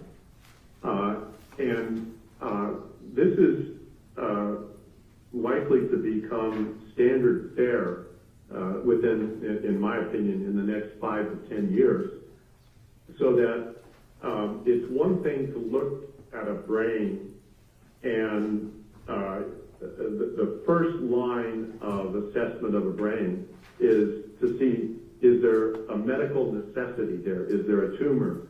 Is there a vascular lesion? Is there something that needs attention, an infection? Once that is confirmed not to be there, then you're looking at, is there any kind of major developmental abnormality, any other kind of deviation? And when those things are not present, there is a tremendous amount of information that is in that scan, but it's not looked at. But it can be now with the technologies that we have. And so what's happening in cognitive neuroscience, in clinical neuropsychology, is that it's moving in that direction. So, for example, Dr. Lewine mentioned Alzheimer's disease. This is one of the areas where it's really happening quite quickly. So as a neuropsychologist, I can administer tests that can measure memory, but I'm not necessarily looking specifically at the memory network. But with imaging, using especially diffusion tensor imaging, structural quantitative imaging, I can look at the different components of that. And so if I'm working up an Alzheimer's patient, then I want to know that, I don't want to know just that the brain kind of looks normal. I want to know what's the size of the hippocampus, what's the connection of the hippocampus with the rest of the brain, and all of those things. So that's happening right now. It will move into the clinical world, in my opinion, in the next 5 to 10 years. Right now, it's primarily a research tool. So that's when we're talking about the computer analysis. Is that becoming more available? Is that what you're saying? Oh, yes. Yeah, I mean, the supercomputers are, so one of the, when I lecture on this, one of the slides I have is that every quantitative aspect of imaging analysis had to be done by hand, tracing the structures. When I started this when I was at the University of Texas. Now, we can do all of these major quantitative analyses in a matter of a few minutes. It would take days to do that on an individual patient or client in the past, and now it can be done in a few minutes. And with supercomputers, it can be even done faster. So the analysis itself is not new. That's something that's backed by research and studies. Yes, we first published on quantitative image analysis back in the 1980s.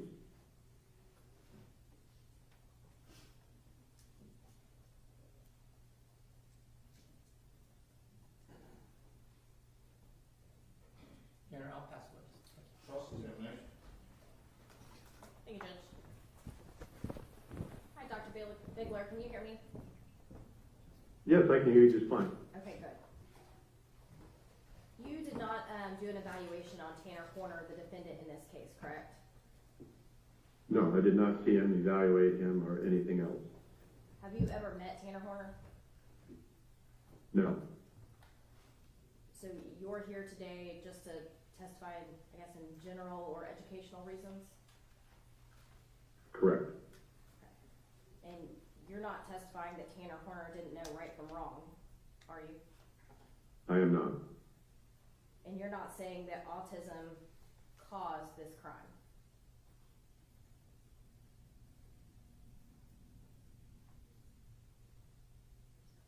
Doctor? No, we heard you. Did you hear the question? Oh, right from wrong? No, I'm sorry. The question was, you're not saying that autism was the cause of the crime in this case? No. And we asked this question to all of our experts, but were you paid for your testimony today? I was. And what is your total bill in this case? It's about $4,000. And is that including your testimony today? No. It'd be another $1,000 or so for today. Thank you. I appreciate it. Read. Nothing No, further. Judge, thank you. May, Dr. be excused finally? Yes, Judge. Doctor, thank you very much. You're welcome. Thank you. Goodbye. Okay, we're done for the day. I'm gonna come back though and give you some instructions in just a minute, and so I'll be back.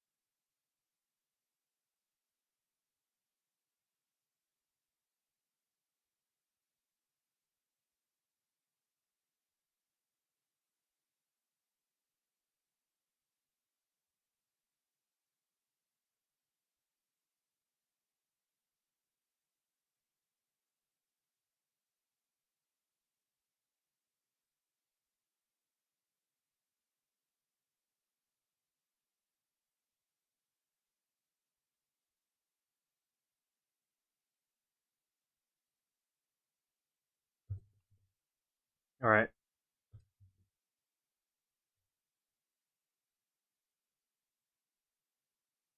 Yeah, that seems like it's it.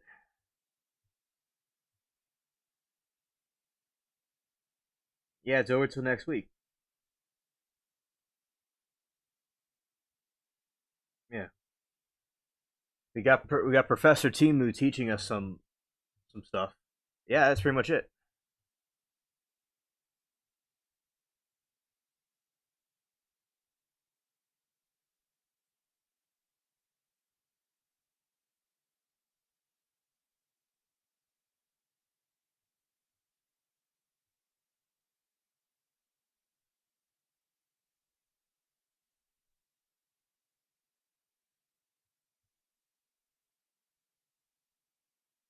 They keep doing that, just stopping without saying anything. Yeah, the judge just stops all of a sudden, like a halt.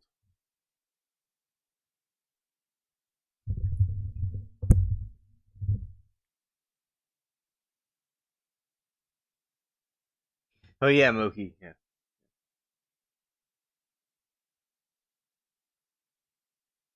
All right, and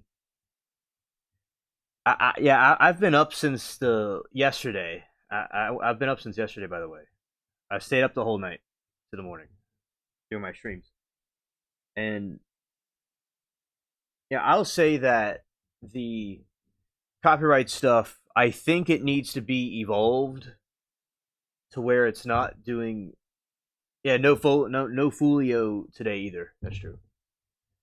And yeah, that's what I think with the copyright stuff. It's the YouTube. It's too harsh the way they handle it, and I think that people on a live stream watching something together could be like people at a house watching something, reacting to it.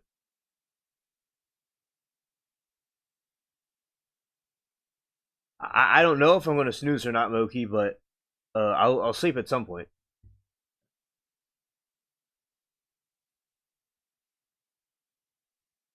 Yeah, but yeah, the I'll be ending the stream now, but yeah, that was definitely a interesting night. I mean, interesting day and night. Yeah. Thing for your concern. Yeah, it looks like it's all over. So, okay, we'll talk to the chat. We'll talk to chat, later. If that was a real Timu day, definitely a Timu day. All right, Saw Girl, I will. All right. My pleasure, Moki, as always. You have your ad-free trial. All right, thank you. Oh, there's just some people knocking. So, all right, chat. We'll see you all later tonight, and peace.